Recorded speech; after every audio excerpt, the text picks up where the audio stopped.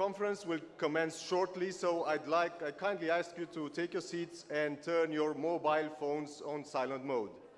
Please stand at the announcement concerning the arrival of the Chief of Defense Staff and remain standing for the national anthem. But for the time being, if you'll be so kind as to take your seats, thank you very much.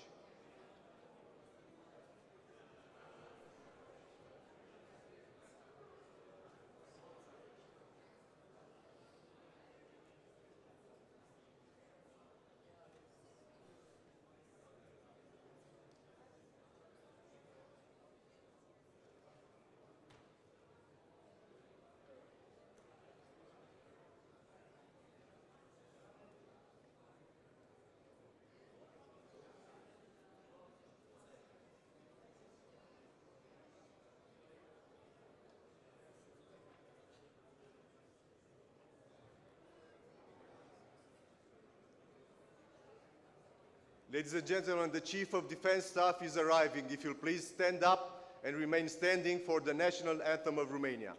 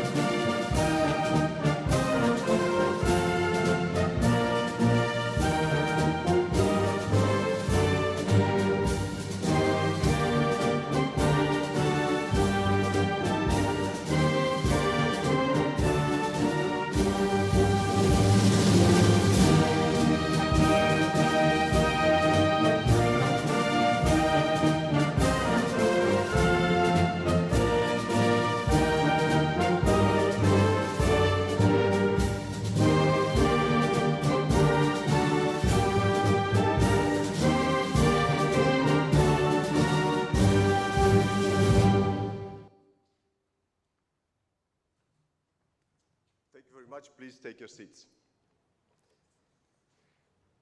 Good morning again and welcome to the Romanian Military Thinking International Conference 2024. This year's theme, Defense and Military Cooperation Strategies for Ensuring Security in the Black Sea region, reflects the critical importance of our shared commitment to regional stability. For the smooth running of the conference, I would like to highlight a few organizational issues. First of all, the conference program consists of two distinct parts: an academic component focused on the presentation and publication of scientific articles, and a debate-based component focused on a practical perspective. Both elements of the conference are organized into 4 sections: information and security, military theory and art, defense resources management, and military history. Today, the opening session will take place, as well as 3 plenary debates, 2 specific panels, and 2 academic panels. In the opening part of the conference, we will have addressed the audience, several special guests, starting with the Romanian Chief of Defense, host of this event, the ambassadors in Romania of the Republic of Bulgaria, France, Germany, Turkiye, USA, and the State Secretary and Chief of the Department for Defense Policy, Planning and International Relations. Also, in the opening of the 3rd panel, we will have present a message from George Friedman, specially recorded for this conference, with maybe the most actual of topics, the impact of the US elections on the transatlantic relationship and defense on NATO's eastern flank. The other topics for the debates scheduled today are as follows: approaching NATO deterrence and defense posture by enhancing resilience on the eastern flank, Romania's role in Ukraine, NATO, and the Black Sea equation, a security perspective and lessons identified from the conflict in Ukraine, the influence of the conflict in Ukraine on the security environment in the Black Sea region, evolution and perspectives, the influence of technological and social factors on defense intelligence in the current security context, and energy security shifts within the larger security framework, what lies ahead. Also today, 2 academic panels are scheduled in different halls alongside the debates that will take place right here. For the opening section, there won't be a Q&A section. On the other hand, for the debates, we encourage the audience to ask questions and raise issues at the end of each presentation. This being said, let us move on to the opening section. Our first speaker today, General Gheorghiță VLAD, has been serving as Chief of Defense since November 2023. Prior to becoming Chief of Defense, the nation's highest-ranking officer, General VLAD served in a variety of positions at tactical, operational, and strategic level within the Romanian Armed Forces. His previous position was Deputy Chief of Defense Staff, thus contributing to the enhancement of national defense consolidation process. Sir, you have the floor. It's over there, but if you'd like to come here, sure.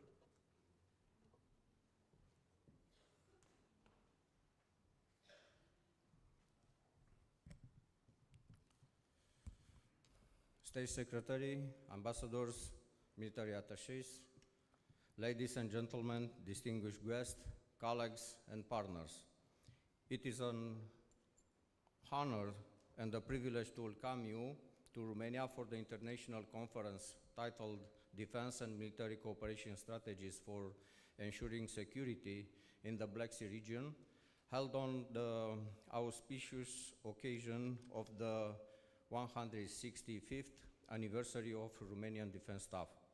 This gathering is a statement of our commitment to regional security, solidarity, and to a shared vision of peace and stability in a complex geopolitical landscape. Over the past 165 years, the Romanian Defense Staff has evolved into a resilient institution dedicated to safeguarding our national sovereignty and supporting our allies in maintaining a secure and stable Europe. Today, as we stand here with esteemed partners worldwide, we reaffirm our commitment to collective security and cooperation, values that underpin our efforts in the region. The Romanian Armed Forces play a significant role in maintaining security on NATO's eastern flank, focusing on the stability in the Black Sea region. Given Romania's strategic position bordering the Black Sea and Ukraine, its armed forces have taken on responsibilities that include strengthening regional defense posture, participating in NATO collective defense initiatives, and enhancing cooperation with both NATO and European Union allies. The Black Sea remains a critical area for security, marked by strategic challenges that require joint, adaptive, and forward-thinking approach. Recent dynamics have highlighted the significance of our cooperation in strengthening defense posture, enhancing interoperability, and preparing for potential threats that may arise from any source of instability. In response to these challenges, today's and tomorrow's discussions will focus on actionable strategies to enhance our collective defense capabilities, bolster our intelligence sharing frameworks, and explore innovative direction for maintaining a strategic balance in the region. Together, we must adapt proactively the emerging threats, including cyber vulnerabilities, hybrid warfare tactics, and to the unpredictable nature of geopolitical tensions. As Romania celebrates the legacy of the defense staff, let us use this opportunity to reflect on our history and renew our commitment to future collaboration. Our strength lies in our unity, and our ability to work in concert will ensure that NATO eastern flank, including the Black Sea, remain a secure, resilient, and prosperous region. The Romanian Defense Staff, with its long and proud history, has played a central role in shaping Romania's military capabilities, and this anniversary marks another important milestone in our national defense evolution. Your participation at this event may prove to be a profound significance and may offer a strategic vision for the next phase of our cooperation, and defense efforts in the region. By fostering dialogue, sharing expertise, and creating actionable frameworks, the Romanian Military Thinking International Conference may be a framework to empower policymakers, military leaders, and allied partners to navigate and counter the complexities of fourth and fifth generation warfare, with a focus on resilience, interagency cooperation, and public engagement. This discussion can lead to comprehensive strategies adaptable to the fluid and complex nature of modern conflicts. I thank each of you for your presence and continued dedication to our shared mission. Let us work together with unwavering determination to advance our collective security and strengthen the foundation of peace that unites us all. Thank you, and I look forward to the productive discussion. Thank you so much. Thank you to General for the opening remarks and the overview of the conference. We're looking forward to hearing more from you during the debates. And next, since yesterday the defense staff celebrated 165 years of history, I'd like to invite you to watch a video covering this period.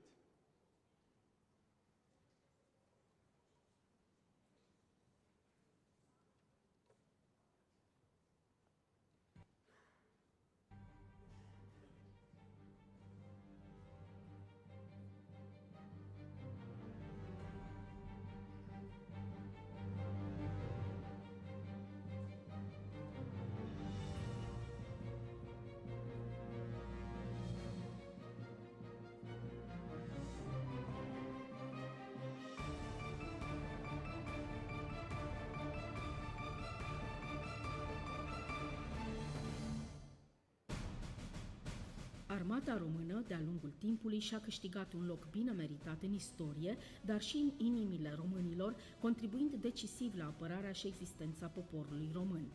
Instituția militară, precum și structurile sale de concepție, conducere și execuție, au trecut prin ample și continue transformări în planul organizării, atribuțiilor, metodelor, dar și artei militare, în acord cu situația sociopolitică națională și internațională.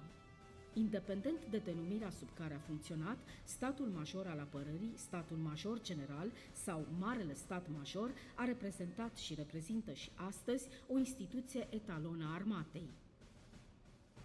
Deși din cele mai vechi timpuri a apărut nevoia unei entități militare unice, de concepție și organizare, domnitorul Alexandru Ioan Cuza este cel care, prin înaltul ordin de zi numărul 83 din 12-24 noiembrie 1859, a pus bazele moderne ale statului major general. Primul șef al structurii a fost Grigore Gheorghiță, dar cea mai importantă contribuție în timpul domniei lui Alexandru Ioan Cuza a avut generalul Ion Emanuel Florescu, care a fost de mai multe ori ministru al armatei și în același timp și șef al statului major general. În anii următori s-a creat cadrul favorabil pentru implementarea unor măsuri ample privind perfecționarea și diversificarea organelor de comandă și control ale organismului militar. Legea de organizare a puterii armate din 1864 preciza că domnitorul se afla în capul armatei, înconjurat de casa sa militară, iar ministrul de război era intermediarul domnitorului pentru comenduirea și administrarea armatei. Pentru statul major general s-a hotărât o altă structură, care cuprindea doar generalii de divizie și brigadă destinați a comanda marile unități tactice ale armatei. Pe lângă statul major general se alcătuiește un corp de stat major în care intrau ofițerii de la gradul de colonel până la cel de capitan inclusiv. Reformele lui Alexandru Ioan Cuza au fost continuate de domnitorul Carol I, urcat pe tron în mai 1866. Ele și-au dovedit eficiența în războiul din 1877-1878. În timpul timpul războiului de independență, Marele Cartier General a funcționat succesiv în localitățile București, Poiana, Craiova, Corabia și pe malul bulgăresc al Dunării. La 15-28 iulie 1914 a izbucnit pe neașteptate primul război mondial. Marele Cartier General a fost mobilizat în seara zilei de 15-28 august 1916, fiind format din 4 comandamente de armată, 6 comandamente de corp de armată, 20 de divizii de infanterie, 2 de cavalerie, 5 brigăzi de călărași, 1 de grăniceri, 4 escadrile de avioane și structuri de marină.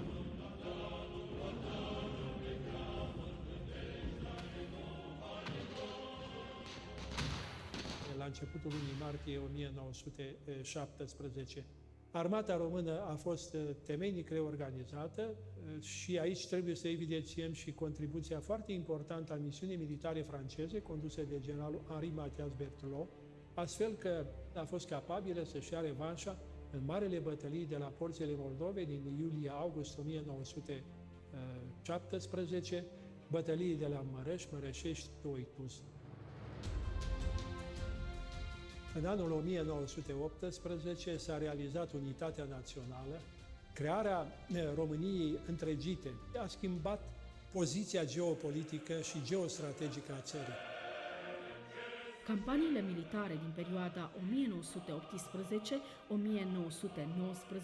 conduse de structura de stat major a armatei române, au vizat reorganizarea armatei, revenirea în granițele statale firești, ducerea ofensivei în Transilvania, dar și continuarea războiului până la capitularea țărilor care au format mica înțelegere.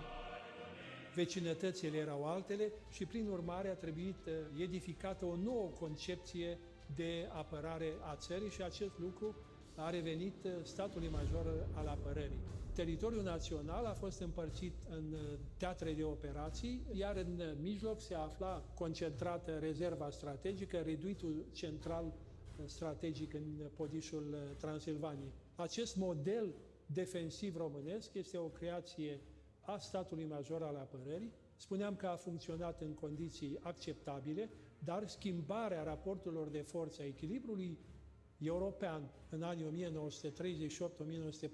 1938-1940 a făcut ca acest model să fie inoperant și în vara anului 1940 România a fost dezmembrată teritorial prin notele ultimative sovietice din 26-28 iunie 1940, apoi prin dictatul de la Viena din 30 august 1940 și prin tratatul de la Craiova din 7 septembrie 1940. Aviația noastră urmărește și bombardează continuu coloanele inamice în retragere.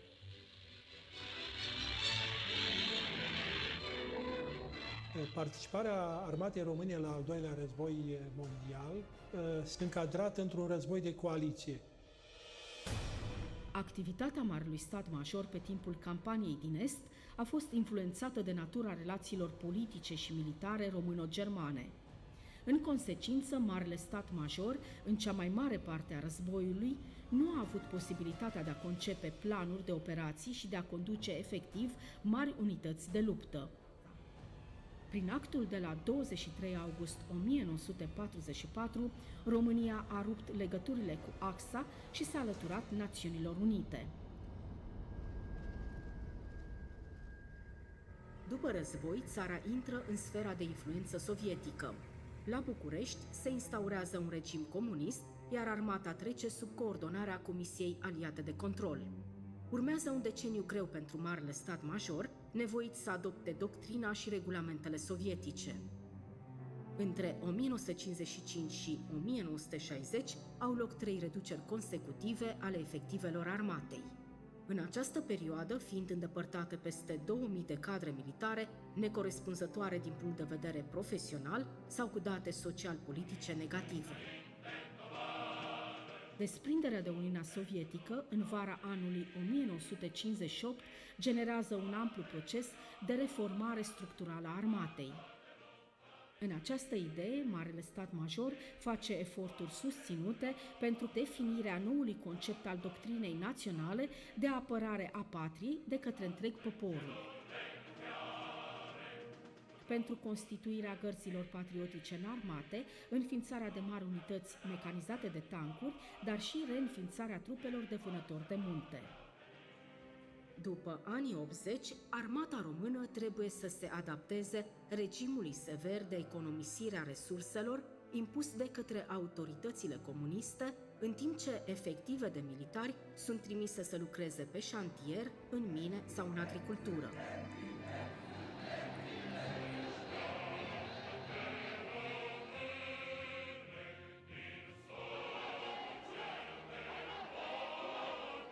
Evenimentele din decembrie 1989 au demonstrat că armata a fost puternic ancorată în idealurile poporului român. Momentul istoric a deschis calea promovării unor importante reforme și la nivelul organismului militar, cu scopul reconectării armatei române la modelul democratic occidental de dezvoltare. Marele Stat Major devine statul major general prin transferarea unor atribuții către cele 3 categorii de forțe ale armatei, având ca obiectiv fundamental transformarea organismului militar dintr-o structură aservită politic partidului unic într-una modernă și bine echipată. Ca o expresie a materializării conceptului de control civil al forțelor armate, începând din 1994, la conducerea Ministerului Apărării Naționale este numit un ministru civil. Noul context legal impune și o restructurare a statului major general. Structura, formată din 8 direcții tip joint, vizează mai multe obiective, printre care și reformarea sistemului de resurse umane, prin crearea unui nou mod de selecție și promovare a personalului pe baza ghidului carierei militare. În această perioadă sunt demarate mai multe programe de modernizare a tehnicii de infanterie, de revitalizare a avionului MiG-21 și a elicopterului IR-330. Se modernizează fregata Mărășești și se derulează mai multe programe majore de înzestrare. Activitatea în domeniul militar este reorientată ca urmare a stabilirii cu fermitate a obiectivului strategic al țării de integrare în structurile euroatlantice. În anii următori, statul major general organizează și conduce misiuni militare românești în diferite teatre de operații în zone fierbinți ale lumii, precum Angola, Somalia, Kosovo, Bosnia-Herzegovina, Irak și Afganistan. Toate acestea cântăresc decisiv în procesul de aderare la NATO și UE. La Praga, în cadrul summitului NATO din 21-22 noiembrie 2002, se ratifică decizia de integrare a țării noastre în structurile Alianței Nord-Atlantice, urmând ca 2 ani mai târziu, pe data de 2 aprilie 2004, steagul României să fie înălțat alături de cel al celorlalți membri în cadrul unei ceremonii la sediul Alianței din Mons. Începând din anul 2006, după adoptarea legii 346 privind organizarea și funcționarea Ministerului Apărării Naționale, dar și a strategiei de transformare a armatei României, statul major general devine o structură centrală subordonată nemijlocit ministrului. Conform legii, structura asigură conducerea, organizarea, planificarea și operaționalizarea forțelor, ridicarea graduală a capacității de luptă și mobilizarea armatei, conducerea operațiilor întrunite, antrenarea comandamentelor și trupelor, pregătirea personalului militar în activitate și în rezervă, precum și managementul carierei. Statul major general are competențe și în domeniul planificării armamentelor, încheierii de înțelegeri tehnice cu armatele altor state, standardizării în domeniul militar, implementării sistemelor de comandă, control, comunicații, logistică, infrastructură, desfășurării relațiilor internaționale la nivelul armatei, asistenței religioase în Ministerul Apărării Naționale, dar și promovarea valorilor specifice culturii militare. În anii următori, statul major general și-a dovedit valoarea fiind capabil să acționeze rapid și eficient pentru îndeplinirea obiectivelor stabilite și realizarea capabilităților angajate de România în cadrul pachetului de forțe NATO, precum și pentru executarea misiunilor specifice ale Armatei României pe timp de pace sau la criză. Începând din 2018, statul major general devine statul major al apărării, o structură flexibilă și modernă, încadrată cu personal cu înaltă expertiză și experiență în funcții de comandă și concepție. În prezent, militarii români asigură securitatea granițelor naționale și participă în același timp la misiuni internaționale de combatere a terorismului, de sprijinire a păcii și umanitare sub egida NATO, UE, ONU și OSCE.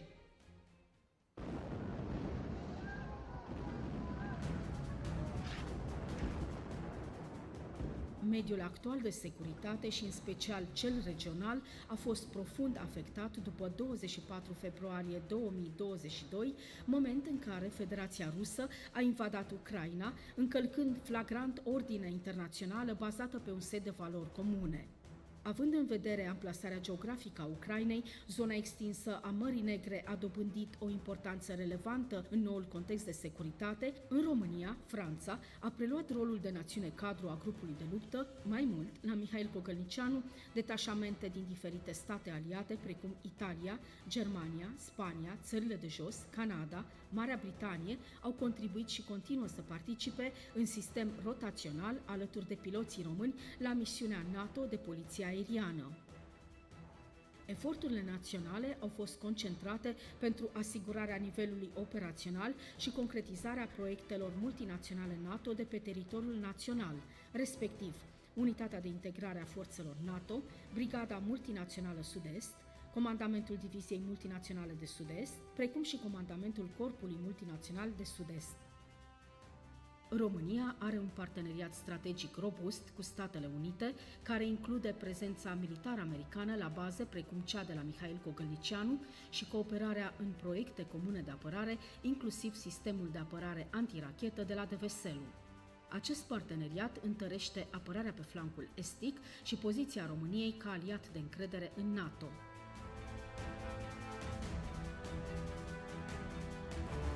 Consolidarea posturii aliate de descurajare și apărare și implementarea măsurilor specifice privind prezența înaintată consolidată în flancul nord-estic al NATO au constituit, de asemenea, o prioritate pentru Armata României, care și-a menținut contribuția privind dislocarea unui detașament de apărare antiaerian în Polonia, în cadrul grupului de luptă condus de SUA.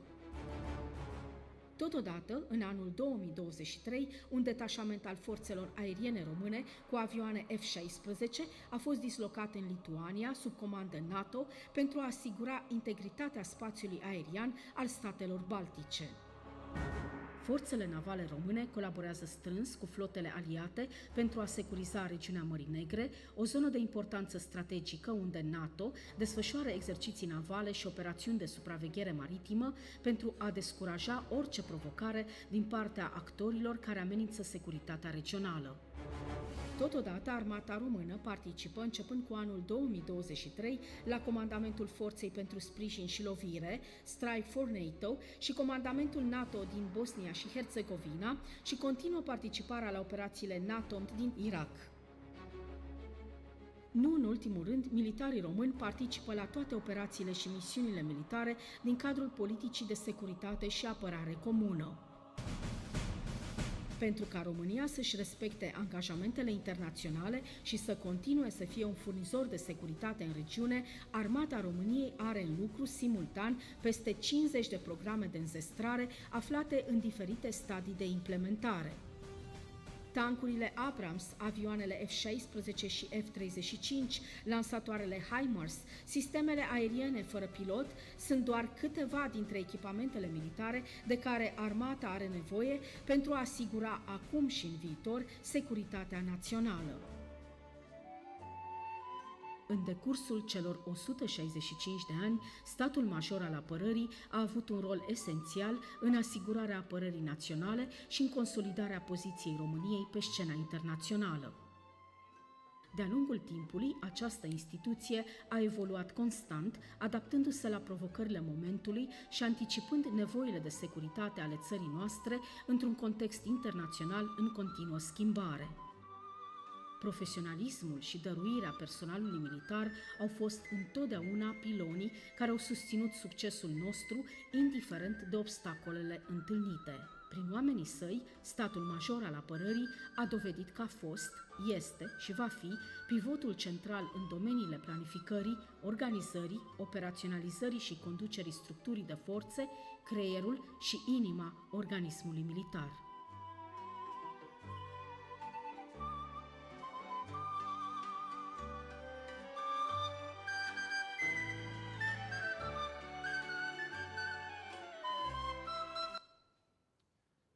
I guess some of you could not see the English subtitles, but as they say, a picture is worth 1,000 words, so there were plenty of motion pictures there. I hope you enjoyed it anyway.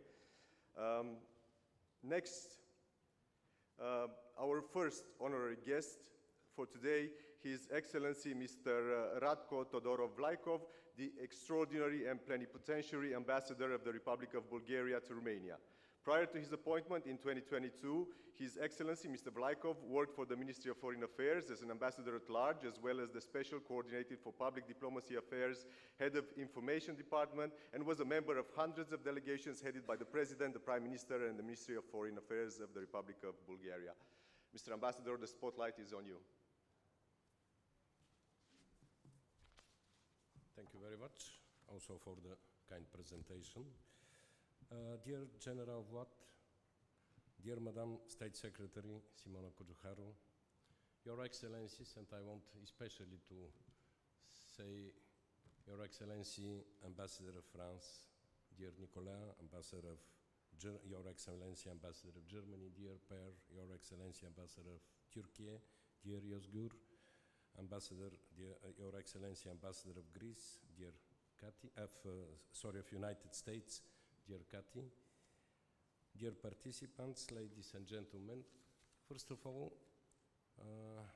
allow me to congratulate General VLAD with the anniversary of 165 years since the establishment of the Defense Staff of Romania, and to wish endless energy and success in your responsible mission. The General Staff and the Romanian Army Force are one of the stable grounds of this democratic country, and I'm very satisfied on the excellent cooperation with the Bulgarian defense staff and with Bulgarian armed forces. I was to thank and to say my high satisfaction on the organizing again of this 6th conference. I want to thank the Minister of Defense for his invitation.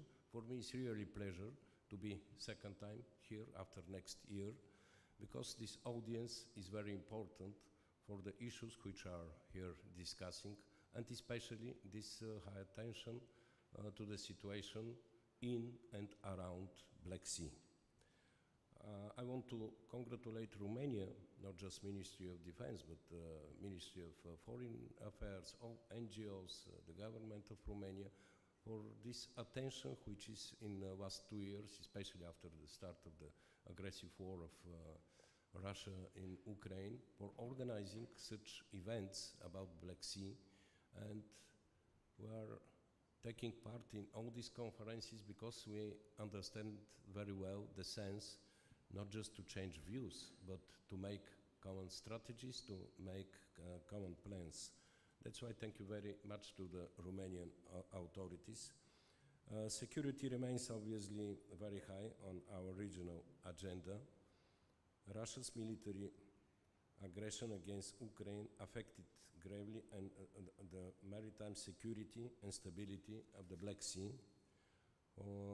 We are now into the 3rd year of Russia's war of aggression against Ukraine, and allow me a few words about Ukraine. Ukraine will prevail with our firm and unwavering long-term political and practical support as long as it takes, building on decisions we have taken together with our allies and partners. Bulgaria fully supports Ukraine's right to choose its own security arrangements and decide its own future, free from outside interference. Along these lines, we will continue to support the peace forum of President Zelensky, as well as Ukrainians' aspirations for NATO membership. That membership is a question of when, not if. For us, Ukraine, the Republic of Moldova, and Georgia belong to the EU family, and these three countries had our consistent support in the subsequent European Council decisions on granting them status of candidate countries. The recent elections both in Moldova, in the Republic of Moldova and Georgia have once again clearly demonstrated that in the context of the deterioration of security situation in the Black Sea region, the EU enlargement policy could be a powerful security guarantee. Here is very important probably to say a few words about Russia, speaking about Ukraine, Moldova and Georgia. I want just to focus on Russia hybrid war, continuing efforts of Russia to destroy the societies in democratic countries, including in EU and NATO members, or such countries like Moldova and Georgia, to disappoint the people in our countries, to use the manipulation, the fake news, and to look for different instruments with which to support anti-democratic forces and parties in our countries. That's why for us, the situation in Moldova, the matter that President Sandu was elected, pre-elected for second time, that finally the result of the referendum was positive about future joining in the European Union. And this is the very important, our support for countries like Moldova and Georgia in this situation, because we, countries from EU and NATO, some of our countries, we understand the dangers of this Russian influence. That's why we have to be together and united to give our full support for countries which are in this very delicate situation like Moldova and Georgia. Our support for the people of Georgia will continue. Bulgaria wishes to see a strong, democratic, resilient and prosperous Georgian society that moves towards and not away from the EU. I'm coming back to the Black Sea. Overall, the Black Sea related discussions are necessary and relevant. What we need is a strategic approach towards the Black Sea region. This is, from our point of view, very important, and I'm very satisfied that the Romanian authorities, and a few days ago, Minister of Foreign Affairs, Madame Orunescu, she raised with us, ambassadors of EU, the same view, the strategic approach, the need of strategic approach towards the Black Sea region. This calls for investing serious efforts in further adapting and strengthening our resilience together with our allies and partners. Thus, we are very pleased that side by side, we, together with Romania, the United States, Turkiye, France, Germany, and other allies, we work together, united and committed to counter the multitude of present and future challenges. And let me underline this, because of our collective strength, this war against Ukraine has been an utter failure for Russia. The 2022 EU Strategic Compass is explicit in identifying the importance of the Black Sea for the European security. Building on this, Bulgaria and Romania jointly produced this year a non-paper called Building a Strategic Approach on the Black Sea, a Path to European Union and Regional Resilience and Cooperation, which was subsequently supported by France, Germany and other EU member states. This represents for us the foundation for a new EU strategy towards the region. From Bulgarian point of view, it's important, speaking of improvement of resilience on the Black Sea, to underline better connectivity, including in terms of military mobility. Second, targeted efforts on improving the social and democratic cohesion of our societies faced with increased hybrid activities and disinformation. Third, targeted investments aimed at achieving tangible economic growth in times of complex green and digital transition challenges. Fourth, better preparedness and cooperation on crisis management, including in terms of climate change. Fifth, targeted investment in long-term security guarantees in terms of rising intensity and severity of global and regional conflicts. The latter requires also the necessary to increase the autonomy, the production capabilities and the competitiveness of the European defense industry. A priority project for Bulgaria, which should find a place in the Black Sea strategy, is the Pan-European Transport Corridor 8, connecting the Adriatic Sea and the Black Sea through Albania, the Republic of North Macedonia, starting from Italy through Albania, the Republic of North Macedonia and Bulgaria. In this context, I'm very pleased that just a few weeks ago, our Romanian friends have joined this corridor, thus demonstrating solid commitment to the regional cooperation and increased interoperability with our allies. We also acknowledge the important role of Turkey in enhancing the resilience of the wider region. We are confident that our joint Black Sea mine countermeasure mission between Bulgaria, Turkey and Romania will improve the safety of navigation in the Black Sea. However, while joint initiatives among Black Sea allies are important, they cannot be a substitute for a robust NATO engagement and presence in the region. This is about the credibility of the alliance and its ability to deter and defend. In conclusion, I think we can all agree that investing in the security of the Black Sea region is an investment in the security of the Euro-Atlantic area. It is of key importance to stay united in our efforts and build on successful examples we have together demonstrated over the last 2 years. Allow me 2 points more. The first one, Bulgaria and Romania will have excellent relations in last years. The best area of our excellent relations is the cooperation in defense and security. I'm very, very satisfied that we both, Romania and Bulgaria, we understand the importance of this very close cooperation.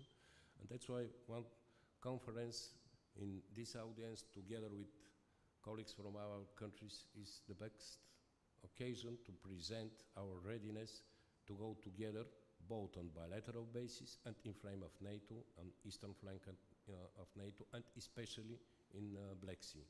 And the last point, allow me, in this moment in our parliament in Sofia, started the session of the parliament. I can't predict, and nobody can predict, if we will have successful mandate of this parliament, if we will have a regular government. But I want to assure you that the results of this 7th in last 3 years early elections, the results shown that we have very, very stable European and Euro-Atlantic oriented society who elected more than 65–70% of the members of the parliament, the parties of this in the Parliament are very clear European and Euro-Atlantic oriented. This is for us very important, and I'm obliged to say this in this audience, that all efforts from Russian side, I spoke already about hybrid wars, about damages they have in some countries, but in case of Bulgaria, we shown, and our society of course, for one time more and more, that we are absolutely clear in our orientation. We are very good allies and partners.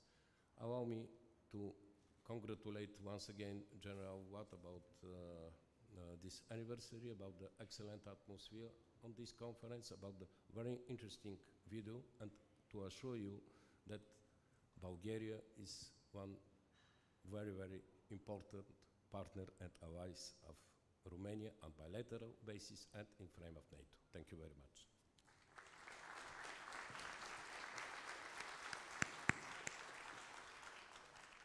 Thank you to Ambassador. It's true, disinformation is the nuclear bomb of communication, but hopefully events such as this one just manage to convey the truth to our citizens, and will keep on the path of the European Union and NATO.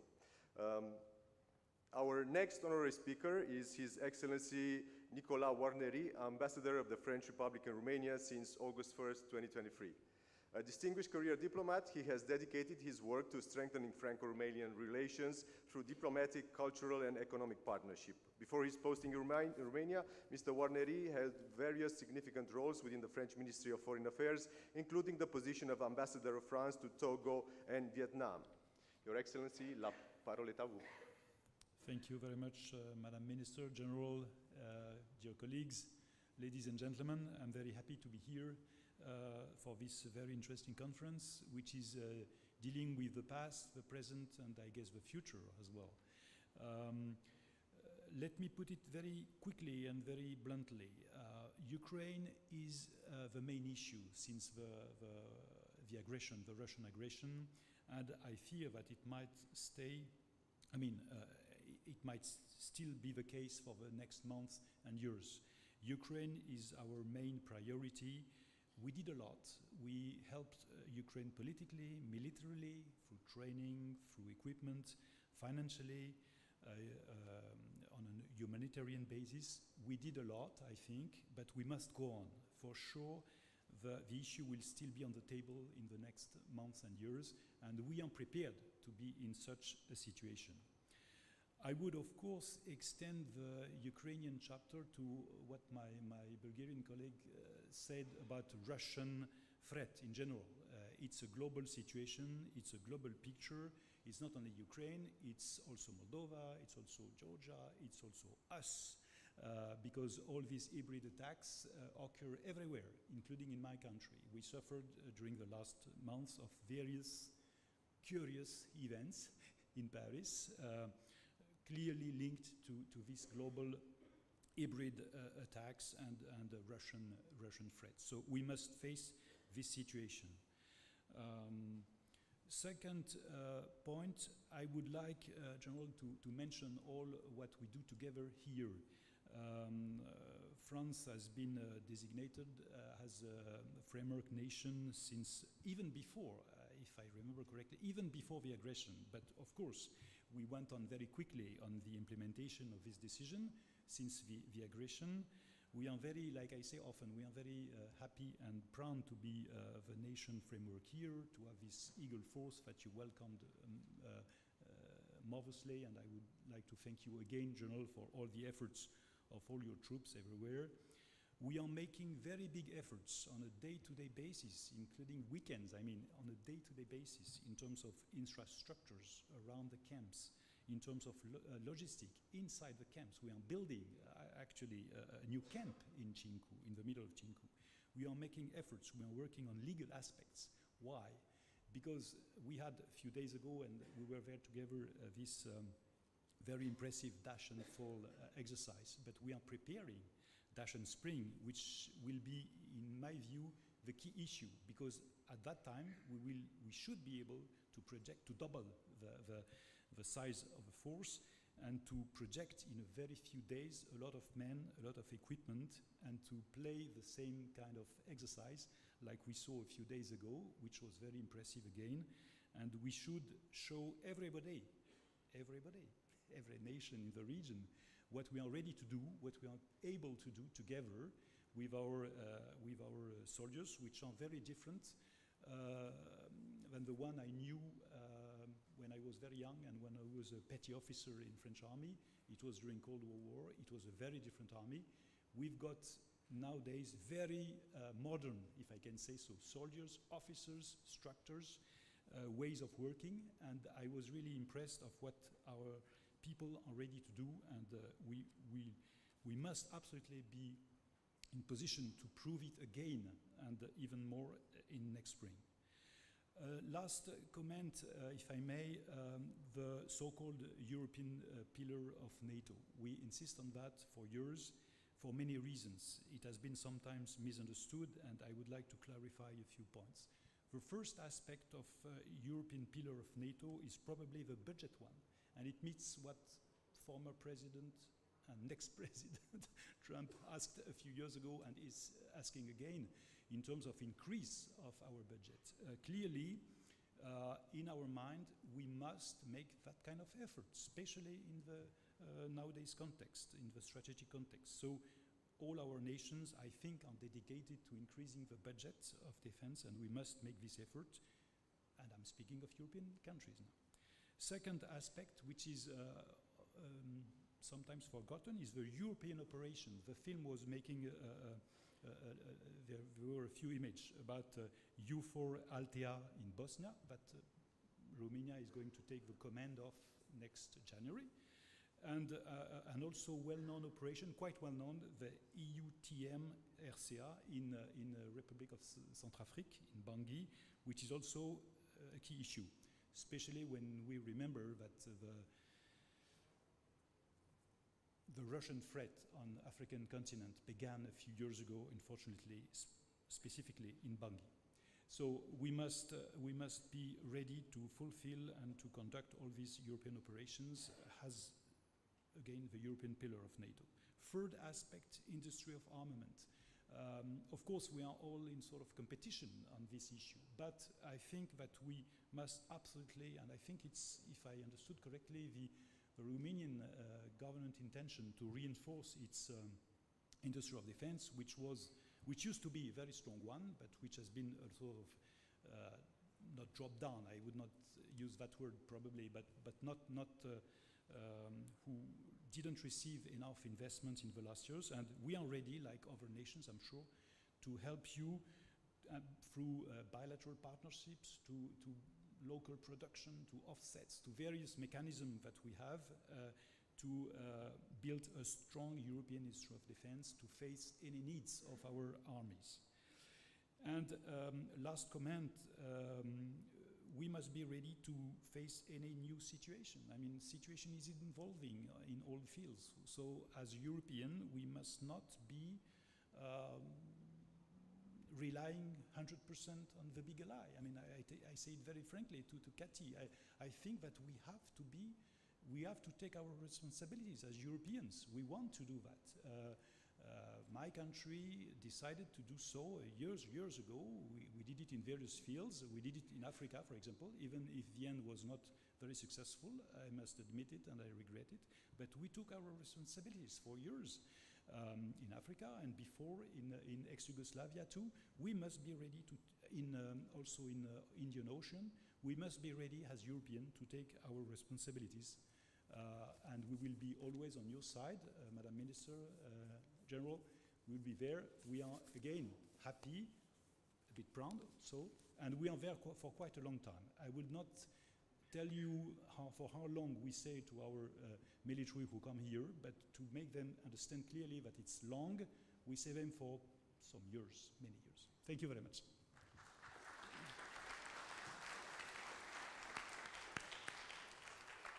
Thank you too, Ambassador. The presence of French troops in Cinque is so relevant. Even the people living there, they don't call it Cinque anymore, they call it Cincu. It is my distinct honor to introduce our next esteemed guest, His Excellency Pierre GEBAUER, the Ambassador of Germany to Romania. Ambassador GEBAUER is a distinguished diplomat with a wealth of experience in international relations. European affairs and security policy. His Excellency's expertise in European and international security is particularly relevant to today's discussions as we collectively face a dynamic security landscape within Europe and beyond. Sir, if you'll please proceed with your remarks. Thank you very much. State Secretary, General, fellow ambassadors, distinguished guests, ladies and gentlemen, guten Morgen. You all know the Chinese proverb, I assume, may you live in boring times, right? And it's not meant as a curse, it's actually meant as a blessing, because boring times are peaceful times, are times of economic well-being, times where you need not need to worry. It's no surprise and no secret when I say these are not boring times. These are quite interesting times and quite challenging. They are. We face unprecedented security threats. It's been said before, Russia is and for the years to come will be the main security challenge for all of us here. And the bloody war of aggression it's still waging against Ukraine is not simply a special operation limited to parts of another country. It's a direct attack on our freedom, on our values, and our world. The same is true, talking about challenges, when we look at the economy. Times are challenging for Germany, for Romania, for many of us in Europe, and we simply cannot ignore the signs and just perceive or believe to be able to continue the way we have done it so far. And to add to the fun, we have some, let's say, electoral uncertainties, elections here and there, changes coming up also in Germany. So a number of question marks that you might have, that we all might have in these times. Let me nevertheless shed a notion of optimism here. I think our societies, our democratic systems are apt, they are able to live up to these challenges. They give everybody a voice. They might seem a bit complicated at times, but in the end I think we are better off than more autocratic, more strict societies, because in the end we are flexible and able to adapt. And that is true for all the electoral processes that we are facing. Again, Germany, you might have followed, is facing new elections in February of next year.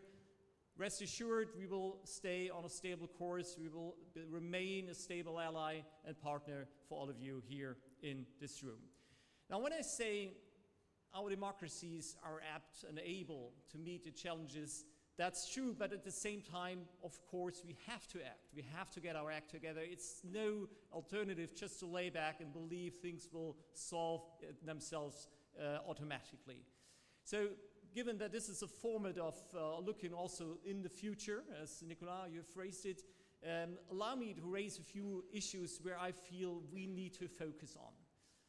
We need more cooperation, we need a stronger focus, and we need more pragmatism, less ideology, if I may say so. More cooperation might sound a bit weird or questionable in times when more and more countries promote a stronger focus on national interests. I don't see a contradiction here. Our national interest is to cooperate. We do not give up our national interest if we join forces and cooperate. On the contrary, our only way to make our national interests come through is by joining forces, by cooperating in EU, in NATO, and all the other international formats. Stronger focus, ladies and gentlemen, we in the past decades after the end of the Cold War might have believed that end of history is there, wars will be something of the past, security is something which will be there automatically. So we didn't really focus enough on security. And maybe the same is true for economy. We have benefited from economic growth over the last decades and just maybe perceived this to be a self-given. We had therefore room and time and capacity, financial means to concentrate on many, many other issues, important issues. I don't want to question those, but I think the time now is ripe to reconcentrate, to reconnect to security and to economy as the two key issues of the years to come. Otherwise, we will be in difficult waters. Strong focus on security means, of course, that we have to now not only work out strategies, we have done so in the past, NATO strategic concept, EU strategic compass, defense strategies, and so on and so forth. We now have to enter in the implementation phase, work on implementing these ideas, joining forces, beefing up our European defense capacities, militarily and as well in the industry field. I think this is a key prerogative for all of us. And of course, security means that we have to continue to support Ukraine. The defense fight of Ukraine is not a fight for Ukraine only. They are defending also our liberty and freedom. We all know that, but let me just underline it at this point. When I say focus more on economy, it's also not a surprise when I say let's focus on free trade, promote free trade agreements. Let's focus on competitiveness. Let's cut back bureaucracy. I think we have overdone it in the past. We all know it, the reasons why we've done it, but let's get our act together and move decisively forward there.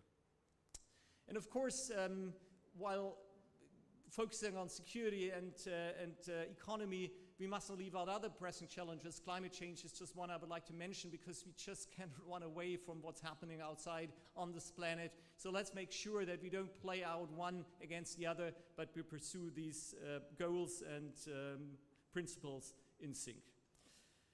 Less ideology, more pragmatism, I think is also self-evident when I say this. I think sometimes in our societies we face the desire to pursue certain moral highness, which is understandable, but sometimes overshadows the realities around us. We must make sure that it's not a principle of feeling morally superior. It's the need to focus on the needs and interests of our societies, and I think this is a prerogative for the time to come as well. Ladies and gentlemen, congratulations to Romania, first of all, for setting up this conference, for focusing on the Black Sea region. It's a region that has not been so much on the focus of Germany 10 years ago, but we fully understand the great strategic importance of this region militarily when it comes to safety, of course when it comes to economy, energy, connectivity, a number of issues that make this region and the Black Sea of utmost importance. And while it is unfortunately right now a sea of war, we have to work on making it a sea of peace again.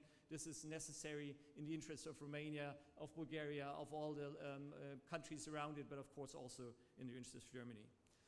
Congratulations Romania also on 165 years of the general staff. I think it was an impressive description and video we've seen, what you have achieved. And that of course leads also to me to say congratulations on the role Romania is playing in these challenging times. I couldn't think of a better ally and partner in NATO, in the EU. Germany is proud to be a dear friend and a strategic partner of Romania, and I know, speaking for all the fellow ambassadors here, the same is true for them. So once again, congratulations, and thanks for your attention. Have a good day.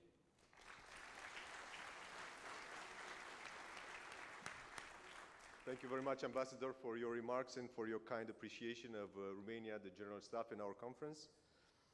His Excellency, Mr. Özgür Kivanș ALTAN, is the Ambassador of the Republic of Turkiye in Romania since January 2023 and our next keynote speaker. Previously, he had the departments within the Deputy General Directorate for Central Europe and the Deputy General Directorate for NATO, Atlantic Security and Defense. Özgür Kivanș ALTAN also served as Consul General in Miami, First Counselor in Athens, Counselor in the Permanent Turkish Representation at NATO, Vice Consul in Los Angeles, and Third Secretary at the Turkish Embassy in Sarajevo, where he was also Political Advisor at the Office of the High Representative. Your Excellency, the stage is yours. Thank you very much. Dear General VLAD, dear State Secretary COJOCARU, fellow ambassadors, generals, esteemed participants, în primul rând, aș dori să vă prezint felicitării mei din suflet cu ocazia 150 de statul major al apărării.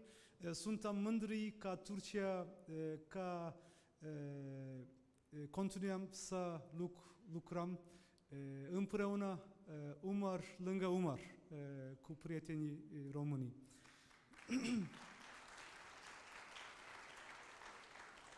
Well, Black Sea is very dear to Turkey as well. Of course, Black Sea region has a population of 350 million and a trade volume of $2 trillion US. More than 500 million people in Africa and Asia depend on the grain, exports from the region on a day-to-day basis. The developments in this region have global impact. It's imperative to act in a responsible manner to maintain security and stability in the region. This is what we should collectively work for. Since the start of the war in Ukraine, Turkey has been working to find a peaceful resolution to the conflict. Our position is clear, as expressed a couple of months ago directly by our president. We do not recognize this illegal annexation and aggression. We support Ukraine's territorial integrity. We support Ukraine. Ukraine is an important partner, and we will continue our support. But our own emphasis is also on diplomacy and negotiation.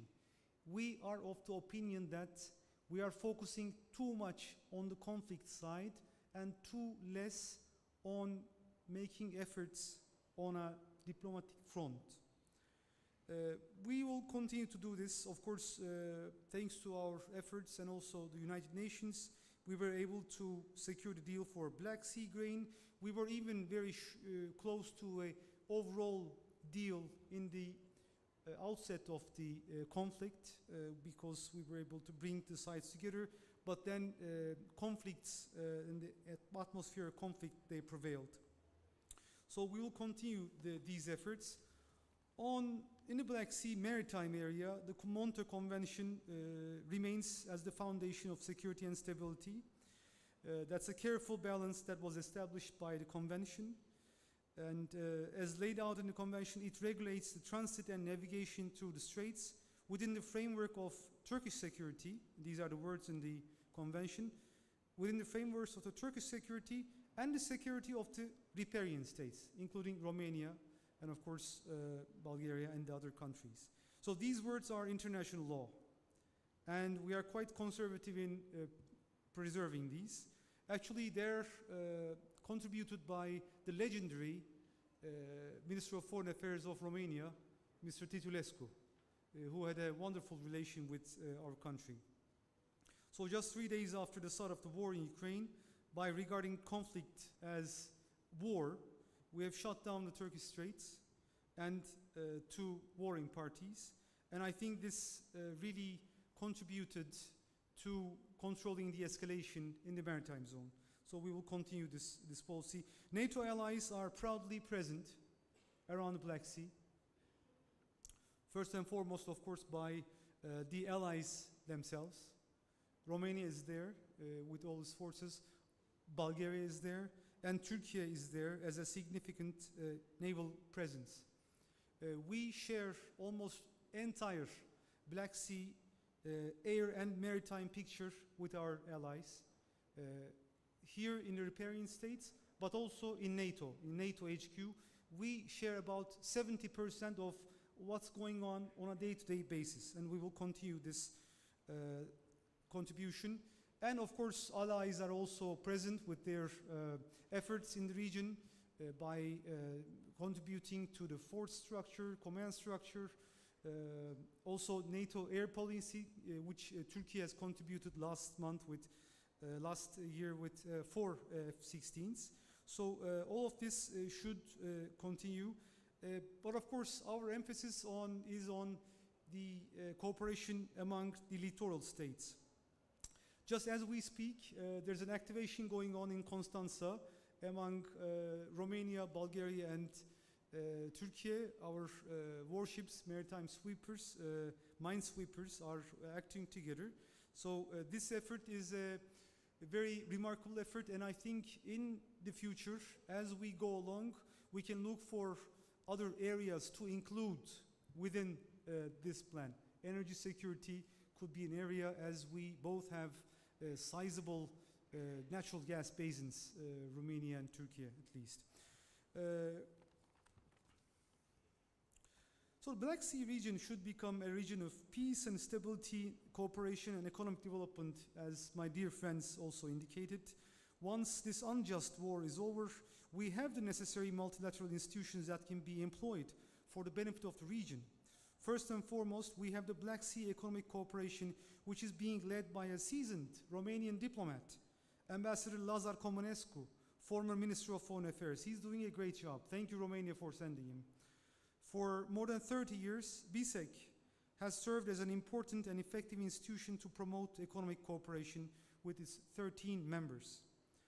There are connectivity projects, of course. The Black Sea region is at the center of transport corridors and connectivity projects linking Europe and Asia, such as the Middle Corridor, the EU's Global Gateway Initiative, the China's Belt and Road Initiative, and the Three Seas Initiative. These initiatives should become, of course, complementary to each other, and it also concrete steps should be taken to realize the Black Sea Ring Highway. These are also, after the war, ideas we should work on. Motorways of the Sea projects. Why don't we have a Bucharest-Istanbul highway? It's unbelievable that we don't have this. 650 kilometers, it takes 10 hours. Unacceptable. 5 hours. Tops, it should be 5 hours. Bucharest-Sofia. Why don't we have a highway? We should get together and work really on these projects. And once we secure these, I think they will extend to the entire Black Sea region. So I know that there's a lot of strategies, white papers are being talked about, drafted in various fora on Black Sea. I think they should all include Turkiye from the beginning to the end, because we are one of the major countries, littoral states in the Black Sea. We have the all southern shores of this wonderful sea, and we are willing to make it a sea of prosperity. But first, of course, we have to find a diplomatic fix to the war. And I'm hoping, we're not far away from this. Sometimes it looks very dark when you're closest to the end. And I think this is the moment where we find ourselves. But this is our beloved sea, and we should make it a place of region of prosperity together with our allies. Thank you.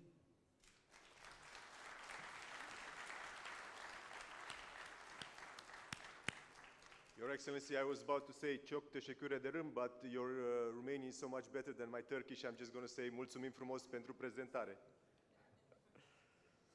We will continue the keynote speakers with Her Excellency Mrs. Kathleen KAVALEC, the U.S. Ambassador to Romania since December 2022.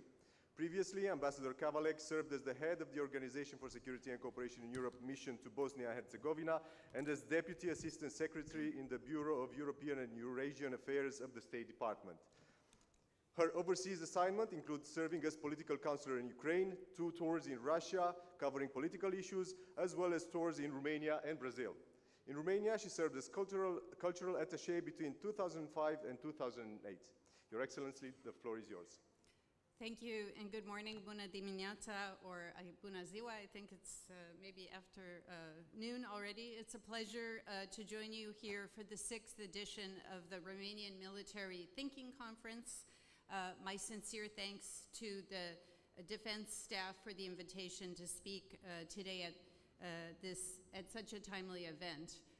State Secretary COJOCARU, General VLAD, Excellencies, distinguished guests, colleagues, aș dori să încep și eu cu un pic de română, să felicit România pentru 165 de ani de stat major și pentru video pe care am văzut-o și 20 de ani în NATO. The United States has long recognized the geostrategic importance of the Black Sea region. The Black Sea, as we've heard, is vital for security, trade, and economic interests of the littoral states, as well as the world beyond. It provides a vital outlet for Ukrainian grain shipments, which are critical to global food supplies. We're so grateful to Romania, not only for its staunch support for Ukraine's defense during this challenging time, but also for its role making sure that Ukrainian grain can reach world markets, enabling the shipment of more than 52 million tons of grain since Russia's unprovoked and illegal invasion. Romania has also received millions of refugees forced to flee Ukraine with open arms, with CHAI and COJOCARU, offering to help its neighbors in their time of greatest need. Thank you to Romania for that as well. November 19 will mark 1,000 days since Russia began its terrible war of aggression. Hundreds of thousands have died. Russian forces in Ukraine have continued to engage in shocking war crimes, including torture of civilians and prisoners of war. Russia's actions are the single greatest threat, I think we all agree, to the peaceful and secure Black Sea. Russia continues to launch drone and missile attacks, including against Ukraine's civilian infrastructure and grain facilities. Some of these drones have ended up on Romanian and on Moldovan soil. Russia has targeted commercial ships in the Black Sea, threatening regional security and freedom of navigation. We all have a stake, as we've heard the other speakers say, in thwarting Putin's efforts to control the Black Sea and destroy Ukraine's economy. Fortunately, we can rely on strong alliances and partnerships represented by many of the people in the room here today, and to respond to the security challenges posed by Russia. Together, we have the capability and the resolve to ensure the Black Sea region remains secure, prosperous, and interconnected. I like the idea of the highway. How about also a train? A high-speed train would be nice too. And to protect it from military aggression, economic coercion, and malign influence. In 2023, the Biden administration published its Black Sea Security Strategy, which outlines the U.S. approach to addressing security challenges in the Black Sea across 5 pillars: political engagement, regional security cooperation, economic cooperation, regional energy security, and democratic resilience. NATO plays a key role in helping to achieve these objectives. Within the alliance, Black Sea states have recognized the importance of banding together to address common interests. This year, as we've heard, Romania, Bulgaria, and Turkiye established a trilateral Black Sea task group to clear untethered mines that have been floating in the Black Sea since Russia's invasion. Just this week, the task group completed its 3rd activation period with Exercise Poseidon. During this exercise, mine-clearing experts from the United States and Canada deployed on Romanian, Turkish, and Bulgarian MCM ships, gaining valuable experience in a key theater and increasing allied interoperability. Romania, Bulgaria, and Turkiye also recently signed off on a plan to establish a trilateral military mobility corridor, further increasing regional integration. We commend these countries for these and other vital collaborative efforts. In June, troops from Germany and across NATO conducted the successful Ramstein Legacy air and missile defense exercise, engaging live targets with the Patriot missile system in Romania's Capu Media training range. Exercises like these send an important strategic message, reinforcing the alliance's resolve and capabilities. We thank Germany and France for their leadership in these and other allied activities. We congratulate also the people of Moldova for their commitment to a democracy that reflects the will of the people and for protecting their election from malign Russian influence. The Ukrainian people have shown extraordinary courage and determination, fighting for their freedom and sovereignty. In the Black Sea, their cutting-edge drone strikes have crippled Russia's Black Sea fleet. Robbed of sea dominance, Russia has been reduced to disruptive and illegal hybrid strikes on civilian shipping, including a missile strike in September on a commercial shipping vessel in Romania's exclusive economic zone. With continued US, Romanian, and NATO support, I'm confident that Ukraine can and will prevail in this conflict. As we stand united against shared threats, NATO's enduring mission to protect our common future is more crucial than ever. To that end, our shared values of democracy, individual liberty, and the rule of law bind us together and strengthen our collective resolve. Working together, I'm confident that we will continue to overcome our greatest security challenges, creating a secure and prosperous future for the Black Sea region and beyond. Thank you so much for your attention.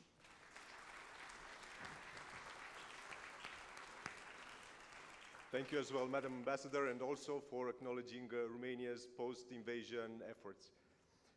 It is a pleasure to introduce Mrs. Simona COJOCARU, State Secretary for Defense Policy, Planning and International Relations within Romania's Ministry of National Defense. Mrs. COJOCARU brings a wealth of expertise and dedication to advancing Romania's defense and security policies, with a career marked by commitment to strengthening both national resilience and international partnership. Her leadership has been pivotal in guiding Romania's defense strategy, aligning it with NATO and EU priorities, and addressing the evolving security challenges that affect our region and the wider international community.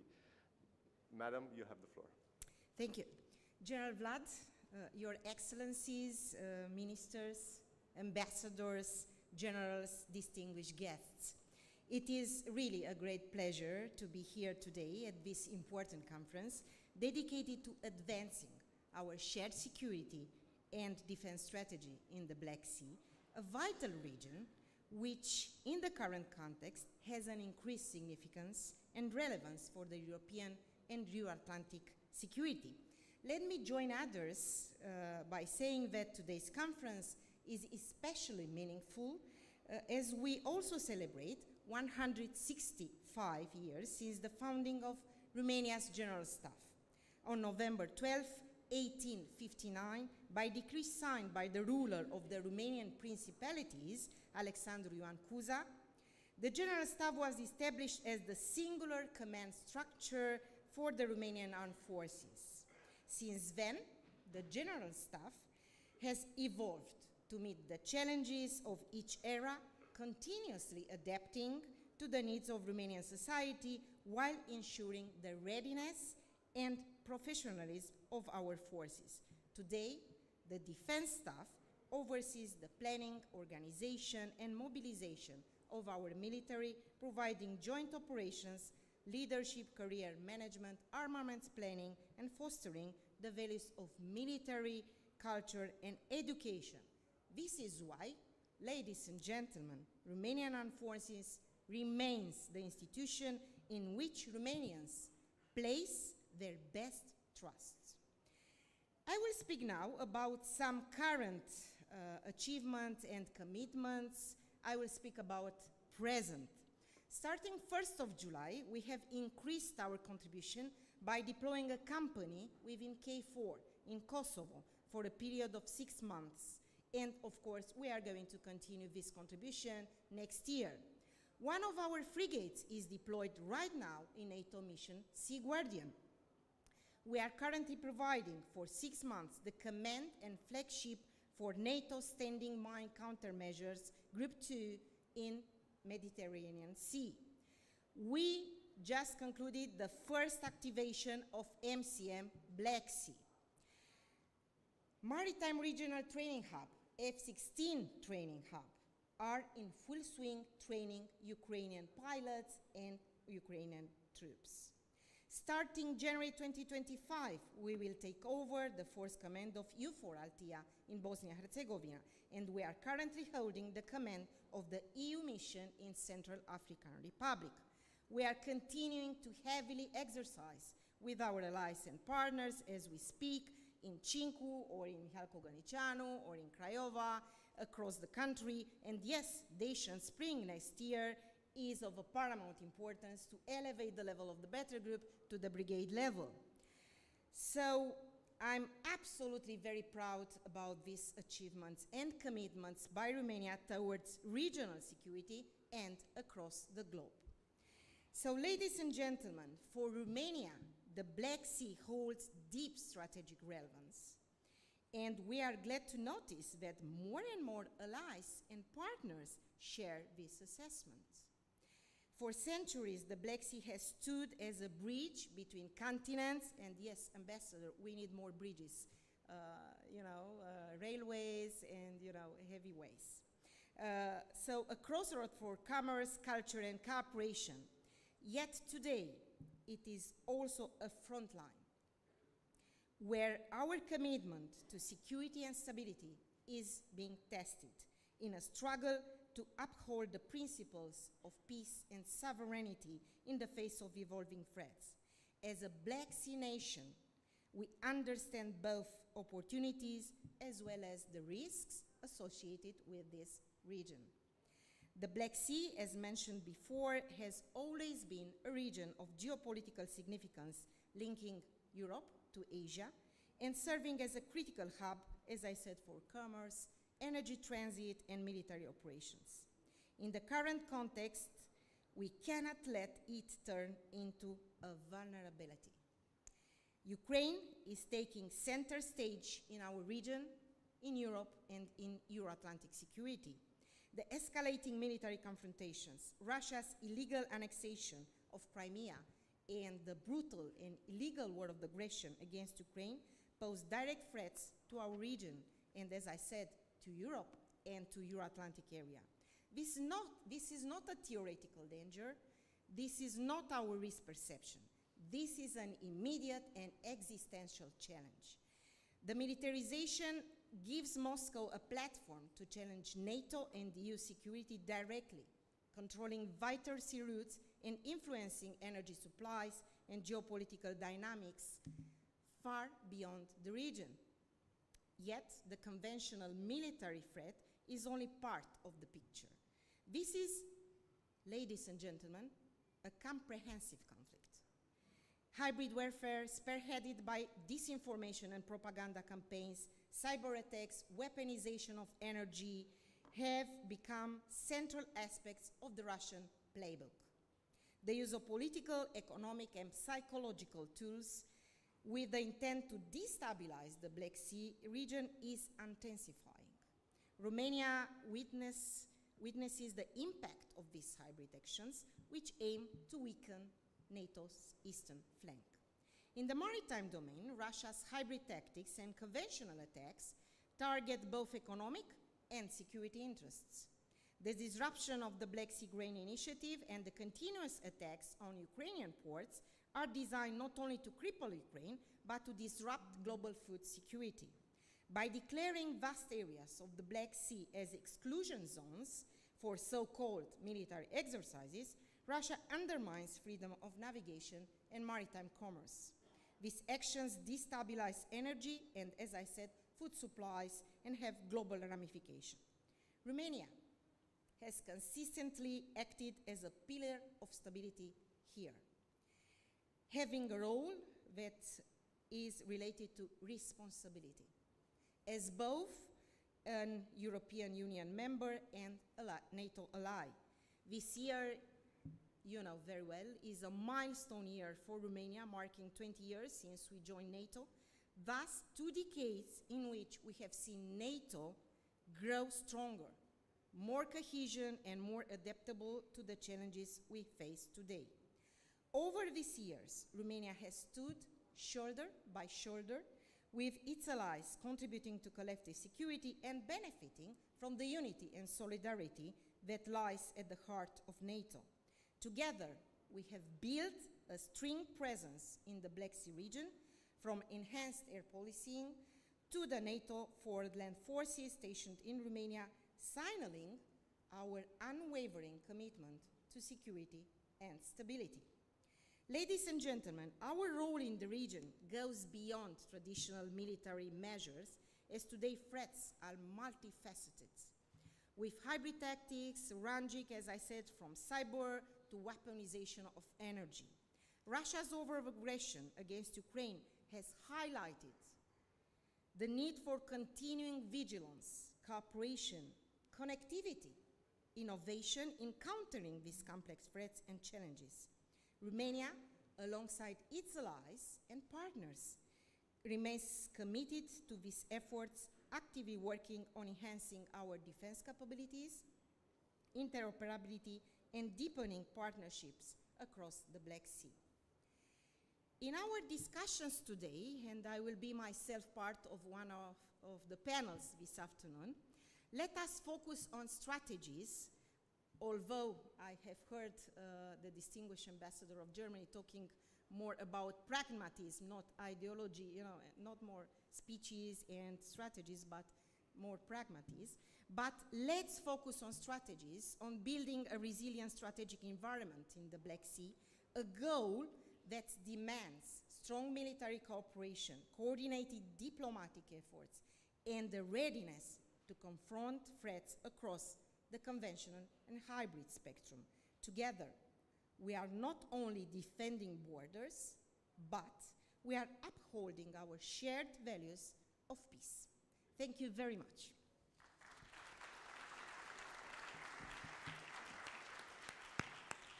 Thank you very much, State Secretary COJOCARU. Thank you for your presentation. It helps prepare for the topic of our next debate. But for the time being, we will take a break until 12:45, a coffee break. Just before that, we'd like to invite you to take part in a group photo that is going to be taken on the stairs behind you. So group photo, coffee break, and then back here for the first plenary discussion. Thank you.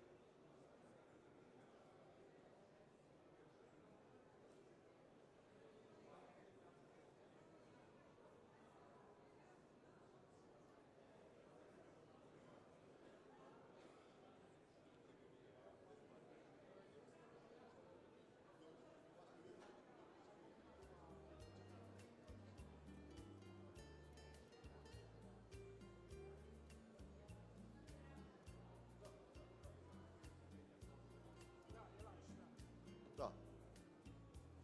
Ok, atunci, da, lasă că le iau cu mine și vin cu el. Puteți să lăsați de aici, dar să vedeți cum organizăm. Te-am pus și deschis panelul și noi.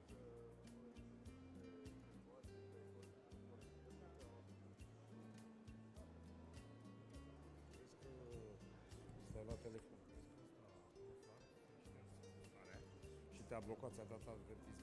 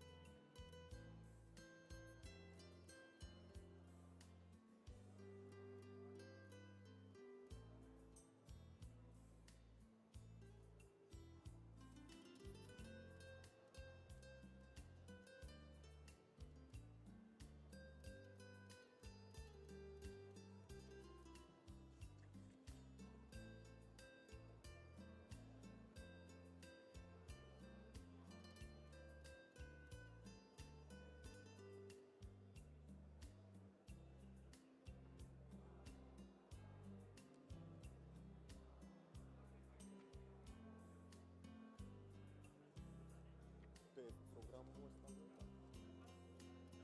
Da.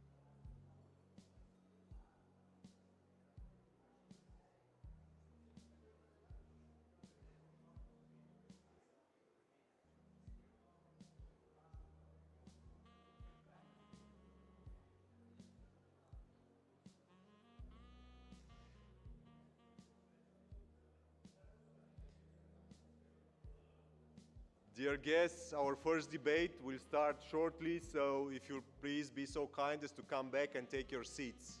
Thank you.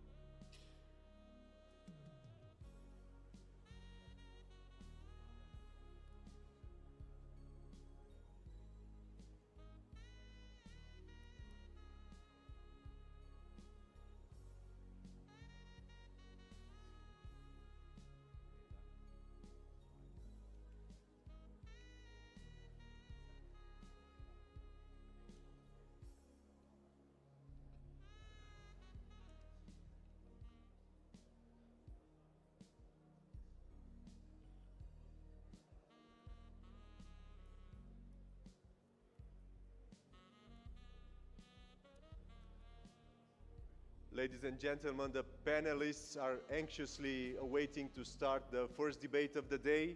So please join us in the Marble Hall and take your assigned seats.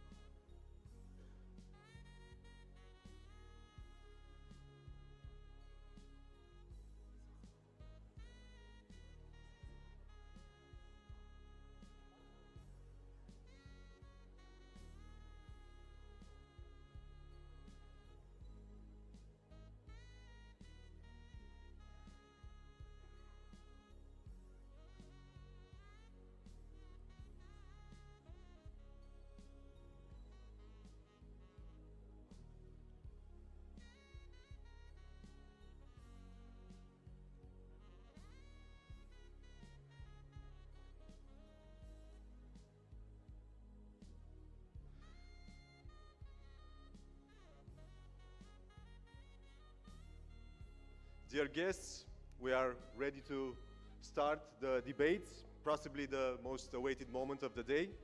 The first panel has the following topic: approaching NATO deterrence and defense posture by enhancing resilience on the eastern flank, and will be moderated by Colonel Florian CîRCIUMARU and Colonel Dan Petrescu. Colonel CîRCIUMARU is the director of the Center for Defense and Security Strategic Studies, a structure that has a particular profile within Carol I National Defense University as a functional unit for fundamental research in the field of national defense and security. As for the academic career, Colonel CîRCIUMARU co-led NATO Defense Education Enhancement Program effort with Moldova and supported deep initiatives in Georgia. Colonel Dr. Dan-Lucian Petrescu is the Deputy Director within the Center for Defense and Security Strategic Studies. Colonel Petrescu was a lecturer in the multinational operations within the Security and Defense Faculty of Carol I National Defense University, and is the author of many papers and books in the field of defense, strategy, electronic warfare, and war games, being the recipient of several awards, the Romanian Military Thinking Award included. Gentlemen, please proceed with the debate.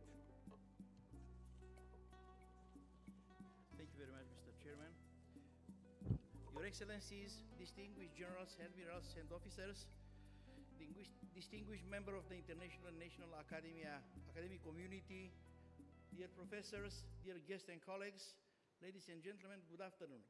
As I was previously introduced, I'm Colin CîRCIUMARU, the director of the Center for Defense and Security Strategic Studies, and have the great honor and privilege to welcome you to the first panel of the Romanian Military Thinking Conference in Bucharest. First and foremost, on behalf of the Center for Defense and Security Strategic Studies personnel and mine, I would like to congratulate the Romanian Defense Staff for the 165th anniversary. Then I want to express our gratitude to the Romanian Military Thinking Journal for organizing this particular conference. It is an honor for my center to continue the tradition of contributing to the series of the conferences, and I have the privilege and also to be the moderator for the first panel. Me also, as the speakers before me, I like to thank you all for the participation in this panel, and I have to confess that the hopes in achieving the objective of this panel are encouraged by the presence of a variety of experts and specialists, not only of academics, but also by the presence of decision makers and practitioners in the field of defense and security at different levels: Ministry of National Defense, members of the National Security and Defense System. Considering that the conceptual framework of the conference is conducive for a better understanding of a nowadays security process. No less important in the context to mention that this event intends to honor the memory and crucial significance of these particular years. I mean by this, we celebrated 20 years of NATO membership and 165 years of Romanian Defense Staff activity. Since February 2022, as we can realize day by day, the world has dramatically changed, and the security environment as well. This is equally true for the challenges we face now. Besides the well-known threats and challenges as climate change, weapons of mass destruction, terrorism, political instability, religious and resource competition, and many others, we face over the last 2 years a new threat, a new challenge that totally changed the apparently stability in the global order: the unprovoked Russian aggression and invasion against Ukraine. In a dynamic world marked by an ever-changing, increasingly complex and interconnected global environment, it is all the more important to thoroughly understand regional and international trends to meet the security challenges ahead. In this sense, I hope that the first panel of the conference will offer cutting-edge analysis, briefs and debates on the most relevant topics in security and strategic realm, more specific focus on the regional or international level, from institutional, national, regional, and other perspectives. Both new and past events have started to be correlated, providing a new perspective on potential risks, dangers, and threats to international security, and particularly to European countries, bringing forward fears that seems to have disappeared at the end of the Cold War, but also a new type of unexpected crisis. On the one hand, I refer here to the repositioning of Russian Federation behaving as an international actor able and willing to achieve its political goals through military force, and the threat posed by North Korea against the democratic values and freedom. On the other hand, I would mention those phenomena and processes that have impact on the entire Europe, whether we speak of NATO and or EU member states, whether we are taking into consideration those states which are not members of those organizations. And the phenomena, I can mention some of them: migrant crisis with the adjacent processes, the illegal immigration and human trafficking, the resurgence of the national extremism and of the terrorist phenomenon, to which adds the extreme volatility and the escalation of the tensions in the Middle East and North Africa. The issue is even more complex, as for each of the processes and phenomena listed, European countries have shown a trend of political polarization that could lead to undermine the common values and thus influence or destabilize the transatlantic unity. Recent and ongoing evolution from the Black Sea region, the Russian Federation invasion and war against Ukraine, the Israeli war against terrorist organization, and many other hotspots of the nowadays world are representing a turning point in security at the regional and global levels, which indicates a reconfiguration of the spaces of strategic influence and the strategic repositioning in this part of the world. They have led to a more complex and less predictable security situation that is in a flux and therefore less tangible. The regional and global challenges to which Romania, as part of the eastern flank, must identify solutions in order to overcome them are subscribing to a security environment characterized by complex developments, which requires, on the one hand, the reconfiguration of strategic power vectors and the redefinition of the role of the military instrument in correlation with the other instruments of power, and, on the other hand, the constant adaptation of response methods as NATO member together with the allies in order to counter the risks and threats to national and regional security. Deterrence and defense. Deterrence is a core element of NATO overall strategy, preventing conflict and war, protecting allies, maintaining freedom of decision and action, and upholding the principles and values it stands for: individual liberty, democracy, human rights, and the rule of law. The 2022 Madrid summit, NATO set a new baseline for deterrence and defense posture in line with the 360 degrees approach across the land, air, maritime, cyber and space domains and against the threats and challenges.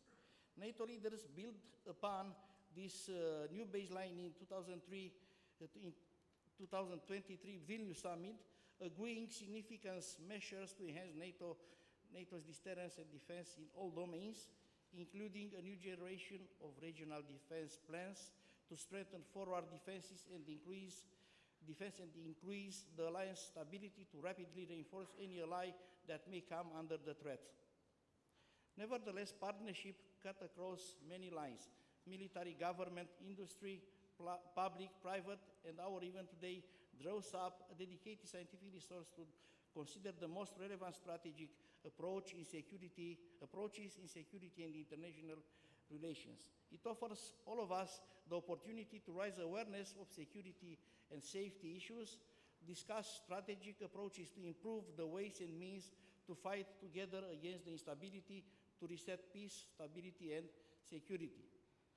Ladies and gentlemen, I invite you all to consider a candid, open dialogue and approach in debating the topics presented, our efforts truly contributing to a better knowledge and understanding of the topic presented. With this hope and objective in mind, that a constructive and positive dialogue on the latest issues in the field of security and defense and strategies commencing here, I wish you all a very interesting debate and hope everybody will enjoy the exchange of views and the development of ideas. Ladies and gentlemen, thank you very much for your attention, and I will pass now the floor to my colleague, Colonel Petrescu, for his introductory speech. Thank you very much, Colonel Sir. Distinguished members of the audience, ladies and gentlemen, I also want to congratulate the defense staff for the 165th anniversary. Then I want to express my highest appreciation to the Romanian Military Thinking Journal for organizing this wonderful conference. It is a privilege for me to co-moderate this panel with the director of CD3S. Today we have a high-class audience. We have a very well-selected topic that looks like the core of the entire conference, and we have 4 excellent speakers. And please allow me to introduce them. Lieutenant General Iulian Berdilă, Deputy Chief of Staff of Defense Staff for Operations and Training Romania. It's a great honor, sir, for having you. Rear Admiral Gunstein Brösdal, Deputy Chief of Staff at Partnership Directorate in SHAPE. Admiral, sir, thank you for attending our panel. Major General Gerald Ewart Brooks, Director of Plans at NATO Joint Support and Enabling Command Germany. It is a pleasure to have you here, sir. And Brigadier General Ivo Ivanov, Director of Strategic Planning, Defense Staff, Bulgaria. Thank you, sir, for accepting our invitation. So we have met now, and here are all the conditions for a very interesting dialogue. It is our intention to make the panels as open to debate and discussion as possible, so our speakers will give us their short introductory speeches on several subjects in regard with enhancing readiness and resilience on the Eastern flank in order to best contribute to fulfilling the first core task of the alliance.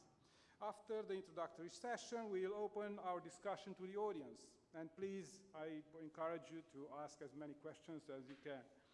So we have 4 speakers with great experience, mainly in the field of planning, operations, and training. This panel will give experts and audience the opportunity to approach a wide range of core topics, such as comprehensive understanding of current and future security environment with focus on threats and risks, main concerns regarding potential military developments in the Black Sea region, NATO force model, emerging and disruptive technologies as enablers, and doctrinal key tenets. And last but not least, military cooperation and proactive measures to enhance readiness and build collective and national resilience on the alliance eastern flank. Now, without further ado, please allow me to introduce the first speaker. Lieutenant General Iulian Berdilă was appointed as Deputy Chief of Defense Staff for Operations and Training in April 2023. During his service, he fulfilled several joint and multinational command and staff assignments, including G5 for the Land Component Command, Head of Strategic Planning Directorate, Commander of Multinational Division Southeast Headquarters, and Commander of Romanian Land Forces. Lieutenant General Berdilă holds a Master of Military Arts and Science degree in Theater Operations for the U.S. Army School of Advanced Military Studies and a Master of Strategic Studies degree from the U.S. Army War College in 2014. He attended several career courses, including U.S. Army Command and General Staff College for Leavenworth, USA. Now, Lieutenant General, sir, as DCHOD for Operations and Training, you are very much into raising the readiness level and building up the resilience of Romanian armed forces and also within the alliance, considering the national and, of course, collective resilience respectively. Please share with us your insights on this matter, as resilience and readiness are very important pillars in deterrence and defense posture. Sir, General, you have the floor. Colonel, thank you so much. First of all, I thank the Romanian military thinking for the 6th edition of this conference, because I think it comes at a critical point to recognize both opportunities, elevated risks. I like the word pragmatism that some of the ambassadors, their excellencies, underlined this morning, and also what the Chief of Romanian Defense Staff mentioned, that this is a time for us to not just to think, but maybe act. And this is part of, I hope, this panel of expertise and experience to open the dialogue. I personally do not want to have a monologue or present too long with you. I want to hear your questions, and I like the diversity of uniforms, but especially the diversity of generations, because I think in the room we have senior leaders, and when I was a captain, I learned from it. We gradually entered new times and new opportunities and challenges, but we also need to grow to the young leadership of tomorrow, because someday there'll be the 175th anniversary of the General Staff, and someone needs to be in these chairs. This, as an opening, I'd like to make 3 main points related to the topic of the panel. First of them being how in the Defense Staff and the Romanian military contribution to what is called the posture of deterrence and defense. And thankful enough to how shaped the Supreme Headquarters Allied Powers in Europe, especially General Kavalleck introduced the culture of the regional plans and the mechanization of the regional plans for what shaped, decided to adapt its posture of deterrence and defense. And that for all the allies, and then also some of the partners that are contributing today, meant a lot. It took the word from just the thinking or more the peaceful approach of the posture towards the threats and challenges to more of the acting approach. And And that took some time, approximately a year and a half, to mature to the level of the allies to participate, understand war game, simulate. And I can tell you, in this room, with this participation, one discovery that is really real is some of the black swans that we used to talk about became gray or even white. Okay, so what we used to think in terms of threat perception and course of action, planning premises, different scenarios, some of them are being confirmed, and especially from the toxic Russia. Personally, I really think we're facing not just the Russian toxic intervention, but this is facing the Russian grand strategy. Russia is back to an ideology competition and conflict with the Western world, and we're part of that. So, and I'll talk a little bit about the common values. Not to forget, do we have any Ukrainians in the room? Can I ask you to stand up? Can I ask the audience to give a round of applause for what they do every day in Ukraine?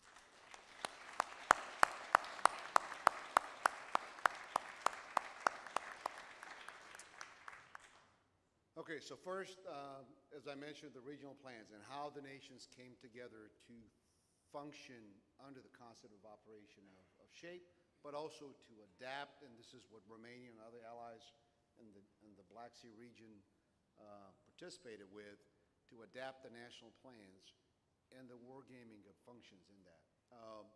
Bottom line platform for that is multi-domain operations, a very pragmatic concept, but a very distributed concept for how we measure force structure requirements to the strategic and operational design of what we find at the end of the day, the 360 area of responsibility of the SACEUR. So this combination of how do we successfully address deterrence and defense from a national perspective, and then how do we match that with the regional plans is very important for what the domain I represent, operations and training, participating for the last year and a half.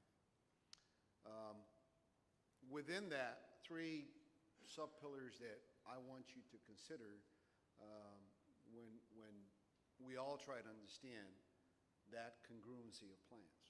Command and control, the type of reception, staging, onward movement, and integration solutions that we all present intra every ally and inter allies in the regional plans. And last but not least, that I will mention today, it's the enablement. And I'll have others that are more experienced than me to address that. So three constants that I think that capitalize the importance of this successful team package of regional plans and national plans. Command and control, just 3 points to mention. Romania still hosts and supports 3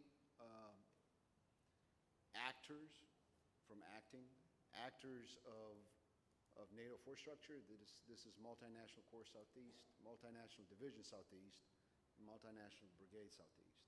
And this is, I know, I'm still proud of the land domain, but I can tell you the Multinational Corps Southeast is entering the multi-domain responsibilities and that part of the concept of operation to be ready to plan and organize and conduct operations under that concept. I mentioned the reception, staging, onward movement, and integration. Very much how do we mechanize at the joint force level and the components, how do we mechanize the solutions? How do we actually make it work? At the end of the day, to have the battle groups, and you heard one mentioned today, which France leads for the last years in Chinku, how does the tactical level absorbs a concept that is successful operationally but also transforms that into the tactical missions. And at the end of the day, we can face and win against the threat. Enablement, very much massive in terms of the region. We heard the ambassadors mentioning some of the corridors that we, in military terms, I can tell you, we all expected this convergence of the political level of the alliance to say, what are the major corridors where we move troops, supplies, reinforcements, and how do we come together to actually discipline regions in that quantity and quality of success. One more point in closure of my opening is I also need a level of awareness from the societies most modern armies work for. The Constitution and the citizen we actually serve every day. I need, and that's why I want to salute again the conference of the Romanian military thinking. I need more understanding from the citizen that I serve. And this is the culture of national defense that I think enters a new age of relevancy for all of us to actually use conferences like this, use other venues, use some convergence even with some of the think tanks to produce this not awakening, but more effervescence into the every citizen understanding of what is the culture of the national defense, especially for the present and for the next 20 years. I would strongly encourage the military thinking to promote, to export the products of our panels and discussions, to go address education level, high school and undergraduate, to bring other partners of education into the culture of national defense, but also to use the resources of the alliance or other allies and partners in the region to produce that understanding. Hoping that we will have a dialogue, I will close here and let other colleagues expose their presentation, and then I'm waiting for your questions. Thank you so much.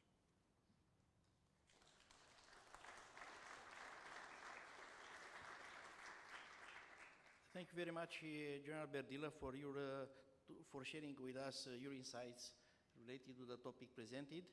And for the audience, please keep the questions for the last part of the panel.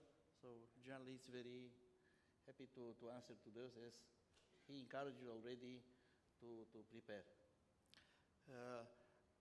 I will introduce with your permission the next panelist, Rear Admiral Gunstein Brusdel. Hope I didn't make mistakes. Brilliant. Okay, thank you. The Admiral was appointed Deputy Chief of Staff at Partnership Directorate in SHAPE in August 2022.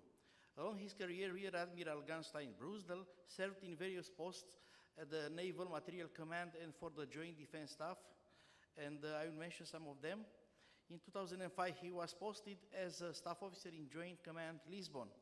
In 2011, he was nominated as Commander Logistics Service at the Royal Norwegian Fleet with the rank of Commander, Senior Grade. He earned his rank as Captain, Navy Captain, at the Naval Staff in 2014 as Chief of Operations, Economy and Resource Branch.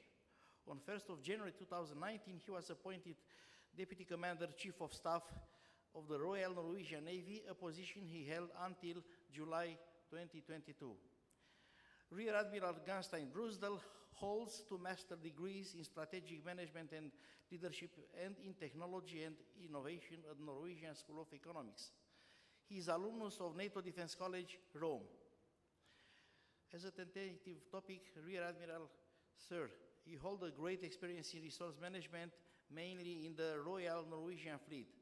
Readiness and resilience are 2 operational requirements, may I say, very much related to the capabilities and resources needed in the alliance endeavor to fulfill its core task of defense and deterrence and defense.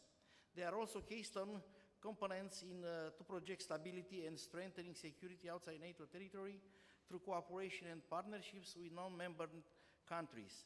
Please, will you share with us some of your ideas on this matter? Thank you. First of all, Your Excellencies, Generals, Admirals, ladies and gentlemen, thank you for the invitation and congratulations for the 165-year anniversary and also the 20-year anniversary for NATO membership. Romania is an extremely important and close ally to NATO. I bring greetings from Supreme Allied Commander Europe, General KAVALEC. I met him on Friday, and I'm bringing him the best regards from Mons, and especially to be back after 10 years in the lovely city of Bucharest at this fantastic place. I mean, this is just extraordinary. I am one of the 5 decoses at the Supreme Headquarters Allied Power Europe, and we have one position taking care of Partnership Directorate, which is mine. So my day job is to do civil-military cooperation. So I am the reach out to all the international organizations, to the NGOs like the UN, OCHA, African Union, European Union, ICRC, and all the important enablers, so to speak, because they are already there. And then my second task is military cooperation, where I work with 35 partner nations around the globe, which is a spectacular function with like-minded nations reaching out in order to support the international rule-based world order. So my intent was, though, sir, to touch upon 3 topics as an introduction to debate. I think I can do it quite short. The first one, because my good friend General Badira already touched on them, and that is the effort since 2016 NATO has done in order to enhance vigilance in the eastern flank. And that's been done in separate waves. And the last one after the illegal Russian invasion of Ukraine in 2022, when we increased the battle groups to 8, with an opportunity to increase to brigade level when and where necessary. And that's been exercised on a daily basis. On top of that, NATO and NATO allies have supported the eastern flank by air policing, airplanes, ships throughout the alliance. And as a matter of fact, the 2 new member nations, Sweden and Finland, is even bringing more to the table in order to ensure the eastern flank also in the northern sphere, which is a different story though. So that is the effort and the whole transformation that has happened the last couple of years, and General Badila was touching upon them, with the final approval of the regional plans in Vilnius Summit in 2023, is a massive transformation. It's been pretty busy working at SHAPE the last couple of years, because we now have solid regional plans and domain plans to defend and deter the Euro-Atlantic area. That is extraordinary effort. And that is the justification for the new force model, which is kind of filling the plans with a force structure which you need in order to execute the plans if needed and necessary. The new force model is a tremendous growth of forces, and that is a demand signal to all the allied nations and the NDPP process, and the allied nations are really stepping up to the plate in order to ensure that we have a balance between what we are required in the new force model and what we are required in the regional plans. So that is the last couple of years' main achievement. It's been a fantastic journey, and as General Badila mentioned, it's also a cultural journey in order to understand what this really means, because we have talked about NATO version 1, 2, and 3. So NATO version 1 was the Cold War. NATO version 2.0 was the out-of-area operations, where we had conflicts by choice rather than necessity. Now it's back to 3.0, where we have to deter and defend the allied area of responsibility. That is massively important and a tremendous change. I would like to talk about, touch upon one of the really important issues, which is the main topic of this conference, which is resilience. And resilience is, when you see the devastating pictures of the war in Ukraine, we kind of relearn the importance of resilience and why we need to take this exceptionally serious. So resilience, in particular resilience through civil preparedness, is both a national responsibility and a collective commitment. Each ally needs to be sufficiently prepared and adaptable to deal with the entire spectrum of crisis which it can envisage the alliance. At the same time, individual commitment of every ally to maintain and strengthen resilience and to reduce vulnerability of NATO as a whole. That is embedded in Article 3 of the alliance articles. So civil preparedness has three core functions: continuity of government, continuity of essential services to the populations, and civil support to the military operations. In the Washington summit earlier this year in July, Allied agreed to a stronger resilience for the alliance and further promoted the alignment of national resilience with collective defense to include commitment from allies and refine and update their national plans seeking to support alignment with the DDA family of plans. As an example, I come from a small nation in the high north, Norway. We are a small population with a big, rather long nation, and we have maintained what we call the total defense logic since the Cold War.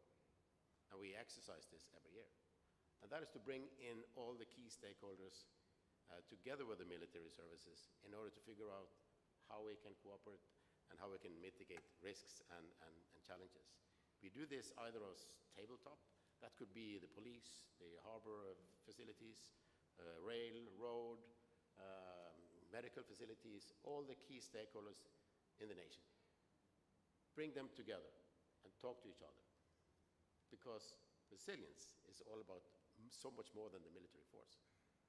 The military spectrum needs resilience in order to operate. But the nation needs to function. And that's where you have to balance the effort. And the civil preparedness planning, which was one of the key elements in the Washington summit, is exactly that. We need to bring this closer. And we need to talk about this. And the more you exercise this and you do this, the easier it is for the civil society to understand what we need and why we need it. We had a big exercise in my country, Norway, in 2018, Trident Juncture. This was the grand test.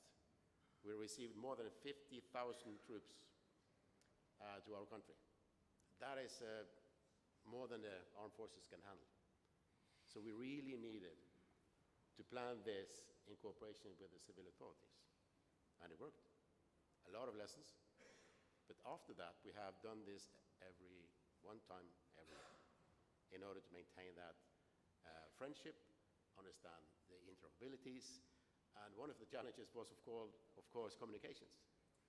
How do you communicate from a classified to a non-classified area? But that is possible to overcome, though.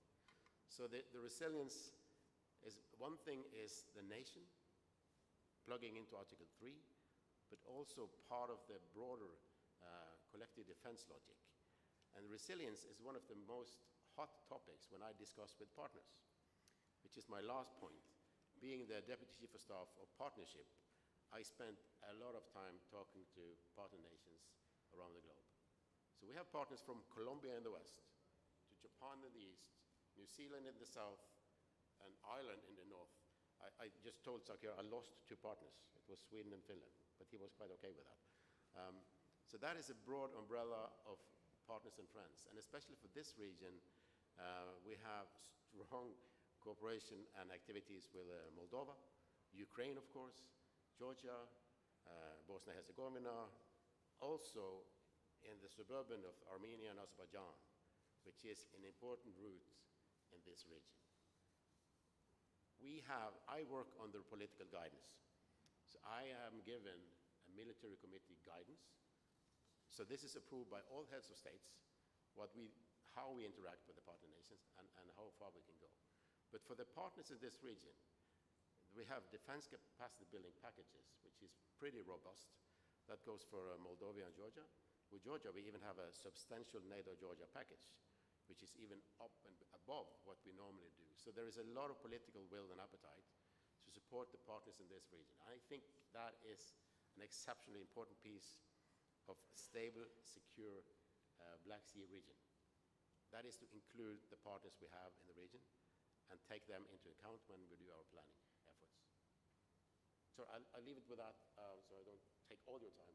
And I'm more than ready to answer any questions from the enterprise of Allied Command Operations or focused on resilience and partnership, which is my subject in modern such shape.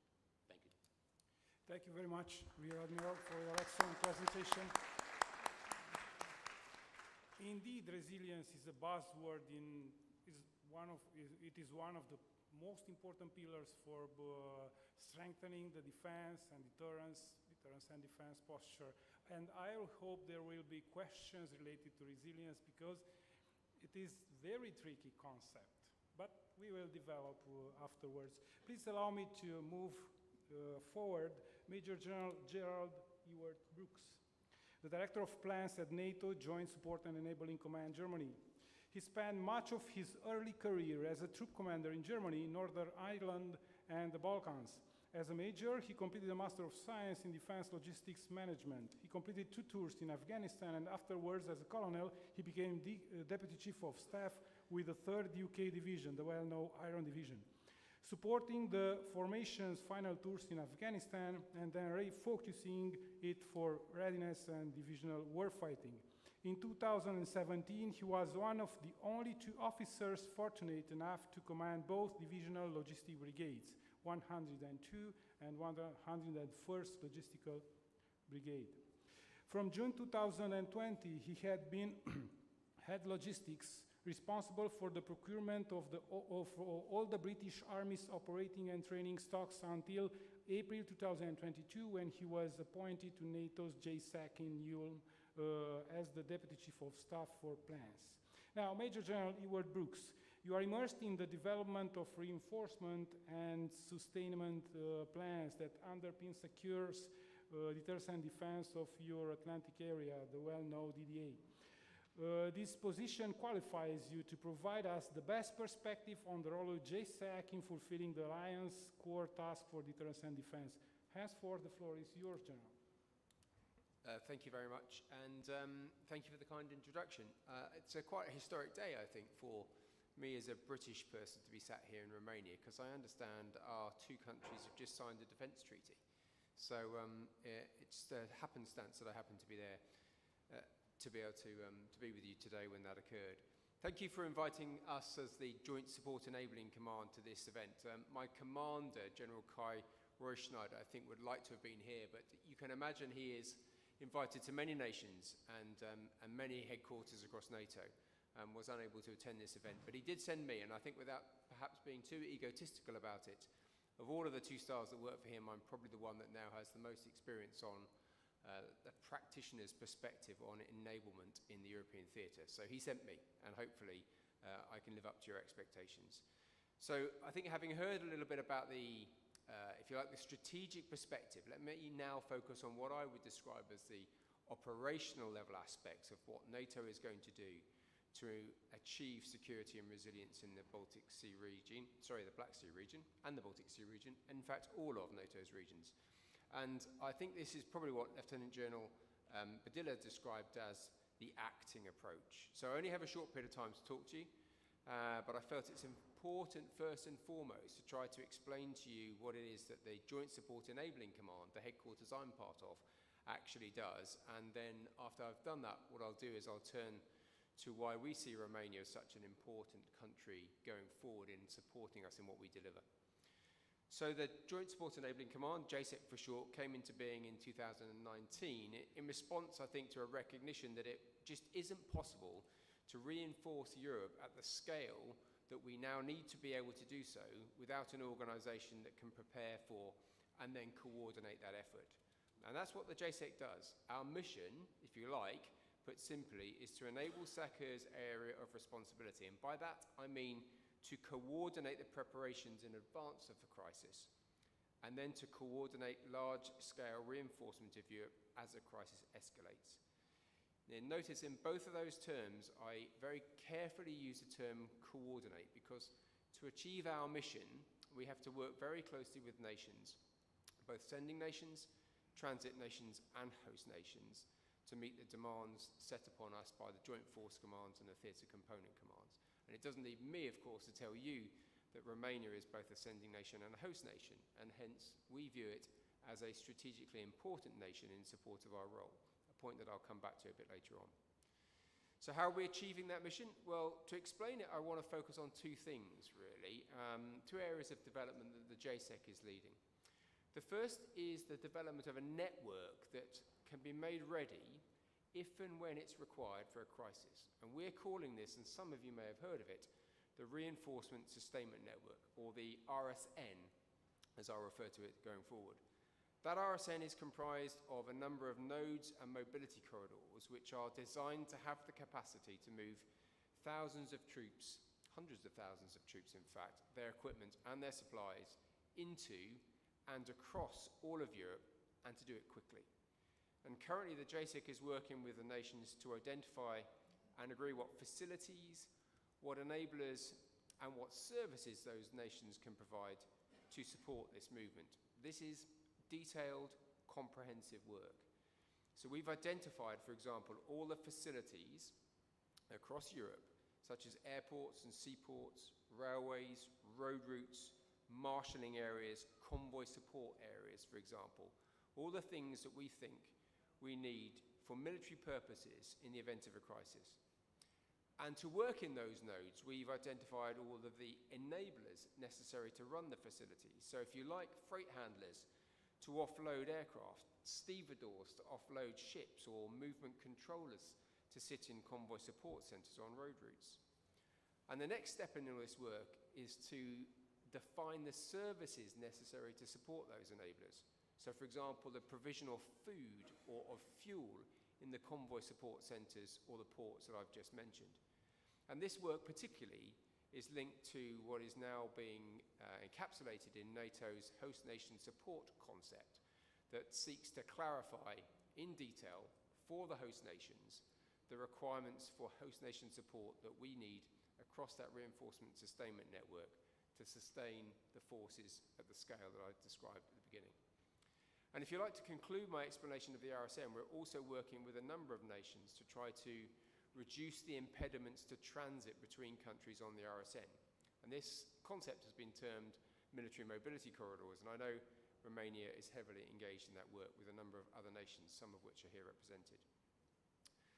Were this a more comprehensive brief, if I had more time, if indeed we weren't speaking in an unclassified area, I could show you in detail every single one of those nodes and what is required in every single one of those nodes across the entirety of Europe. But since we didn't have the time, I can't, and I trust that you will you believe me when I reinforce the point that a lot of detailed work with the nations has gone on in order to generate that requirement. So that's the first thing the JSEC is doing. The second thing we're doing is to develop the necessary operational plans that synchronize the movement of forces across those parts of the RSN, and then to activate parts of that network, the RSN, when they're needed for a crisis. And in the past, that kind of coordination of force movements has tended to be done bilaterally, the sending nations talking to transit nations. But we know that at the scale at which we're talking about supporting NATO's regional plans and the tiered force model, that just wouldn't work. That would create some enormous traffic jam the moment a nation started to move. So somebody needs to be at the center of that model, designing the plan for the coordinated movement across the network of nodes in Europe. And that responsibility is the JSEC's to do. So we intend to be able to develop a plan, and we're in the process of finalizing the first one of those, smaller scale, to tell sending nations when and by which routes they can deploy their forces, and to tell the host nations when, therefore, and using which enablers we need to have activated on that RSN. So I think that gives us the mechanisms to do the large-scale coordination and support of the movement of forces that we need to in order to make NATO's plans ready. And I don't know when the last time we had such executable enablement plans existed, but I suspect it was probably before I joined the army of my nation 3.5 decades ago. So all of what the JSEC is doing, the development of that RSN and the supporting plans, is in some part at least based upon a whole of government approach to enablement. because you know as well as I that the provision of infrastructure and enablers at the scale we need to support that NATO deployment requires nations' investments. It needs investments in facilities such as ports and routes and railways. It needs investment in commercial capabilities and services. And it even needs intellectual investment, I think, in our nations reducing the bureaucracy that exists across, for movement across Europe where it does exist. And nations are variously recognizing and accepting this responsibility across the alliance.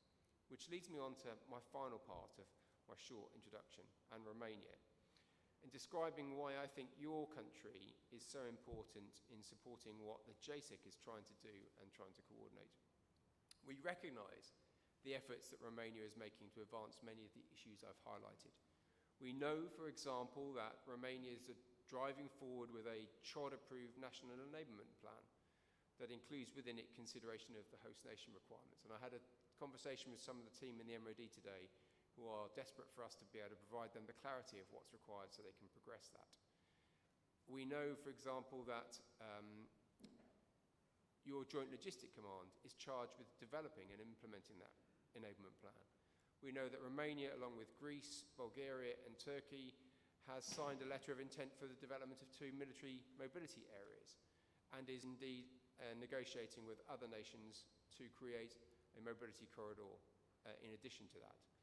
And we know that you are addressing the issue of improved national road infrastructure and considering, for example, how you can contribute towards the extension of the NATO pipeline system for fuel. So in this short kind of introduction, I can't hope to fully expand upon the efforts that your country is going to help drive readiness and resilience into NATO's enablement challenge. But I can say that we in JCEC, who are dependent upon NATO's efforts, and nations' efforts more importantly, are grateful for the leadership that you are showing in the alliance and the work that you do collectively to make our enablement plans credible and ready for execution. And SACEUR now talks about readiness, and we are together advancing the enablement plans towards readiness. My team provided a summary statement for me. You'll apologize if I now murder Romanian with my poor pronunciation, but I will try it nonetheless. Felicit pe camarații români pentru contribuție lor pentru prietenia și pentru tot ce Romania reprezintă azi un cadru NATO. La zi de aniversare vă urez la mulți ani. I hope that made some form of sense. If it didn't, blame the man sat there. And I'll conclude. Thank you. You definitely don't need subtitles. That was Romanian language will survive anyway. Thank you very much, General, for your kind words related to the Defense Staff anniversary, and also for your, thank you very much for your efforts to be so kind to try to translate it into the Romanian, your words into the Romanian language, which is quite very difficult to be captured by everyone. So it's sometimes difficult also for us to be very clear. That's why it's a very, very big, let's say, effort from, consider that it's a very big effort from your side. Thank you very much. And also, thank you very much for considering that Romania has made a lot of efforts in order to increase the level of resilience at the national level.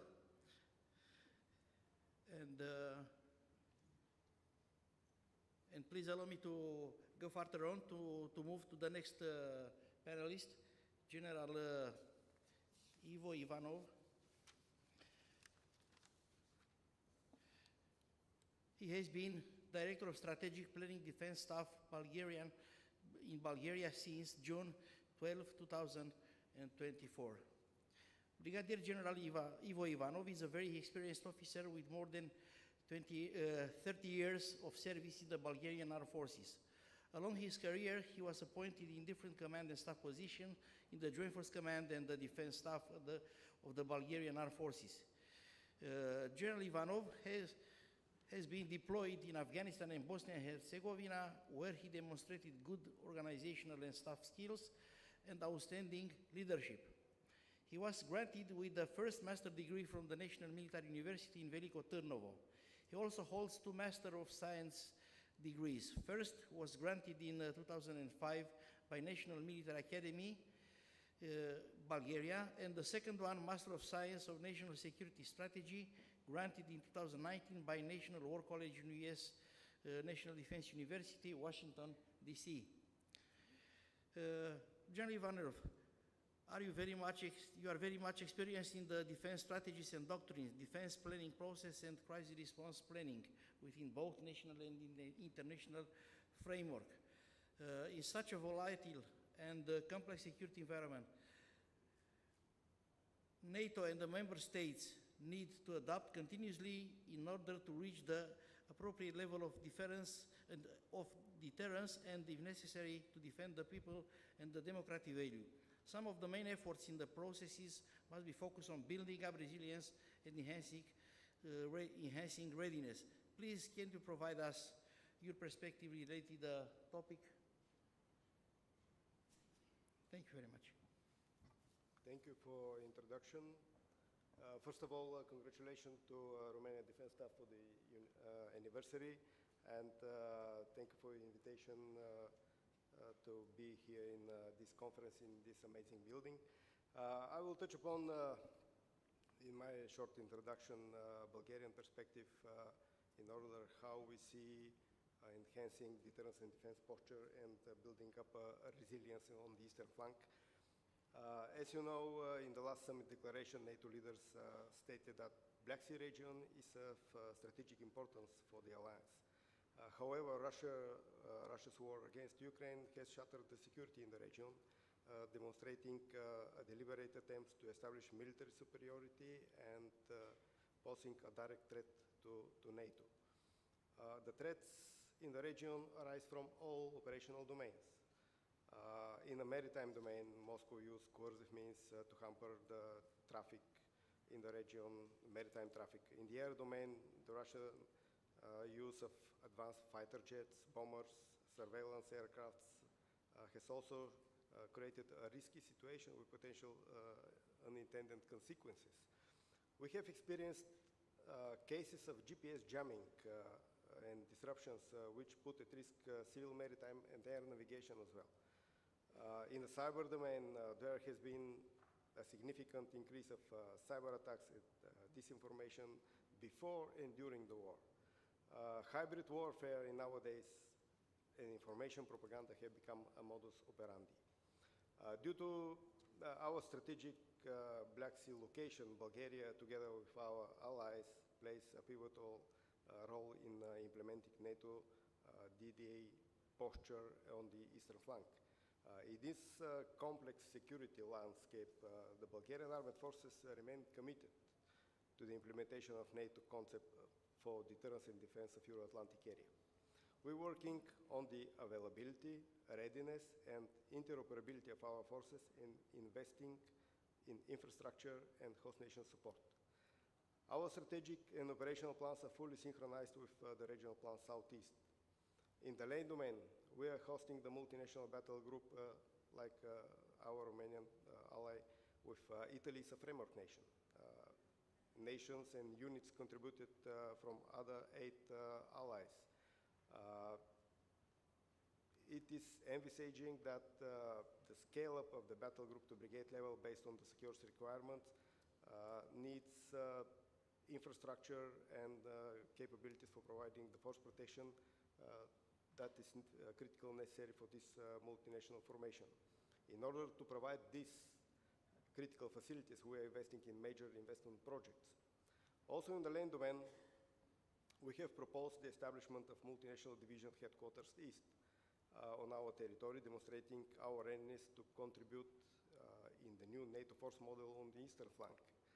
The implementation of this project is one of our strategic priorities in the land domain, aiming to enhance NATO's deterrence and defense posture in the region, and we already received SECURE's approval. Together with Romania, as a leading nation, we established a Regional Special Operations Component Command, which is in the end of the last month, declared initial operational capabilities. The command is designed to comply with the objectives and requirements in the soft domain stemming from the regional plan Southeast. Still in land domain, we consider that the military mobility that was mentioned many times is an essential requirement for DDA family of plan executabilities. In this context, the completion of Pan-European Corridor number 8 is critical. It will connect Bulgaria with the Republic of North Macedonia, Albania, and Italy by sea, and will bring up substantial added value for the implementation of regional plan. Additionally, our Minister of Defense recently signed a letter of intent for establishment of harmonized military corridor between Bulgaria, Romania, and Turkiye, and these corridors both will enhance NATO's deterrence and defense capabilities, fostering cooperation between the countries, strengthening connectivity between them as a key factor in the region's economic development, and deepening cooperation between NATO and the European Union. In maritime domain, together with Romania and Turkey, we have already established mine countermeasure task group Black Sea, which also was mentioned many times. The task group will conduct reconnaissance and surveillance operations against the threat of naval mines in the Black Sea. And this year, the group has had 2 activations. The next year, Bulgaria will be in charge for the MCM Black Sea, and also 2 activations are planned. With regards to the air domain, we are making every effort to build defense capabilities to meet the challenges in the air, but this requires significant resources and time for implementation. While working on the modernization of our air defense system in Bulgaria, for the time being, we continue to rely to the NATO integrated air defense system, protecting all NATO member states. In the current security environment, it has become crucial for us to adapt and strengthen our role as a reliable ally on NATO eastern flank. In this context, we have undertaken a strategic review of our defense policy, develop a new national defense strategy, and now we're working on the review of the Armed Forces Doctrine, which will be complete to the end of this year. Also, all domain modernization of our defense capabilities is ongoing. Before a year, Bulgarian Parliament ratified one of the major investment projects for the modernization of Bulgarian Armed Forces for the acquisition of almost 200 Stryker combat and service support vehicles, which first delivery is in the next year. The implementation of this project will increase the defense capabilities of the Bulgarian land forces and will improve interoperability with our NATO allies. In the same time, also next year, we are eagerly expecting the arrival of F-16 Block 70 fighter aircraft, which will significantly enhance Bulgaria's defense capabilities, allowing full-fledged integration of the Bulgarian Air Force within NATO deterrence and defense posture. In anticipation of the new fighter jets, we have launched a major overhaul of the Graphic Natievo Air Base, which is ongoing, where the aircraft will be housed. The war in Ukraine elevated the importance of effective air and missile defense capabilities and exposed the lack of interoperable ground-based air defense systems, which is capability gap for Bulgaria and also is a challenge for the allied security posture. To address this challenge, Bulgaria joined a group of European countries for the joint procurement of ground-based air defense system in the framework of a European Sky Shield initiative. Under this initiative, recently our government approved the acquisition of IRIS-T anti-aircraft missile systems from Germany, which we expected 2026-27. In the maritime domain, Bulgarian Navy is building 2 multifunctional patrol vessels in Varna, and we expect their delivery in 2025 and 2027. With the acquisition of these vessels, we are aiming to build modern naval capabilities in the region that will allow us to participate in the whole spectrum of maritime operations. Building resilience this is a whole government and comprehensive approach.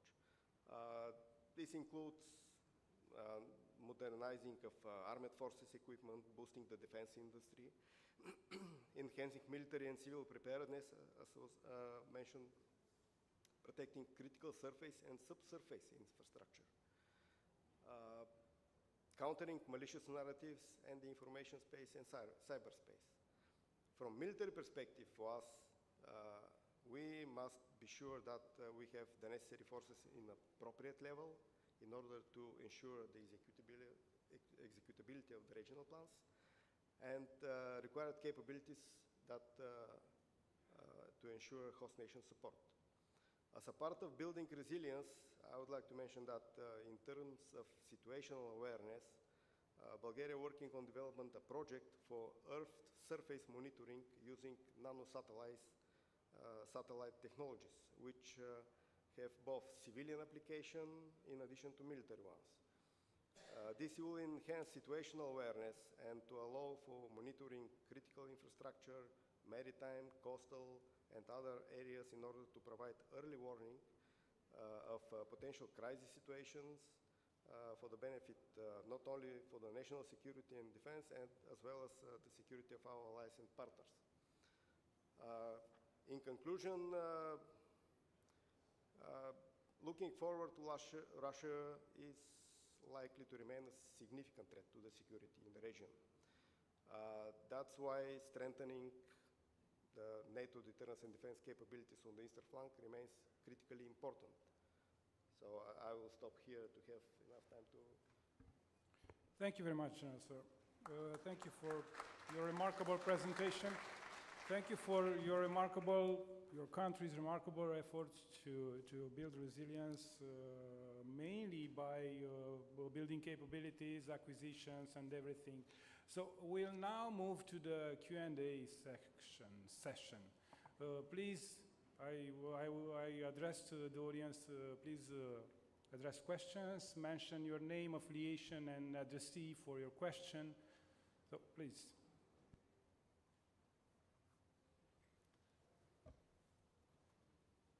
Just a second, do we have microphones in the room? I know you will.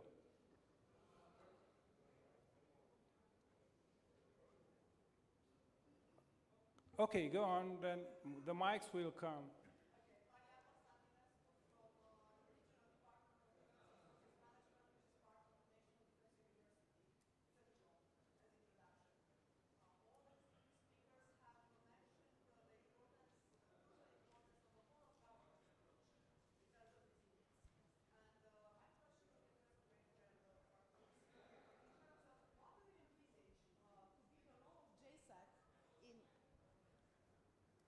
So what do you envisage to be the role of JSAC in ensuring or implementing the concept of layer resilience?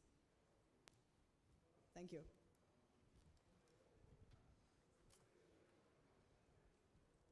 I mean, I think the first thing we have to do is to work with the nations to be clear about what it is that we think nations need to provide to NATO from a whole-of-government approach that ensures that we can make the plans that we have executable. So at the moment, I think we still owe you a clear prioritization on what I would describe as theatre enablers. So those enablers that are about moving forces to where they're required, as opposed to the enablers necessary to support a fighting force. And that work is ongoing at the moment. So we're trying to define through some minimum operational requirements what it is that we need out of each nation and where in order to deliver the capabilities necessary to make the plans executable. Without that clear demand signal to you, it's very hard for you to prioritise, I think, national investment and to determine how you invest across that whole of government approach. So I think the first thing we have to do is to provide a clear, unambiguous statement of that requirement, and we're working that up at the moment. The other thing I think we probably need to work within a whole-of-government approach is to ensure how we work with nations to activate those enablers in a suitably short time frame to enable us to have an active RSN. Because it's all very well us describing what's required and you working as nations to deliver what's required. But if they can't be made ready in the time frame that we're likely to need them, within a very short time frame, potentially where threat emerges quickly and we need to deploy forces quickly, then those enablers, that investment is wasted. So the two things I think we've focused on is a clear demand signal, and secondly, how we would then work with you to activate across government, probably through your MODs, but to other government departments, providers which will in part be military, but often will be commercial or dual-use capabilities. Does that answer your question?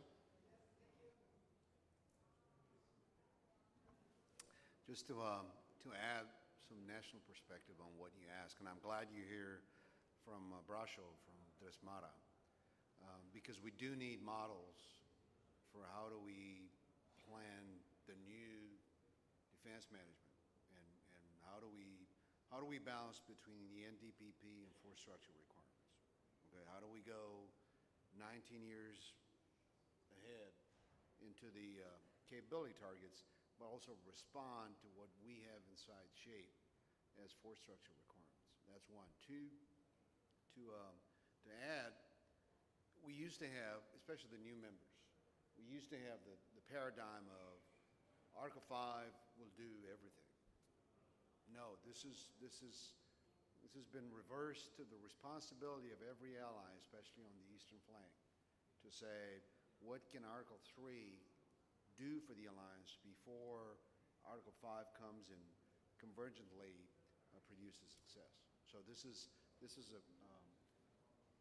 a calculation of resources that, first of all, the nations have the responsibility to bring together and then say, hey, what do I need from Article 5 to prioritize? Because guess what? What the toxic strategy wants to do, they seek to unmask the massing of resources. Let's put it this way. So creating crisis in different parts to make shape in the alliance commit to produce and maintain stability and consume resources. So this we all have to understand. And this is not just the Black Sea. The High North started to appear. If you read the news, it was I think a submarine showed up next to Cuba just before the summit, the anniversary summit of 75 years in the U.S. So again, Article 3 comes in priority from every member to say what we can bring to the defense management, resource management. I mean, the management of resources, and what is the priority of that? Thank you. Just to add on that, it's a very fundamental question, and I think the two answers were brilliant. Resilience is a huge word, and it's in different chunks. Some of them are sovereign nations' responsibilities, and some of it we need for Article 5 operations, which is important for JSAC, which we, of course, you earn an honest demand signal from us.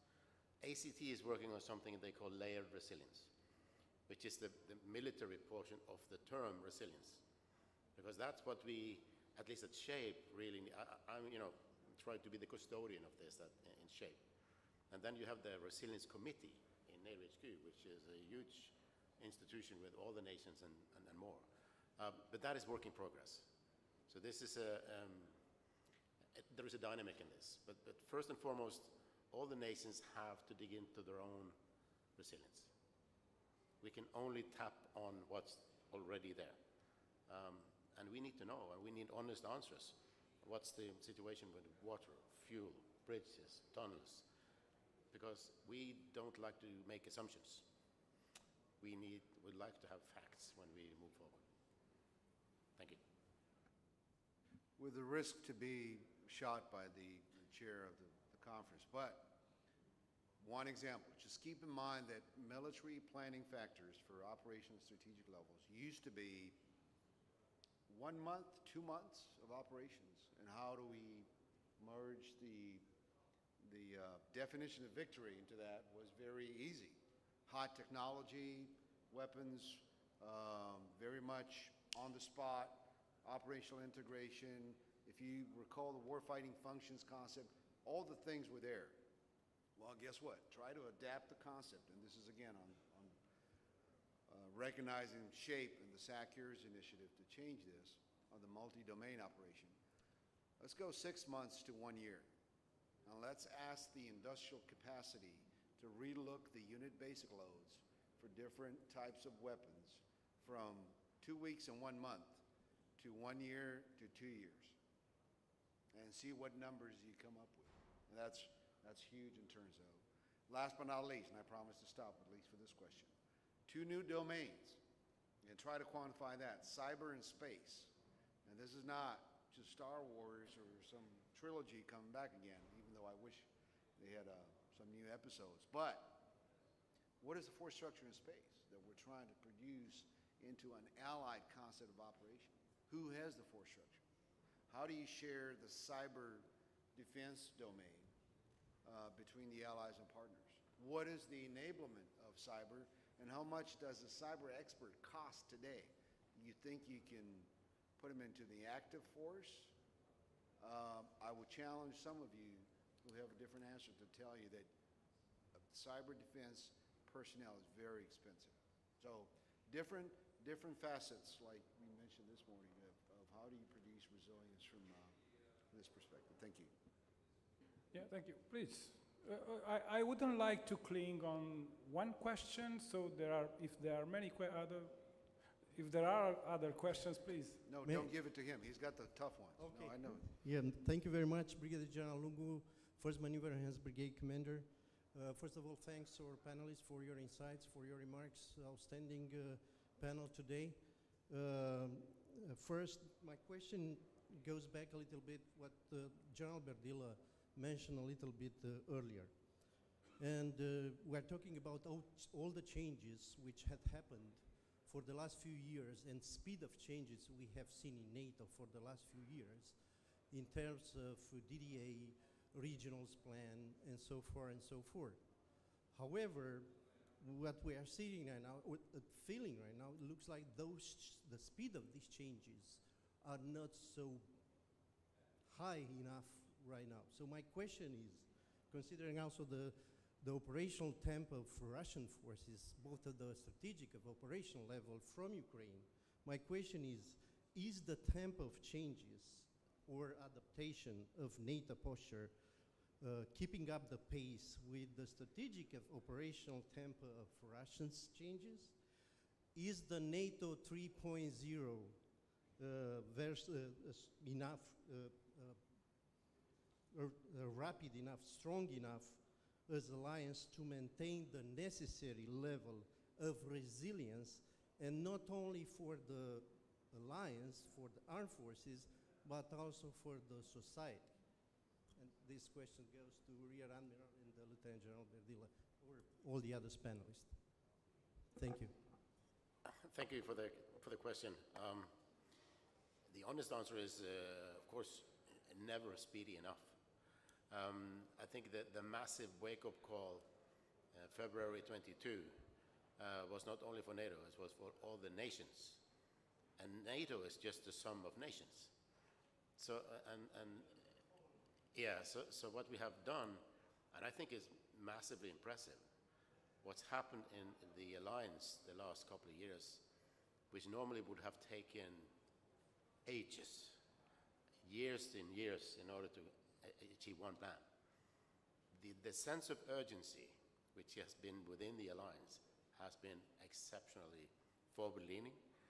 And what has surprised me most is the response from the nations. Because, again, the North Atlantic Council have the final say on the way forward.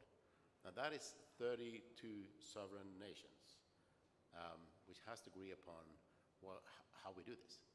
So it's been fascinating. I've said to myself every day at Shape and Mons, writing history every day.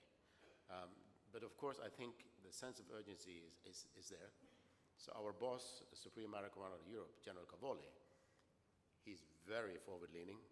He would like to see results yesterday, but then again, it's a big enterprise. And I think this supertanker has adjusted course surprisingly quick. But of course, from a military perspective, not quick enough. But then again, you need substance. You need to fill the new force model. You have to have the enablement to make this trustworthy, we have to have exercises which kind of shows executability of the plans. There's a big mix. But I think I think it's been pretty impressive what NATO as an alliance and enterprise have managed to achieve the last couple of years. But then again, I'm back to Article 5 and Article 3 and the nations. They also have to fit into this in order to make this happen. We can just orchestrate this. And setting it shape at the strategic level, it's quite fascinating to see. Not only the growth of plans and the new force model, but also enhanced vigilance on the whole of eastern flank. There is a fragile situation in the Balkans where we have KFOR and EUFOR, Sea Guardian, Middle East. There's a lot of things on the plate at the same time as you try to transform the whole European theater. And if you add on what I do on partnership piece of this, it's fascinating to see how many nations would like to be part of this journey in order to support the international rule-based world order. So I hope that answers your question. Just when I have the mic, I will just take a quick back to General Badilla. Space cyber, fantastic, interesting topics. And this is where I think partners could be of interest, like Japan, Republic of Korea, Australia, New Zealand. They could be very interesting partners in this domain because you don't have to be in Europe to support this. So that is quite fascinating. But sorry, I hope I answered your question. Thank you. Tactically, speed, first of all, I think speed and capacity, two major factors, not the only factors, that you have to be ready to challenge a toxic Russian strategy. Tactical speed, I think we're somewhere there. So adapting the weapon systems, the TTPs, again, what Ukrainians are doing greatly on the field of conflict there.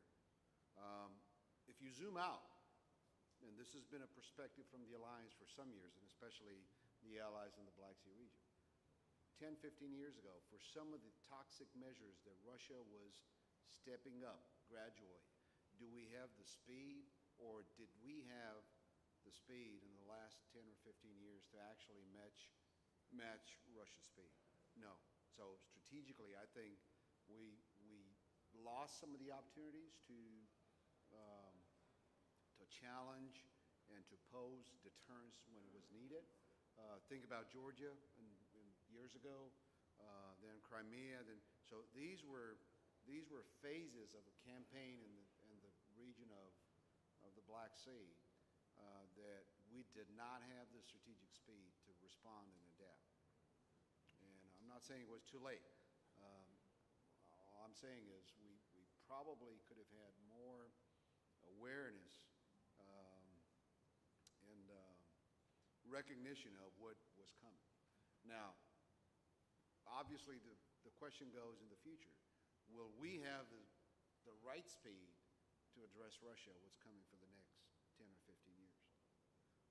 And that, again, it's for more rhetoric, but also for the leaders that are coming after us in the next 10, 15 years from now on. Thank you.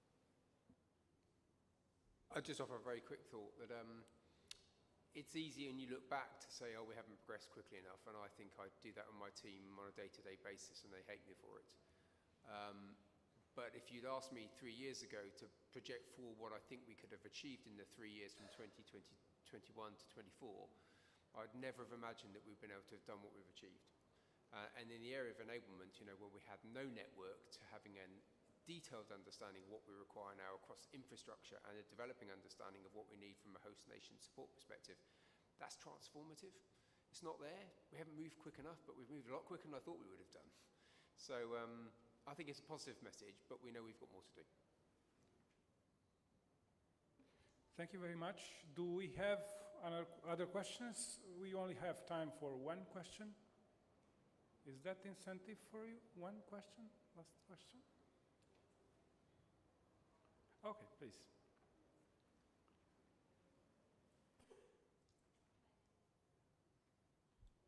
Hello, my name is Elena Murzak. I'm representing civil society from Republic of Moldova. It's a platform for defense and security initiatives. That's why my question will go to General Berdila regarding the importance of the national defense culture. You mentioned already that it's important to raise the education and high schools, general education. What other initiatives do you consider are important, or maybe already Romania carrying out these activities? How could we better engage? How can we organize this and to have more transparency of the defense and security institutions? And already in Moldova we have seen that the results of the election showed that we need more transparency, we need more understanding of the citizens, what are the threats, and really to understand what are general security culture. Thank you.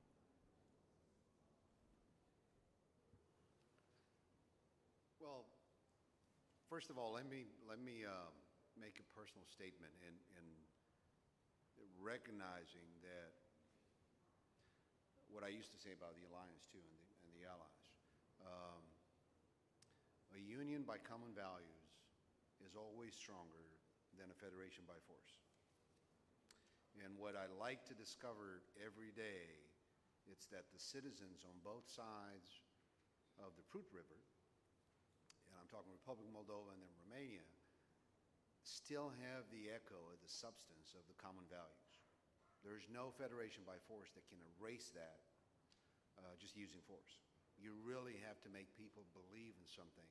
And that's why I'm so glad every time with the Chief of Defense or the other colleagues in the command group of the defense staff, we do innovate initiatives to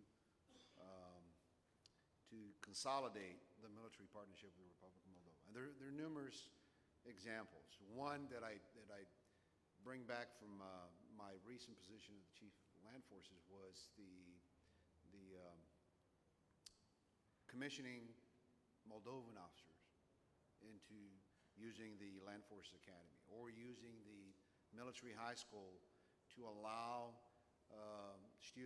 military students to come study together. And that's not just giving them a poem to recite. That's how you grow communities of leaders with the same values of the citizens to be able to lead in the future. One. Two, I know this is a comprehensive approach at the Romanian government level, also the Moldovan, on the energy field. I know there are numerous initiatives, projects, and actually working pipelines of energy, let's put it this way, between Romania and Moldova, because yes, one of the variables was the energy dependency. And that produces in the citizen the comfort of why peace is so important, but it's also costly. This was another perception that we in Romania, I think personally, have. Peace is free. No, it is not free. It comes with a cost, and normally the armed forces do not produce revenues for GDPs, but they produce something that is so important for their survival of the nation, not the progress, their survival, and that's national defense. So every time I talk with colleagues or the training initiatives we have the Moldovan Army, I'm so proud that we're not outside the common values. We're talking to the citizen that understands day by day that they still have it. Thank you.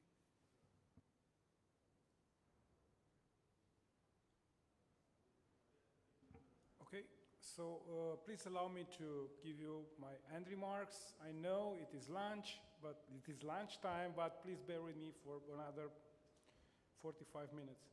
Just kidding. Okay, so the Russian unprovoked aggression compelled the alliance, of course, to rethink the approach to its primary core task, meaning deterrence and defense, and focus more on strengthening readiness and then identify necessary resources to cope with and operate in the new geopolitical and security environment. We need to focus on identify prospective practical solutions in dealing with the multifold threat generated by a potential counterpart. And I cannot help myself. it is one time when I regret being only a poor moderator because I'm not supposed to bring so much information to our subject. But it is very interesting, the idea of being faster than the enemy. You can be faster than the enemy when you act first and you have the initiative, but resilience is actually the first line of defense. So that's the matter of speaking. But anyway, many ideas we have analyzed here are a good food for thought in focusing the efforts towards building resilience and raising the level of readiness collectively, towards smart adaptation of our approach to deterrence and defense in this dynamic and complex context of security. In the end, we want to congratulate again the defense staff for 165th anniversary. We also want to express our sincere admiration towards the small but meticulous and diligent team from Romanian Military Thinking Journal for greatly organizing this wonderful event. Please give all of them and our panelists a good round of applause. Thank you.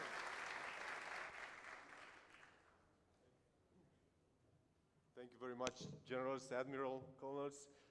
This concludes our first panel and first situation of the day. We are taking a half-an-hour break for lunch. You're invited to take it over there in the adjacent hall. And we'll convene here at 2 to 3.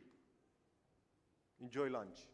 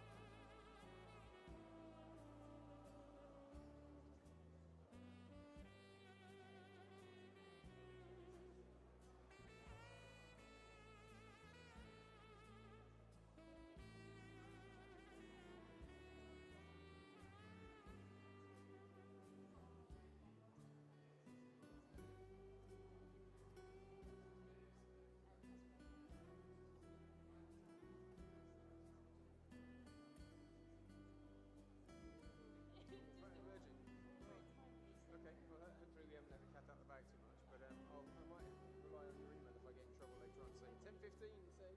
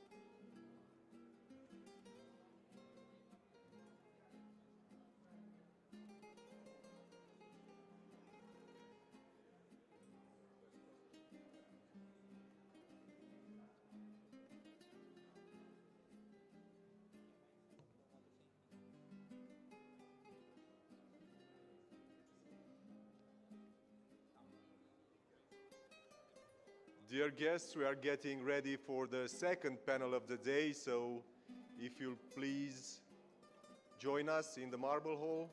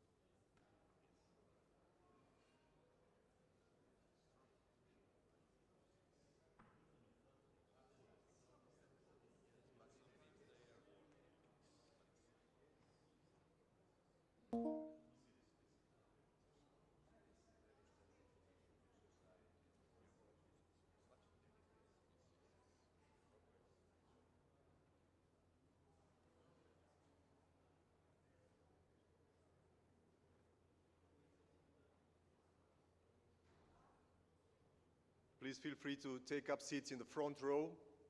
They are empty.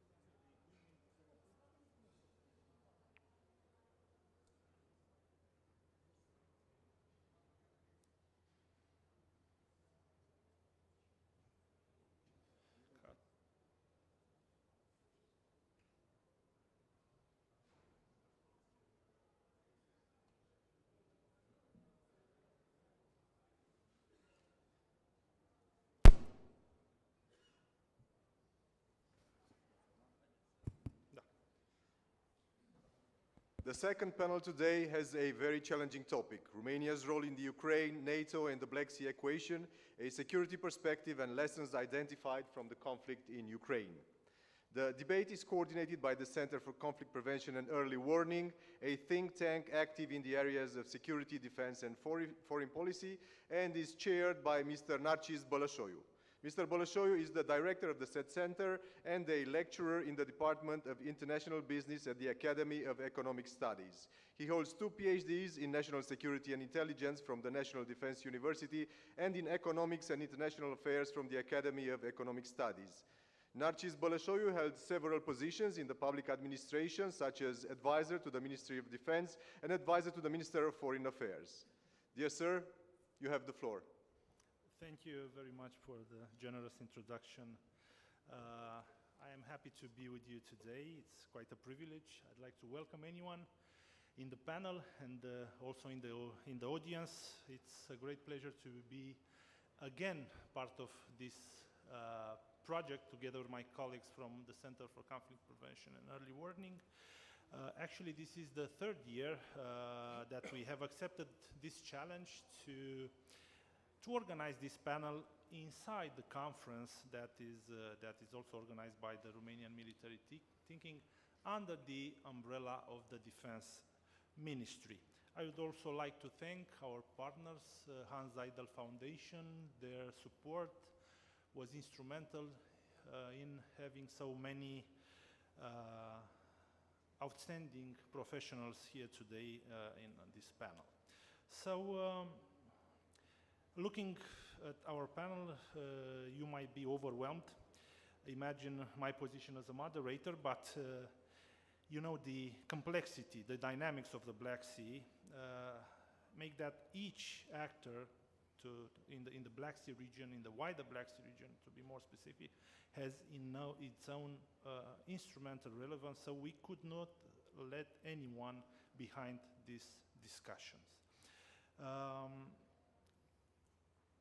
Fortunately, we managed to bring to Bucharest in our panel some extraordinary professionals that might help us dissipate some of the unknowns, the uncertainties waiting at the horizon. And we are not probably surprising you at all, the fact that we were compelled, we chose to dedicate this panel to the Black Sea security and of course to Romania's role in this, what I would call a geopolitical conundrum. The situation evolved from our last year meeting. We have some very last minute, let's say, developments. And as if the situation wasn't complicated enough, we would add the parameter of the US elections. For some, is a source of optimism, while others are on the verge of a nervous breakdown. Probably it's too soon to issue a verdict, to have a conclusion of what might happen, but the fact is that this type of development adds another layer of the uncertainty to the matter. Being at the helm, at the wheel of such a valuable panel, I have no time to waste, so allow me to briefly present to you the member of today's panel called Romania's Role in the Ukraine-NATO Black Sea Equation, a Security Perspective and Lesson Learned from the Conflict in Ukraine. First of all, I will salute the presence today of Madam Simona COJOCARU, State Secretary at the Defense Ministry, an outstanding defense diplomacy expert that runs the Department for Defense Policy Planning and International Relations. Also, we have the honor to have in our today's panel Mr. Stanislav Secrieru, who is the National Security Advisor to the President of the Republic of Moldova. He's in a hurry due to some last-minute developments, so he will have to leave us like in an hour or so. So he will be also speaking in the beginning of the panel. Also, I have the pleasure to announce the presence of Mr. Paun Rahovei, Ambassador at Large, Ukraine Ministry of Foreign Affairs. He's also a friend of Romania. He had a mission here a few years ago. Mr. Iulian Chifu, Professor Iulian Chifu, is of course as a member of the organizing committee, so to speak, president of the Center of the Early Warning Center. He held official position beside the NGO activity in the past, such as advisor to the Prime Minister and also advisor to the President of Romania. Also, I salute the presence of Mr. Sergei Konopliov, visiting lecturer in public school at the Kennedy School, Harvard Kennedy School. Also, from Azerbaijan is joining us Madam Narmin Akhmadova, who's the head of communication sector at the Ministry of Youth and Sport of the Republic of Azerbaijan. Mr. Tengiz Palatse, who is senior fellow at the European Center for Political Economy, a friend of our panel and this conference. Also, I have the pleasure to welcome the presence of Mr. Stefan Gregorian, who is the chairman of the board, the Analytical Center on Globalization and Regional Cooperation in Armenia. Also, managed to also join us this year, Mr. Andrei Soldatov, who's a senior fellow at the Center for European Policy Analysis. And last but not least, our friend from Turiba University, Latvia, Associate Professor of the Department of Communication, Mr. Greg Simons. What I can ask you, and politely but firmly, I'm asking you to try to stay in 10 minutes addressing, because the time, as you can imagine, is very limited, and to have a decent, Q&A session at the end of this panel. So, without further ado, I will invite Madam Simona COJOCARU to address the audience. Thank you very much. It's good to be back. I was here this morning for the opening. Yes, this is the third year. It's like a deja vu, having the same moderator, the same distinguished moderator, like Professor Narcis Bălășoiu, and also thank you very much, Professor Kifu, for inviting me in partnership with the defense staff. By the way, once more, a happy anniversary to our defense staff, 165 years of existence. So the topic of our panel this afternoon is, is a well-known one. We keep talking about this. We are approaching from different angles. I'm very much eager myself to learn from the distinguished participants here, fellow panelists, about their visions and perspectives on the Black Sea, security, and lessons learned from the war of aggression in Ukraine. Let me kick off the debates this afternoon by saying a couple of remarks in relation of how Romania, the Ministry of Defense, or the defense policy, is perceiving, is viewing what is right now happening in the region. So I will say, and I will state actually the obvious once more, the Black Sea region continues to be at the forefront of tension and increased instability. We can see a clear intensification of both hybrid and conventional threats coming from Russia directly or through proxies. And we have here the National Security Advisor of President Maia Sandu, Stanislav Secrieru, and I'm very much eager, as I said, to learn from him how the recent challenges were perceived in Chisinau. So from its war in Ukraine and to its continued military build-up in the Black Sea, Russia remains, ladies and gentlemen, the key challenger for security and stability in the region, in Europe, and at the Euro-Atlantic area. So it's very important right now not to lose the focus or to fragment our overall strategic approach.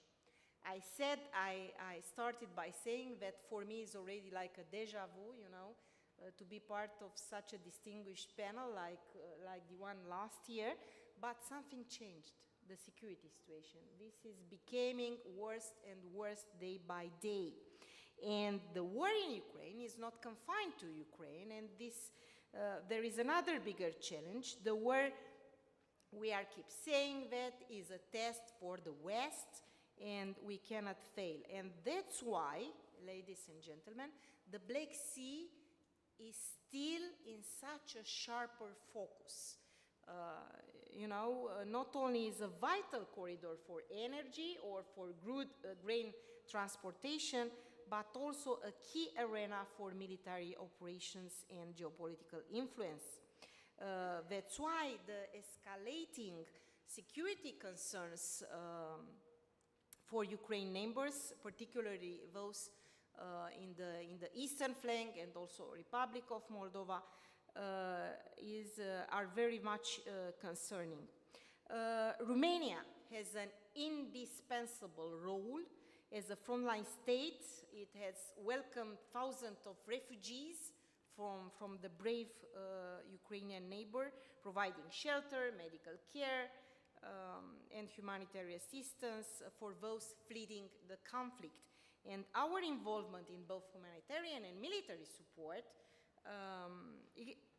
if you like, is only a proof of our commitment and solidarity towards Ukraine, and at the end of the day, to preserving peace and stability.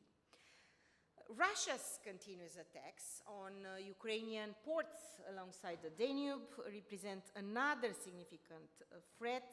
These attacks, as you probably know, have been intensified since last July, especially targeting residential areas, grain storages, aiming, at the end of the day, to reduce the capacity of Ukraine to export grains to the world. So we are very much continuing to follow the situation on the front line and the effects of the war, since these are absolutely outraging, devastating for the security realm. We are also continuing to offer assistance to Ukraine and support for Ukraine, as we did since the day one, and the transfer of the Patriot system, the very recent transfer of the Patriot system, stands proof that we do not back down from contributing substantially to supporting Ukrainian defensive efforts. I will stop here. I have many issues to expose in this framework. I think it's important to talk about lessons learned. We keep talking about the lessons learned, and this is not over. This is absolutely clear.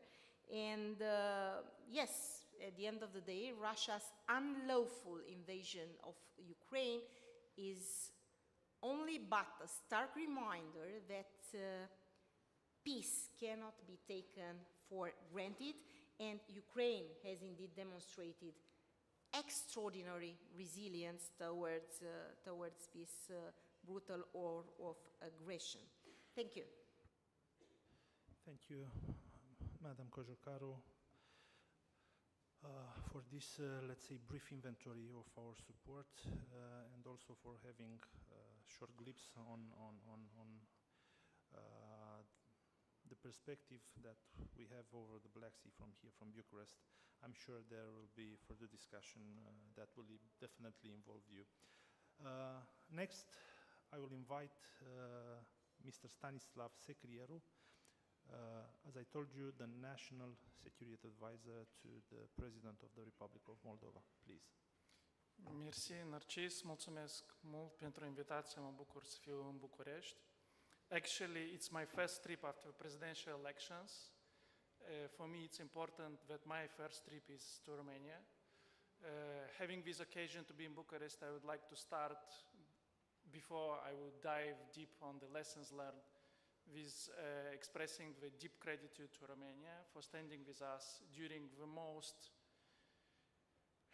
biggest hybrid attack on Moldova in its history, Russian interference in elections and referendum on EU.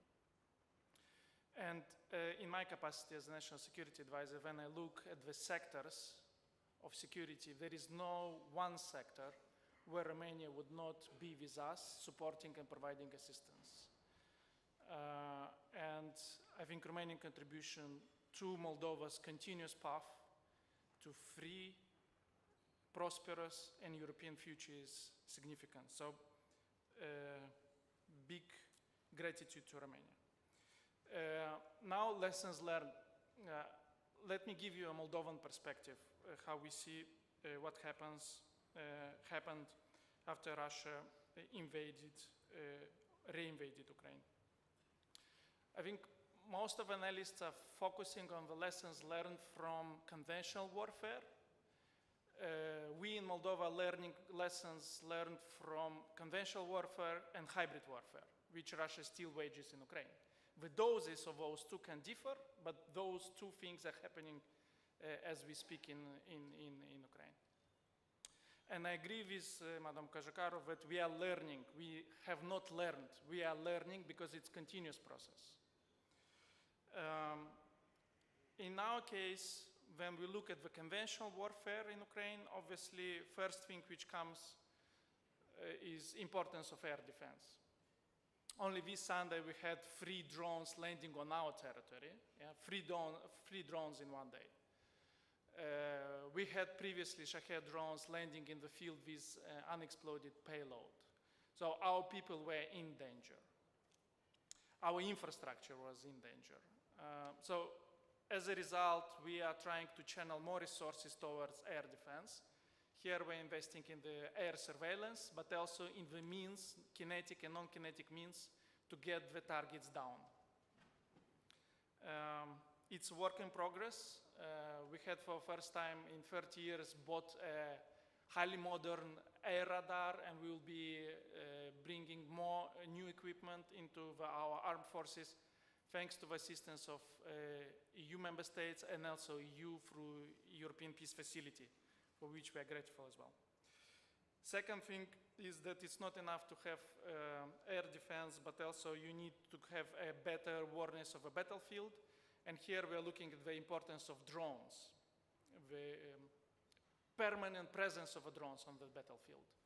And not only using them in one way or another, but multifunctional use of the drones in this war.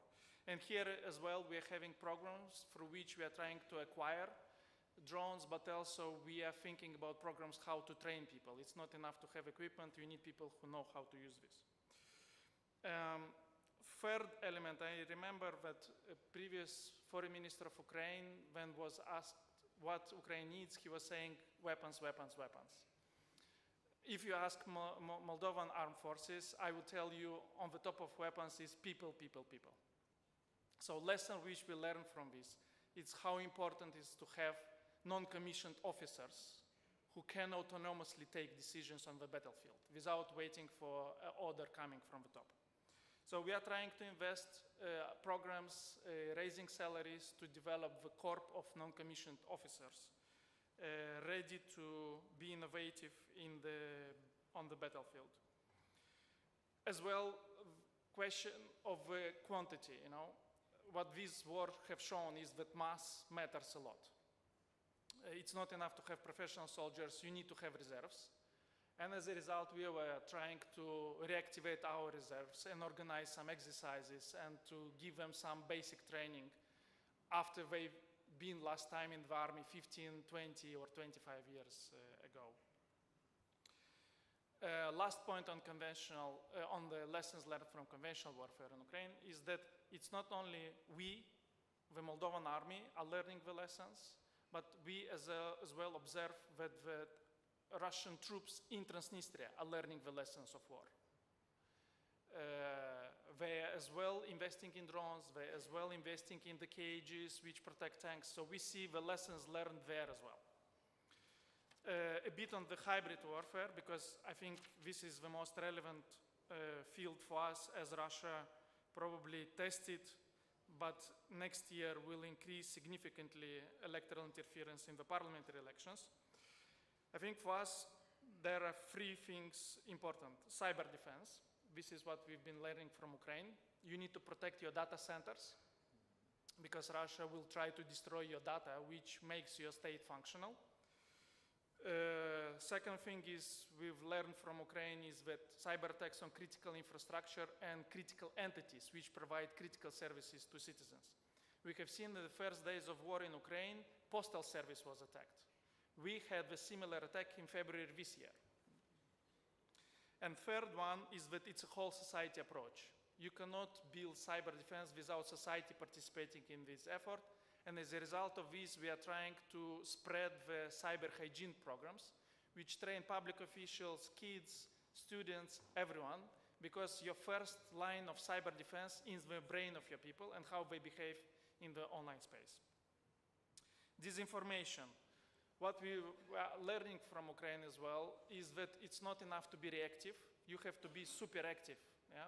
You can suspend Russian TV channels, but you have to fill the vacuum, which is the result of suspending Russian channels, with something else. You as well have to be proactive in the terms of addressing vulnerabilities of your society, because Russia has good research, sociological research. They know exactly what are vulnerabilities of your society. So it's not enough to react, you need to be very proactive. Vote buying, yeah? This is something as well, and I was in contact with my counterpart in Kyiv. Vote buying is something which took place in Ukraine in the past. And we had exchanges and we had good discussions how to tackle this phenomenon. And we will have even more discussions with our friends in Kyiv. How to address vote buying, which is substituting the will of people and tries to generate the result which doesn't reflect the will of people. Two last points. I think General Vlad said the key word, adaptability. The most important lesson intellectually which we learned is that no solution is permanent. You have to be open-minded. Russia is constantly finding the solution to your solution. So you have to stay open-minded and flexible and to be ready to generate new solutions. Last point. We are discussing the lessons learned from the war in Ukraine. I think what happened in Moldova deserves a separate panel on lessons learned of what happened in Moldova. Because what happens in Moldova doesn't stay in Moldova. It goes abroad, it goes overseas. We had to confront fake bomb alerts at the polling stations where our diaspora were voting in Europe. The same thing can happen during European elections. And it already happened in the United States 2 days after the vote in Moldova, in one of the states where fake bomb alerts were trying to change the way, the outcome of the voting. So maybe next time we will discuss lessons learned from Russian massive interference in Moldova. What does it mean for everyone and what can how we can prepare? On our side, we see as a way to contribute to European security by sharing with you information, our lessons, so that you are warned and better prepared if Russia will try to do the same to you. I will stop here, and unfortunately I will not be able to engage in the Q&A, but again I would conclude with deep gratitude to Romania and partners for support and helping us to defend our democracy. Thank you. Thank you very much. So, from our guests' take, we see that Republic of Moldova is still in a recovery mode after the recent electoral challenges, but it prevailed, and this is a huge, let's say, progress for Republic of Moldova Western path that they engage on. When it comes to lesson learned, well, I think we have a lot to learn from Republic of Moldova. I would say they are closer to the heat, and they're in the position to share their experience in order to somehow diminish our vulnerabilities. So thank you very much, Stas, and whenever you need to head to the airport, feel free. Now, I will invite to address the audience Mr. Paun Rahovei. Ambassador, please. Stimată doamnă secretar de stat, excelențele voastre, onorată asistență. The microphone, please. I think it's not... Sunt recunoscător Ministerul Apărării, celor care au fost implicați în pregătirea și desfășurarea acestui eveniment. Sunt pentru a doua oară la un astfel de eveniment la București. Folosindu-mă de această ocazie, aș adresa și sincer mulțumiri. În primul rând statului român, la toți partenerii, toți aliații noștri care sunt alături de astăzi sunt alături de noi în aceste clipe grele și datorită cărora, inclusiv datorită cărora, avem putere pentru a rezista acestui război, acestei invazii barbare duse de Federația Rusă împotriva Ucrainei. Invazia pe scară largă a Ucrainei lansată de către Federația Rusă la 24 februarie 2022, și aici aș vrea să fac o remarcă, un accent foarte important, nu numai de formă, dar și de conținut, anume invazie pe scară largă, nemotivată, declanșarea unui război direcționat spre nimicirea unui popor. De multe ori mai folosim cuvinte conflict, nu e niciun conflict, e un război în toată puterea cuvântului, direcționat spre a distruge un stat, pentru a distruge un popor, pentru a distruge niște aspirații acestui popor de a fi în rândul lumii civilizate, care și-a ales-o. Și aici, bineînțeles, am în vedere integrarea europeană și euroatlantică. Deci această invazie lansată de Rusia în 2022 a schimbat radical peisajul de securitate politic și economic al Europei. Desigur, agresiunea rusă împotriva Ucrainei a afectat serios și securitatea Mării Negre. Vedem cu toții ce se întâmplă astăzi în această regiune, mai ales cu infrastructura critică a Ucrainei. Securitatea în Marea Neagră este extrem de importantă, având în vedere rolul său de rută cheie de tranzit pentru mărfuri, resurse energetice și altele.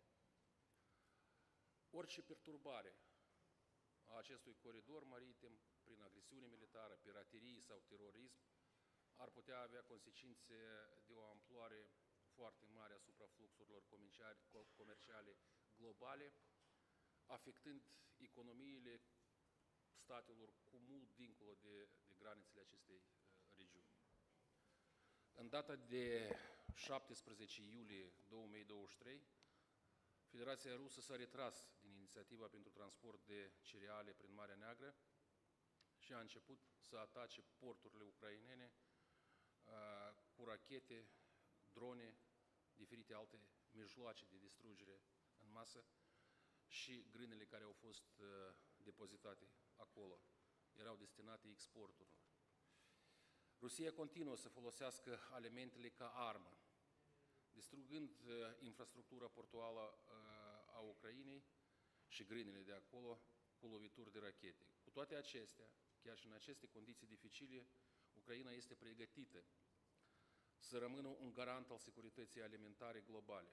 În ciuda acțiunilor Rusiei de blocare a aprovizionării cu cereale ucrainene prin porturile din Marea Neagră, Ucraina continuă implementarea practică a inițiativei coridorului pentru cereale. Și aici, din nou, vreau să fac o remarcă, statul vecin, România, fiindu-ne alături, ajutându-ne, susținându-ne, la etapa actuală, este unul din cei mai prioritari parteneri ai noștri în realizarea acestei priorități de export.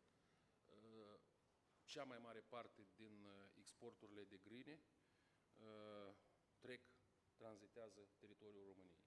Și aici aduc sincere mulțumiri conducerii României pentru înțelegerea profundă a lucrurilor care se întâmplă și pentru conștientizarea ceea ce trebuie să facă pentru a ne ajuta să realizăm prioritățile care le avem în acest domeniu. În același timp, Ucraina nu poate rezista la toate amenințările la siguranța sa.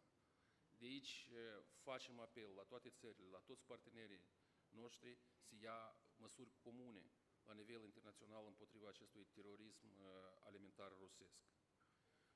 Considerăm că toate țările care desfășoară activitate economică în Marea Neagră suferă în mod egal din cauza agresiunii militare ruse în desfășurare împotriva Ucrainei, fiind expuse amenințărilor directe ale războiului la adresa securității lor, precum și asupra mediului.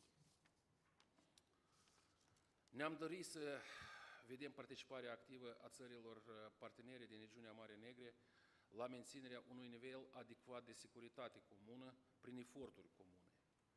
Credem cu tărie că numai printr-o acțiune coordonată vom putea proteja mai bine continuitatea activității economice în Marea Neagră, care este o problemă de preocupare comună pentru noi toți.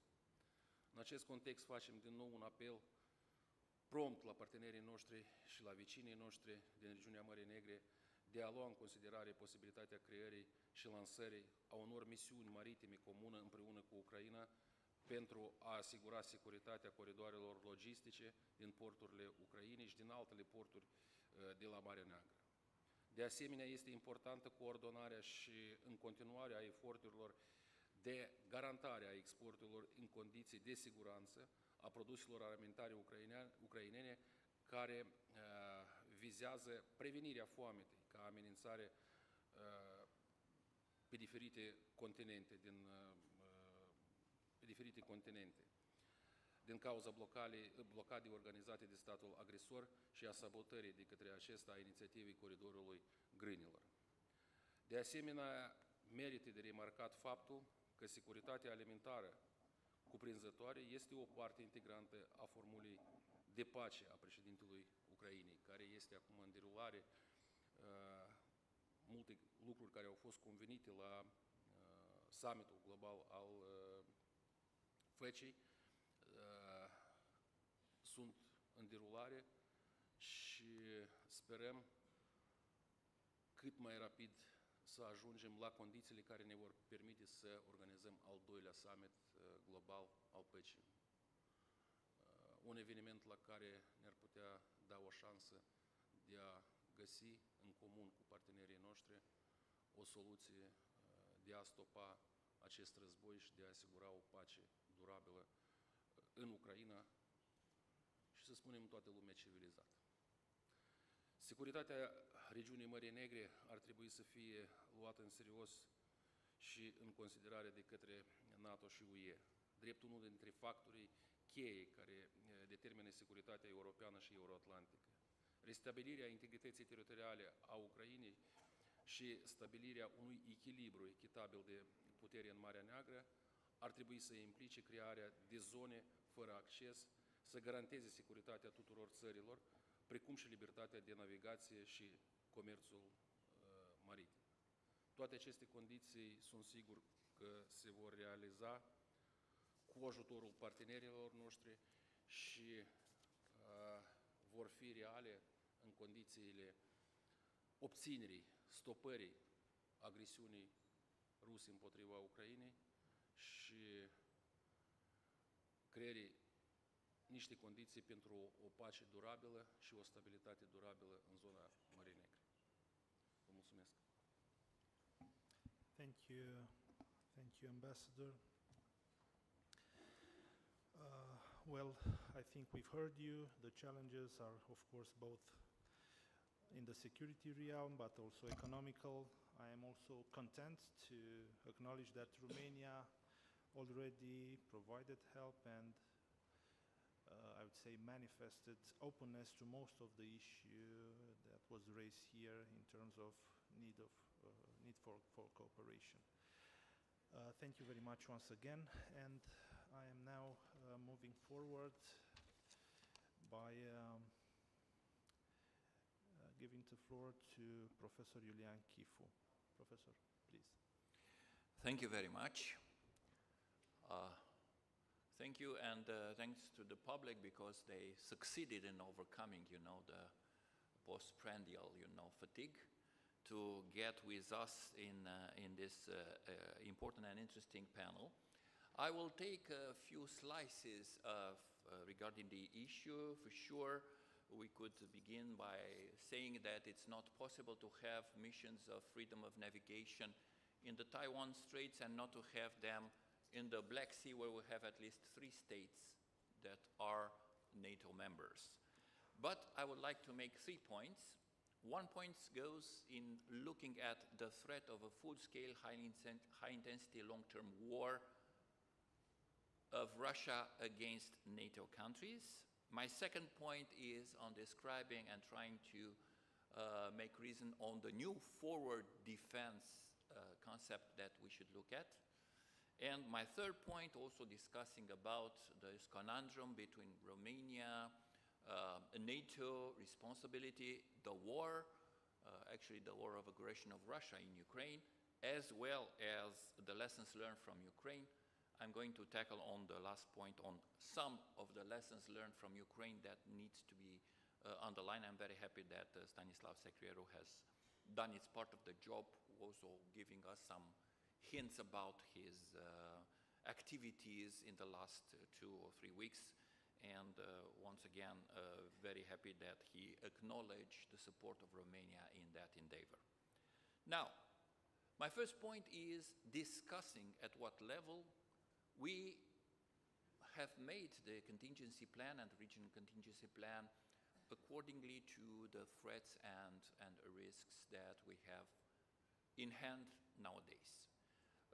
As you have seen, no more than yesterday, we had the President of the European Commission discussing about a posture of defense and deterrence that European Union should embrace, including investments in the military and in the military industry. I think that this is coming from a former defense minister of Germany. It is timely, and it's very good that after some dozen chief of defense, some dozen minister of defense, the chief of military staff of NATO, the commissioner for defense or defense industry of the EU, we do have the acknowledgement at this higher level of the presidency of the European Union, and this is a good step forward. But thinking about what we are doing in terms of NATO allies, yes, the threat of a high intensity, full-scale, long-term war should be taken in consideration. Doesn't mean that we are now preparing or that the war is more probable than it is. But we need the capacity for defense and deterrence and a posture of defense and deterrence so high that we can be able to avoid any friction or any war or any approach or any planning, why not, that Russia would do aiming and targeting our territories. And this means a lot of work. And we realized the hard way. Okay, I've been in the few number of people who advise our allies and partners, look, the war is coming, look, Russia is important, and it happens at least 3 times till now, but we didn't learn the lesson. And very sorry, we moved a little bit too late to fulfill the requirements, which are done in 4 dimensions. First is the personal. Do we have enough trained personnel to face such a threat? The contingency plan that we will approach once the political decision maker will accept the probability of a large-scale war will prove how much we need to do in that area. So, personnel, trained personnel, prepared personnel. Second, capabilities.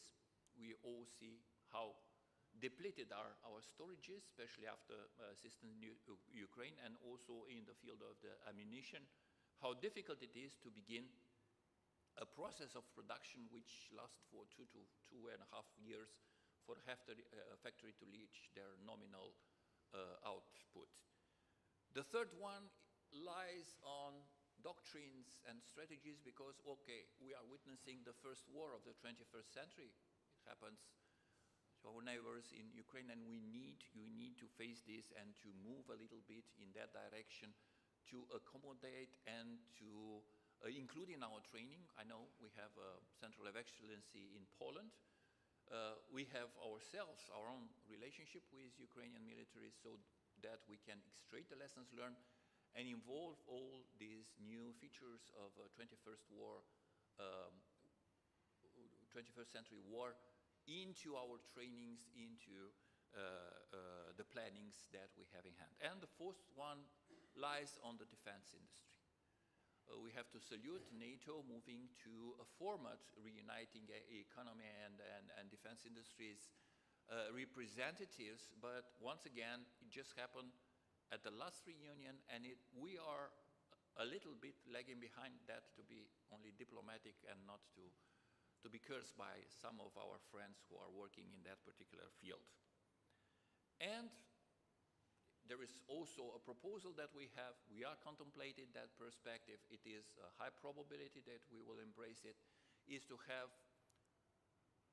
an intermediary situation between peace and war, which is vigilance. Once we have a war in our neighborhood, and we like it or not, Crimea being now held by Russia, we are de facto neighboring the conflict, not talking about the flooding of war debris, but also war consequences. Also outside of the Ukrainian states, drones in Republic of Moldova, but we also had in Romania, and somebody showed me a report, 13,600 foreign pieces of debris in the Black Sea that were crossing somehow economic exclusive zone and territorial waters of Romania. Now, vigilance will mean that we have to be in halfway with the preparation to a stage of war. We can't begin preparing for the war once the stage of and situation of war is declared. We need an intermediary stage to prepare and to launch all the processes that need to achieve at the end of the day, at the possible moment of a launch of a war, especially long-term, high-intensity, full-scale war, to be prepared to face it. So we need time, and we need an intermediary stage that we are proposing to be observed. My second point goes in discussing the new forward defense. We all know about forward defense, but more and more we have seen in a number of doctrines of numerous states the idea of having a forward defense outside of the territory of the country, in front of the territory of a country, be it in the wider sea, be it in a territorial country that consents to acknowledge and to agree on the defense in also including their territory. It happens nowadays, it can be considered, it happens, yes, sure, first and foremost for the insular states, but also we have seen this happening in the Australian, for instance, doctrine, outside of the territory defending allied country, insular countries in the Pacific, assumed by Australia. So this is a way that we can imagine to meet actually the aim or the level of ambition of the final declaration of NATO summit, which says not an inch of the territory should be taken or should be threatened by an enemy. So if you can stage defense outside of or in front of your territory, it is possible to have time and to pass also the world. It also goes with the deterrence. If your enemy knows that if there are certain level of capabilities and troops outside of your territory but threatening your territory, you are going to consider that that is a threat and try to eliminate outside, in front of your territory.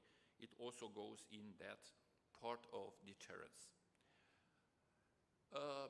That is a concept that we've launched. There are already articles with all the references into that, but I can tell you that we studied something like 15 or 20 doctrines, military doctrines, and laws discussing forward defense in several states, and we can root this very hard, at least theoretically, into what is happening nowadays and happen even in the future. My third point is about lessons learned from Ukraine. For sure, we would need a full conference, if not a full week or a full month of conferences to take all the lessons learned. There is a full process going on in that direction. But I only retain 3 of them, praising actually what are the differences that we can foresee in what is related to Ukrainian as a state, to Ukraine as a society, a democratic society, with a vivid presence, with volunteers of a number being involved into the defense of their country.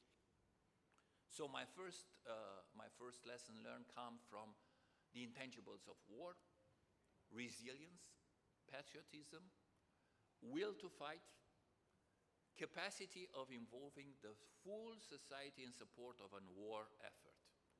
It's not easy. We will be in a week into the first 1,000 days since the inception of this war of aggression, and the war fatigue is manifesting also in Ukraine. We have to be very aware of this, but that level of resilience, of societal resilience that Ukraine proved, is a vivid example and a lesson learned for us, for all of us, for all democratic Western societies.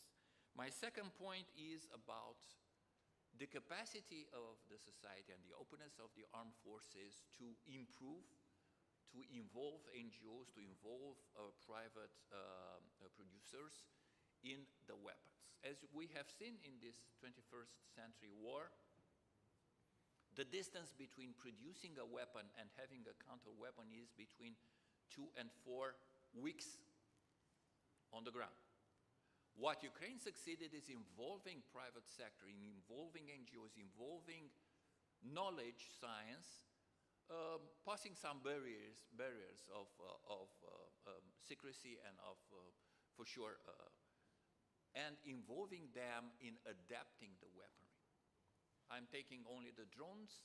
They are produced, they are tested, they come back, and there's a full production of that type of particular drone, which is resistant and resilience to, I don't know, electronic warfare or to types of countermeasures, goes on the field, is used between 2 and 4 weeks, and we already see the counter weapon. And this comes back to be redrafted and re-put in the same cycle.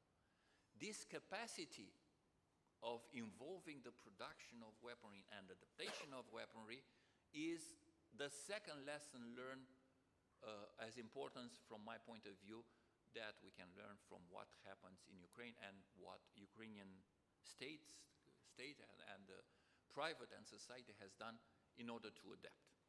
And I have my third point, which bears a name, Zelensky. It is about strategic communication. It is very important, and we all know how much and how important is a leader that knows how to communicate, that has a director, that has a scenarist writing and preparing, and who is by formation an actor and can do that. These daily appearances of Ukrainian president are actually the key to the success of Ukraine in the informational warfare. And we have to learn from the way that the strategic communication has been developed in Ukraine. I think, from my point of view, that's the third lesson that we can learn from Ukraine. That being said, sure, I'm opening for question, and for sure the debates are far wider. Thank you very much. Thank you. Thank you, Professor Kifu. Well, when it comes to prophylaxis, when it comes to preparedness, probably it is wise to be active, and you know how the Romans said, like in the 5th century or something like this, si vis pacem para bellum. So if we want to have a peace, we should definitely prepare for war. And this is also some sort of euphemism when it comes to deterrence. Thank you also for the insightful ideas related to the lesson learned. And probably Madam COJOCARU later will also share with us a few ideas related to this topic. Now, I will also move forward with Mr. Sergei Konopliov, visiting lecturer at the Harvard Kennedy School of Government. Please, Mr. Konopliov. Thank you so much. This is my new title. Before that, for the last 20 years, I was director of the Black Sea Security Program. And I know this room pretty well. We've done so many events here. And my first event here was in 2002 with Secretary of State, with Minister of Apparere, National Apparere, who was Georgi Mayer at that time, very young as me. Yeah. So the point I want to make that Romania and Black Sea is very close. When you say Romania, it's the Black Sea. I will develop a little bit this point a little bit later, but I say that if you take conferences on the Black Sea per capita, and I've attended probably hundreds of them, Romania would be the leader. Only Mr. Kifu probably hosts more events on Black Sea security than all other countries altogether in a year. I don't know. And he still have time to write books. So I'm very envious. Speaking about Romania, I will be biased. I cannot say anything negative about Romania, only positive, because soția mea este româncă. And of course, you understand, I cannot tell any jokes about Romanian and Moldovans too. Big no. And last month, my son also got his bulletin de identitate de cetățenie română. So like many Romanians around me, that shows the importance of Romania and Ukrainians. I'm Ukrainian by birth. So this is personal. Another personal thing which I would like to add, because I take what happens not only in Ukraine but in Black Sea very personal, as Madam Secretary of State mentioned about refugees. The family of my sister was refugees here in February. Actually, it was in March already of 2022. So I traveled to Romania many times to help them, and they were staged here. And it was very important for them to be here, especially that many Romanians were from Moldovan origin, and they could provide them help in Russian language, which was very important at the time because it was very confusing for many people not knowing the language and going to different countries. So thank you again for Romania. Romania made a big contribution in helping the refugees and doing it right now. We were talking about history, and I congratulate you with 165th anniversary of the General Staff. This is important, which shows me how good it is to have this memory of many centuries of institutions. Ukraine doesn't have them. Ukraine appeared as a sovereign country only in 1990, after the demise of the Soviet Union. It was a little bit of Ukraine governments in 1918, but it was only for several weeks. So unfortunately, we cannot say that we have such a glorious history as Romania has.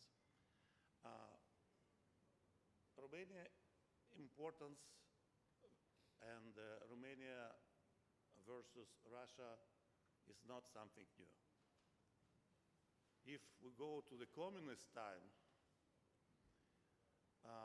Romania knew that the danger comes mostly from the Soviet Union, even being part of the Warsaw Pact, rather from the West.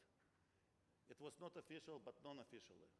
And some people probably remember, at least from the history, the invasion of the Warsaw Pact of Soviet Union in Czechoslovakia in 1968, and Romania said no. They decided not to participate in that because they understand clearly that the danger will come there. I will not go back to history, you know it's much better. That's why I would like to make a point that Romania knows what danger is. Romania knows where the enemy is, and Romania knows the importance of collective security. One of the lessons of Ukraine will go a little bit later, that you cannot defend yourself alone. Absolutely. Even with the all might of NATO and all the support of European Union and the United States, you cannot do it. You need to have collective security, period. This is the main lesson of that. Romania has good geographic position. Besides political and military position, it's also geographical position. Even going to using the Danube for the projection of force is important. Romania has 3 US military bases, which is important too, and Romania wants to have, like, I think it's like about 4,000 US personnel is on the ground, and Romania even offered to have the full brigade of on it. So it's really important because Romania is also not safe. Romania is not safe because Russia might do something like hybrid, which I think it might do later. If they say, we think that the F-16s, if they are in a Romanian base, are legitimate target, and we could hit planes on Romanian soil, not Romanian, but American planes. You never know what might happen at that time. It would be Article 5 to be invoked or not, but collective security is important. I came to United States in 1997, and I worked closely with both Ukrainian and Romanian embassy. Mr. Joanna was ambassador at that time, and he was told ambassador of NATO. You can go and say, Mr. Ambassador, what is the weather in Romania? And say, Romania should be part of NATO. So every time you ask any question to him, he was talking about how important for Romania to be in NATO. Romania was not part of the first wave of NATO expansion, and I think that was one of the biggest mistakes. But personally, I was writing about NATO at that time when I was a student, and 3 countries received the Czechoslovakia, Hungary, and Poland, but Romania was prepared and didn't get it. According to the United States right now, there are only 2 big pillars in Eastern Europe. Poland is one of the Baltic states, and Romania is on the Black Sea. So the importance of Romania is paramount. Even if you go to the defense strategy of Romania, it says that Black Sea is of paramount interest, paramount strategic interest. Defense strategy identifies. It was very difficult to identify Black Sea as a region, and the first conferences which we all had, and many of you were present and participated, were debated. Is it a region or not? We still don't know, because it becomes a region when it's part of the bureaucratic paperwork of European Union or State Department. If it's not, it doesn't exist. So it was very difficult to identify that as a region and have an identity. There was a group of German Marshall Fund which were very active trying to promote the Black Sea regionalism on most of the margins on the NATO summits. And I think they succeeded a little bit. One of the mistakes which NATO made, well, it's very easy to talk about mistakes right now. Let's say one of the unfortunate things that was made during the summit in Bucharest in 2008 is to say that Ukraine and Georgia will be members. That enraged President, that gave President Putin time to, to prepare and do everything to make sure that those 2 countries would not be part of NATO. And we will see, as we can see, he continues doing what he promised.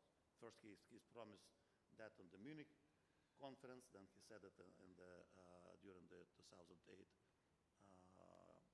NATO summit. And that, by the way, that time he first said, we in the United States will protect our citizens, no matter where they are. And we have so many of them in Crimea and Donbass. And if necessary, we will protect them. So that became absolutely truth.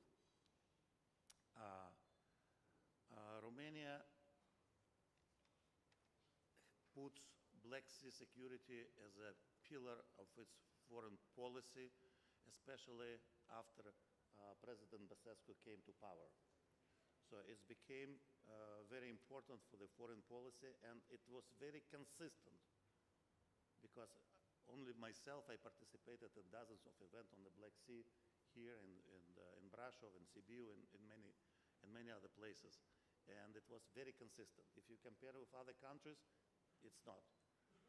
Turkey and Russia, they consider Black Sea like their lakes, their seas, and they don't let Romania to take a leading role, despite all these efforts. I remember, I think in 2015, there was a Black Sea Forum, which was organized by the administration of the president at that time. And that was a good step forward to promote de facto the leading role of Romania in the Black Sea. But it was mostly blocked by Russia and by Turks, who said, oh, we have Black Sea 4, we have Black Sea Harmony, we have BSEC, so we have everything, we don't need another leader, it's ours. We don't know what will happen after the war will end. It will end definitely, and the role of Turkey versus Black Sea might become even bigger than now. Lessons learned, first of all, as I mentioned, the collective security, only collective security. Weapons, yes. First, it was not the Minister of Foreign Affairs of Ukraine, but it was Churchill, who said during the war, give us weapons, weapons, and weapons, but it was correctly repeated by the Minister of Foreign Affairs of Ukraine, and I said, like, weapons and ammunition. Ammunition is also important, because if you have weapons and you don't have ammunition, you cannot buy, even in North Korea, they don't have that much. Another lesson is that there should be some reforms in the voting, both in EU and NATO. This is my absolutely personal opinion. I don't represent anyone. I think that the unanimous voting is obsolete. In NATO, you have more countries right now that you can count, and if I ask someone how many countries, I probably will not get a correct answer immediately. Even I don't remember how many countries right now with Finland and Sweden. And as you can see, like, one vote can block everything. I'm talking about maybe like Hungary, maybe Slovenia, some sort of Slovakia. So maybe the majority vote could be something new, which NATO could think. The Washington Treaty, which is like the bylaws of NATO, was in, I think, in 1948. At that time, it was on the military attack. Like, if you read Article 5, there are many articles no less important, but if you read, it's like a military attack. So, like, what if a drone lands in Moldova? It's a military attack or not a military attack? If you disconnect all the electricity of the country, it's a military attack or not?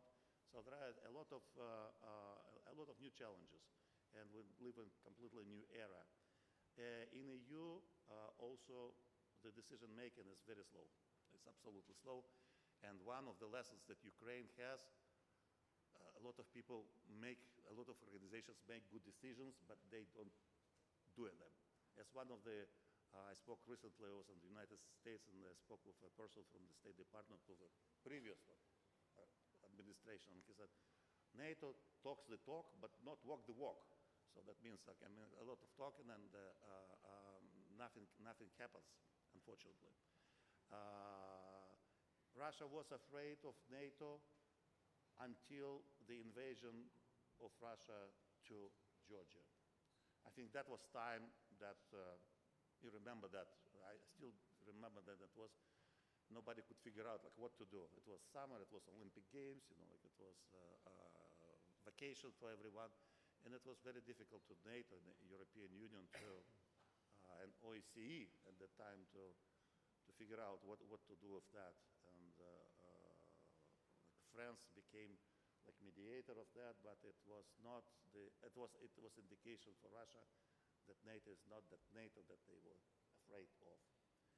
So again, only together, and together means like concrete means, not talking the collective security could be assured in the area of the Black Sea. Thank you so much for your attention. Thank you, Mr. Konopliov. Thank you for showcasing, I would say, Romania's instrumental role in the regional security. I also took notes of the threats that you think we are facing, that are looming against Romania and against our allies and partners here in this region.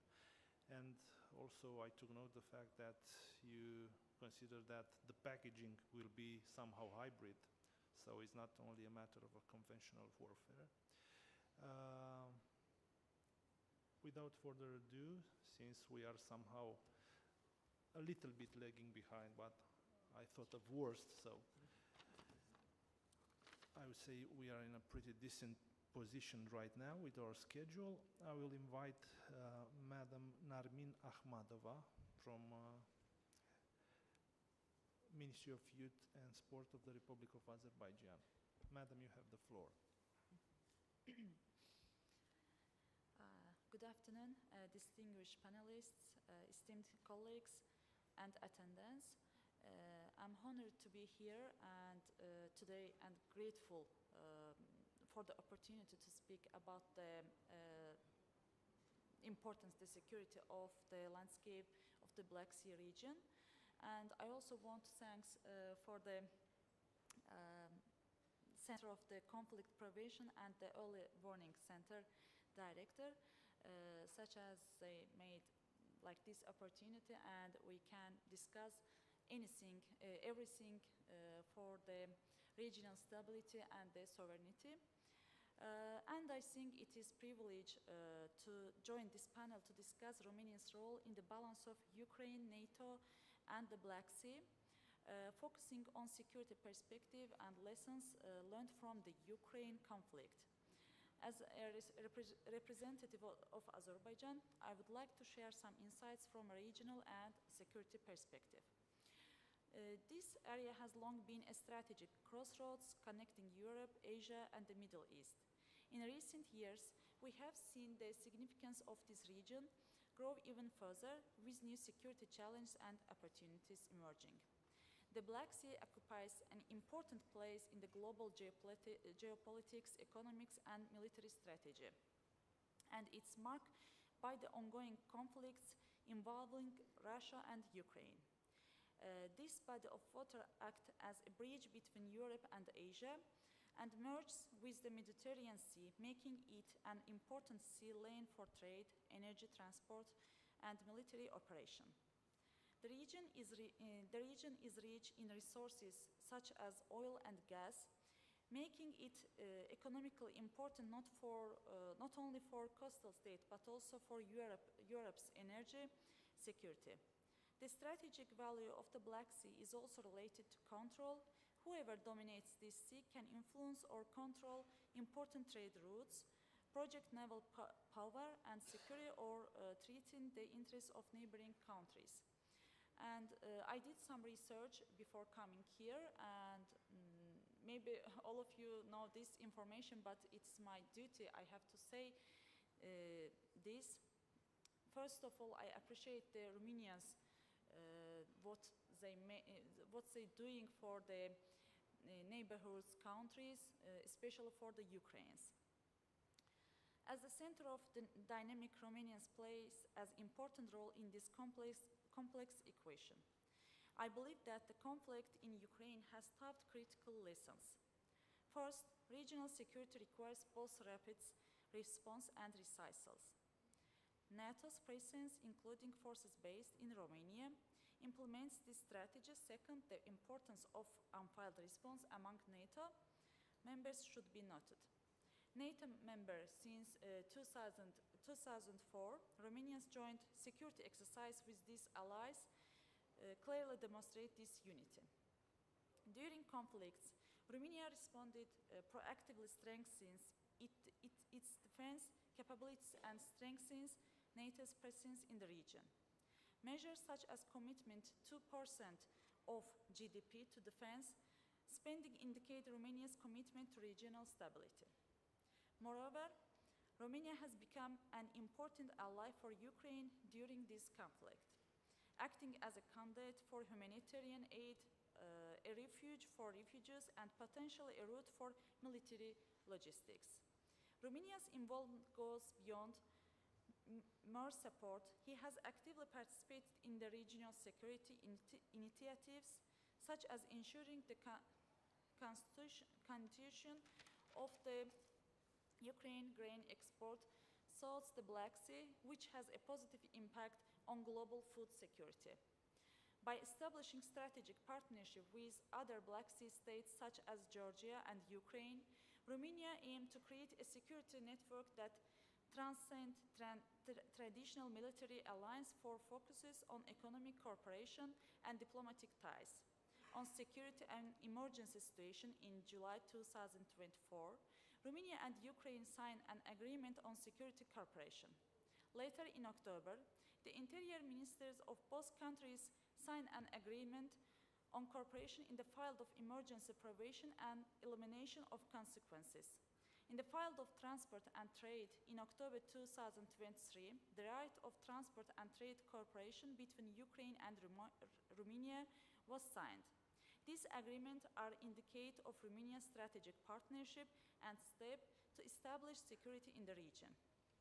Finally, energy independence remains a priority. Romania is developing gas and energy infrastructure to reduce dependence on any country energy while contributing to regional security. And in Azerbaijan, we are aware of the importance of a stable Black Sea region. Azerbaijan, despite being geographically distant from the Black Sea, holds a significant position in the broader security context due to its strategic location on the Caspian Sea and its role in energy geopolitics. Azerbaijan is a key supplier of oil and natural gas to Europe, and the Black Sea routes play a vital role in this energy flow. The country's involvement in European energy security through the Southern Gas Corridor, including pipelines in the Trans-Anatolian Natural Gas Pipeline and Trans-Adriatic Pipeline, directly impact the Black Sea region by providing alternative energy routes to Europe. Any instability in this region could disturb supply chain, impacting on not only our economy but also our energy security of Europe.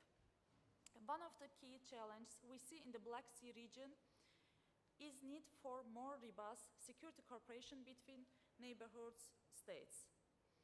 Trust-building measures are essential to mitigate misunderstanding and prevent conflicts. We need to foster transparent communication and establish platforms where nations can openly discuss their concern. This is why Azerbaijan has been working on enhancing its diplomatic ties with various countries in the region, encouraging open dialogue and the peaceful resolution of disputes. Furthermore, I believe that non-state actors and hybrid threats are becoming increasingly relevant in this region. Cybersecurity, disinformation campaign, and other for the non-traditional threats are now as significant as conventional military risks. These challenges require not only national-level responses but also coordinated. For example, Azerbaijan has been investing in the strengths cybersecurity infrastructure and developing skills and tools to counter disinformation. We believe these measures contribute to the overall stability of the region and serve as a model for how nations can address hybrid threats. In addition, the role of international organizations such as NATO and the European Union can be overlooked. These organizations play a crucial role in supporting stability and providing a framework for cooperation among countries with different backgrounds and interests. Azerbaijan has a long-standing partnership with NATO and values the cooperation we have developed over the years. We believe that this partnership, alongside our engagement with other international organizations allow us to contribute positively to the security of the Black Sea region. Lastly, I would like to highlight the importance of economic cooperation in promoting stability. Strong economic ties can act as a buffer against conflict, creating mutual dependence that discourage aggressions. Azerbaijan has been actively participating in regional projects that enhance connectivity, such as Southern Gas Corridor, which strengthens Europe's energy security. By investing in infrastructure, energy, and trade routes, we aim to build a region where economic ties can support peace and stability. To conclude, I believe that maintaining security in the Black Sea region requires a multi-phased approach involving traditional security measures, robust diplomatic engagement, and economic cooperation. Azerbaijan is committed to working with our neighbors and international partners to foster stability and prosperity for all. I'm confident that with continued dialogue and collaboration, we can address the challenges we face and build a safer future for the region. Thank you, and maybe my speech is too long, that is why. Vă mulțumesc pentru atenție.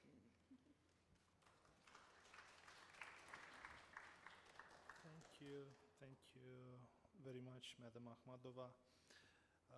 Well, long story short, it is utterly true that Azerbaijan can play an important role in tackling the dependence on Russian hydrocarbons. So I would say this is a very, as you know, sensitive topic for Europeans, and I couldn't see a more suitable or wise approach for Azerbaijan in order to consolidate its relations with Europe, and Romania also was on this path.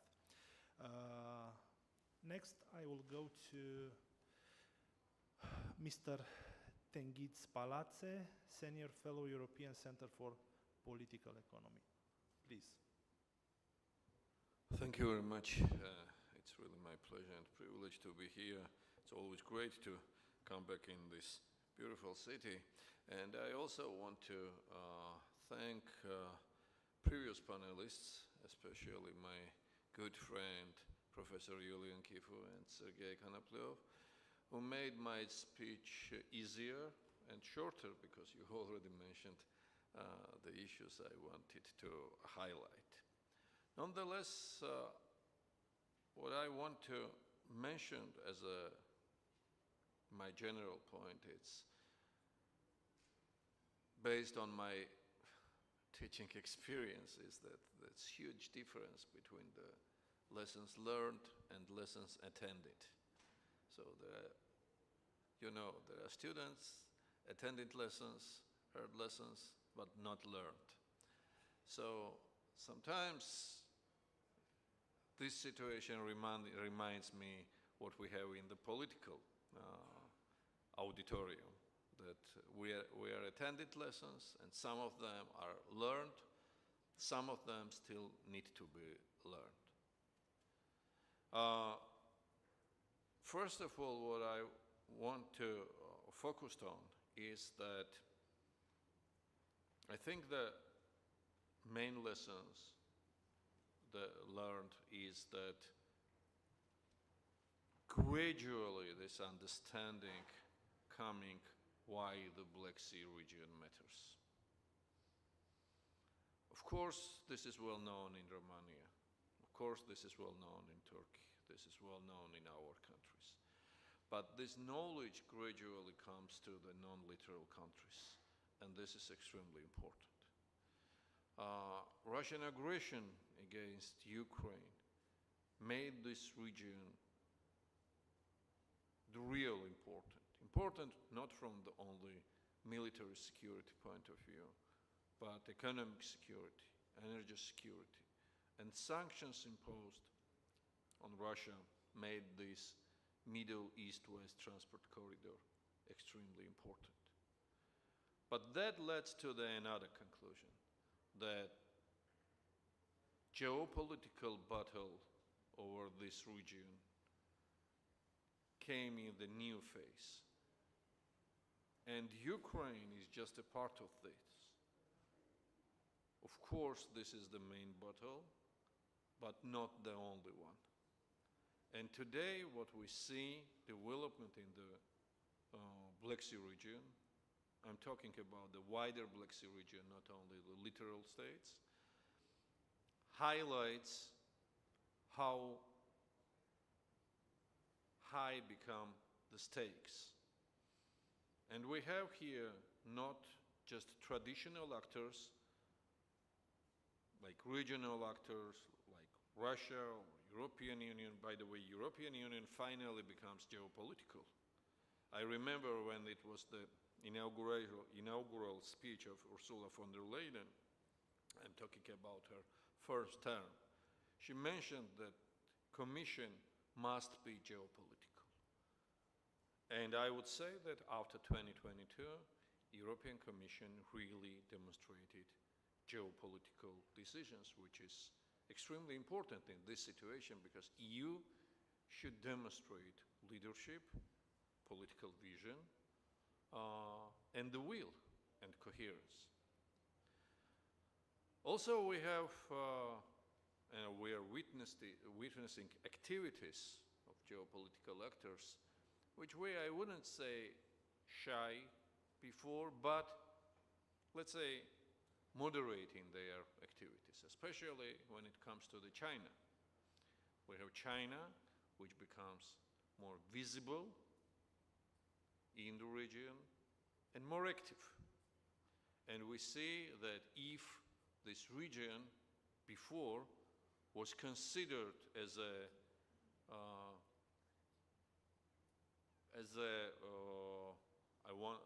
I don't want to say battleground, but as kind of contradiction between the EU and Russia, now we see the engagement of other actors, China. And you know that Azerbaijan already applied to become member of BRICS. It's not just the EU and Russia lead blocs. It's a BRICS. Turkey, member of NATO, also demonstrated its will to join BRICS. And so process is becoming even more complicated, more interesting. And we see that how much situation in the Black Sea affects not only European security, but the Eastern countries, Oriental countries' security, as well as we see how development in the Oriental countries affects on the Black Sea security. Another conclusion, lesson, at least attended, but I don't know how much it learned, is that we still try to cope contemporary problems with the old institutions. So sometimes it's, for me, similar to take new model of Tesla car in the 20th century's old car service. Russian aggression against Ukraine, occupation of territories of Georgia, Karabakh, Transnistria, all those conflicts demonstrates how much international institutions are incapable to solve and prevent conflicts. This is extremely important to understand, and not just understand and take this for information, but to realize, because those institutions need the real modernization. Otherwise, the only solution for the conflicts will be battleground. This is extremely important to understand and start real discussion, because on the one hand, we have UN, we have OSCE, we have other institutions, but end of the day, they are incapable. Even more, today we are talking about as aggressor about the country which is one of the founder and permanent member of the United Nations. So the country which must be, by definition, guarantor of the international law, that's number one violator of the international law. So that's why it's extremely important to understand what the modern challenges are about, We often are talking about the hybrid war, but not just only war is hybrid. 21st century is hybrid. So we are in hybrid era, and we will be in the hybrid era. And it's impossible to manage hybrid era with the institutions of the 20th century, unless you modernize that. Another point is how much sense of warfare has been changed. And it's not only conventional war. It's not just informational operation. It's not just psychological operations. What we are witnessing is a cognitive war. Cognitive warfare, which is extension of the informational warfare, which is not about just what people think, but the way how they are thinking. And day-to-day basis, we see operations directed and targeted to people's mind. And I wouldn't say that contemporary security architecture of Europe is ready and capable for such kind of problems.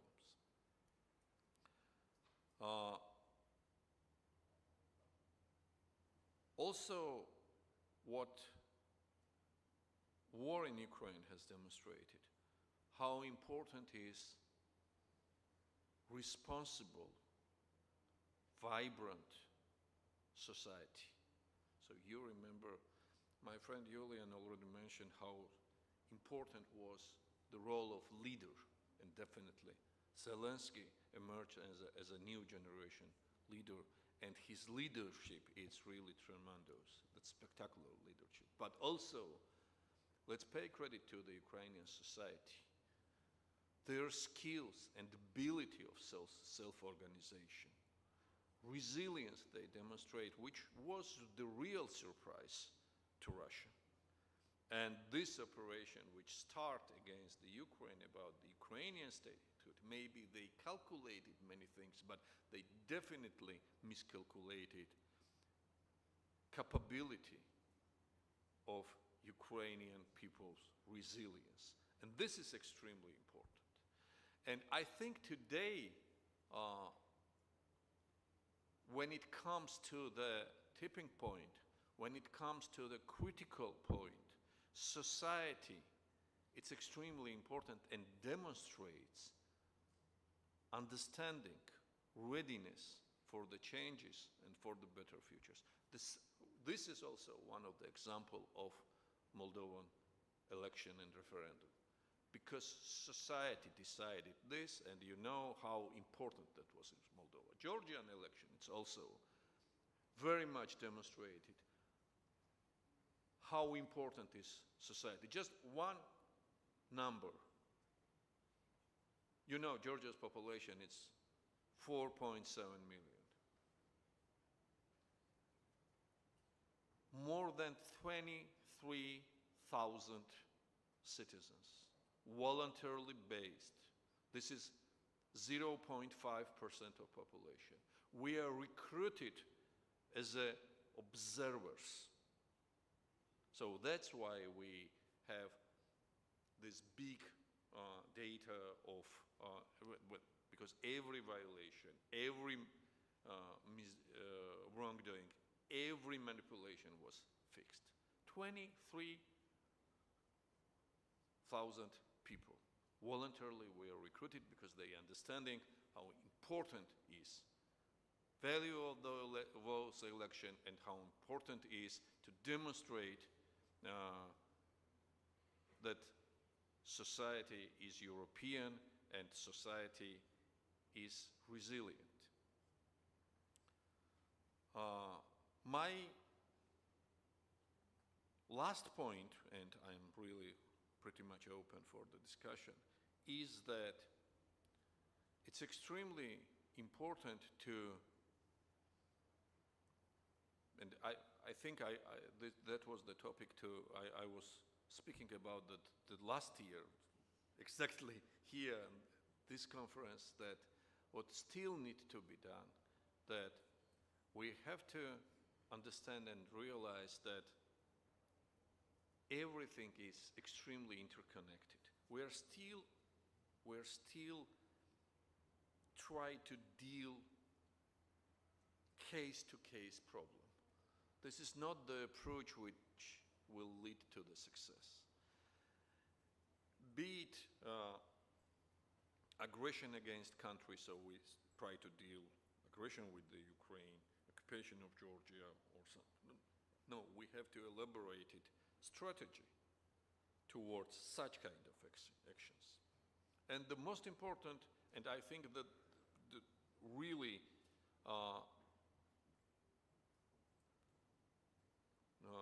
the most important psychological lesson is that countering Russia is possible.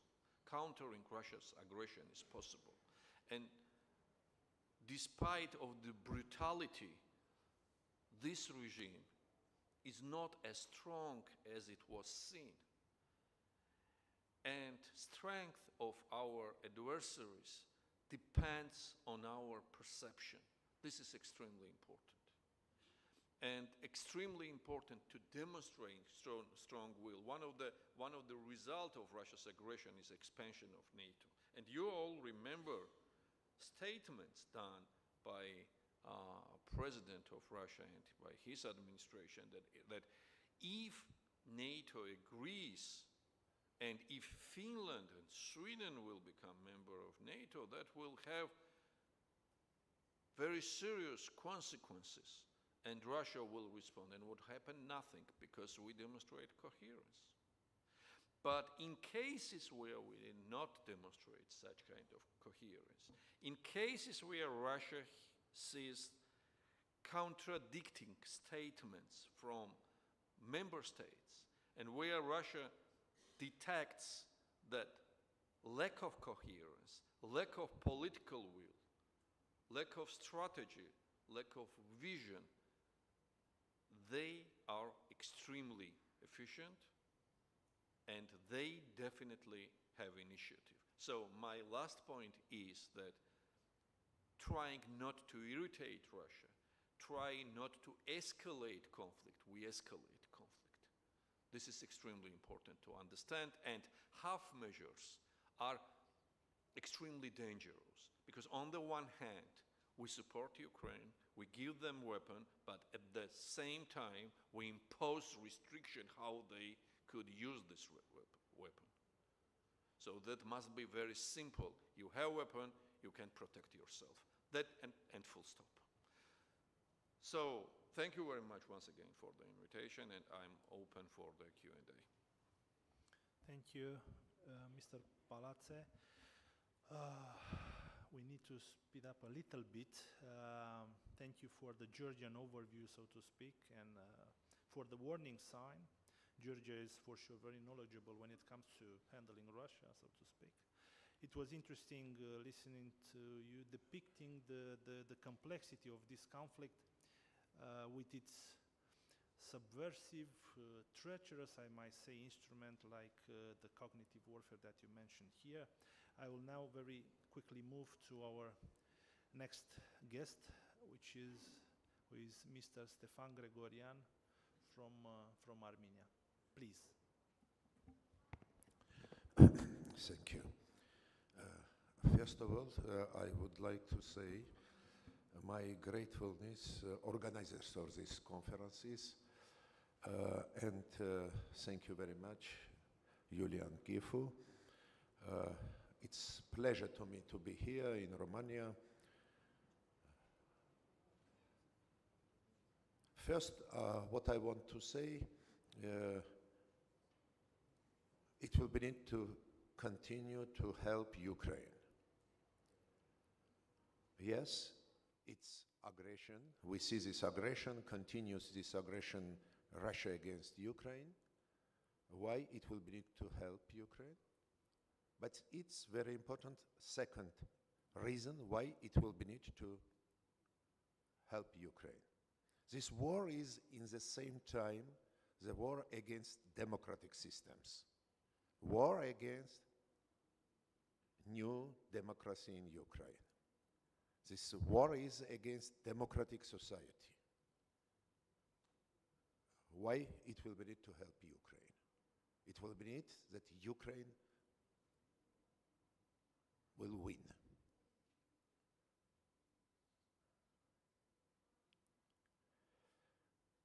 Russia is a threat to our countries, South Caucasus countries, and first of all to Armenia. What's the tools use Russia in Armenia? Disinformation, fakes, propaganda, so destabilization instruments, tools. And uses Russia very active disagreements with Azerbaijan in different issues. Why? Why? Our government did resolution, you know about this, maybe listened about this, frozen our participant in CSTO, exclude Russia in the negotiation process with Azerbaijan. Russia is not now mediator in Armenia-Azerbaijan process. Why we see some positive tendencies in Armenian and Azerbaijanian track. Today's format is bilateral. We see negotiation process with between Armenia and Azerbaijan. Sometimes helps us EU, USA. You remember New York meeting between Armenia, Azerbaijan, and USA Minister of Foreign Affairs. You saw this. EU and USA help us, facilitate, maybe mediate sometimes, help us, but main format is bilateral format. What's the result we have today? Armenia with Azerbaijan in this year signed 2 protocols in context of demarcation, delimitation. In August 30, we signed agreement with Azerbaijan, how we will continue demarcation, delimitation. You understand how important this issue is, how sensitive, important to have more peace situation in a border, Armenian-Azerbaijanian. Fixed Almaty Declaration and other nuances. I don't want to bring you deeply this. And both sides ratified this agreement. We have no diplomatic relations, but we could sign agreement with Azerbaijan. It's positive. No continuous negotiation process in the framework of peace agreement. Some obstacles arises, some positive tendencies, some preconditions Armenia listens from Azerbaijan's side. But in any case, we see some positive tendencies. It is very important to construct peace in our region. But main key issue is connecting. We withdraw Russia in this negotiation process. About Armenia-EU relations, you know, freedom level in Armenia is very high. You can investigate, see, read the different international organization reports. We have high level of freedoms in Armenia. It's very positive. Continuous reforms with many problems, but in any case, positive tendencies here are.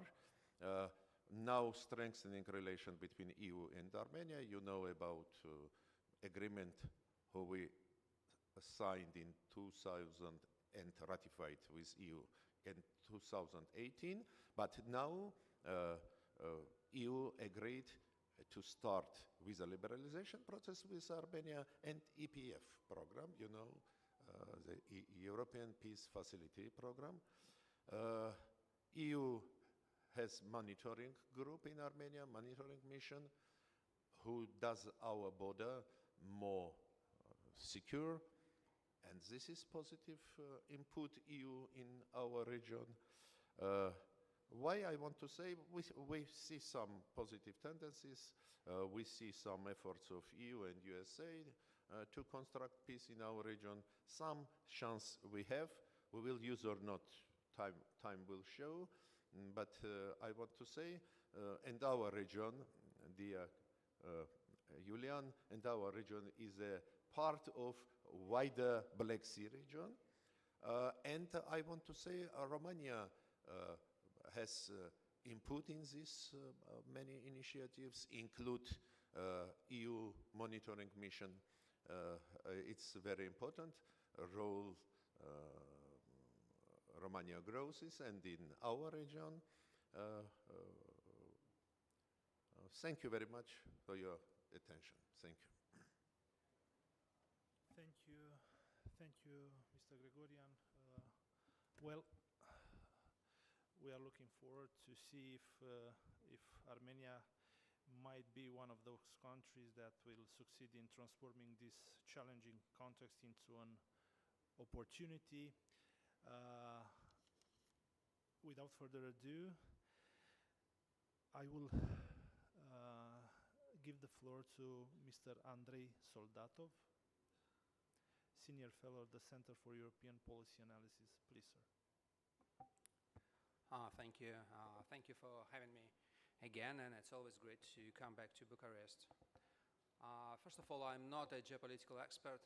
My background, I'm a journalist, and I've been an investigative journalist for more than 25 years, and I've been mostly investigating the activities of the Russian security and intelligence agencies, first in Moscow, and for the last 4 years in exile in London.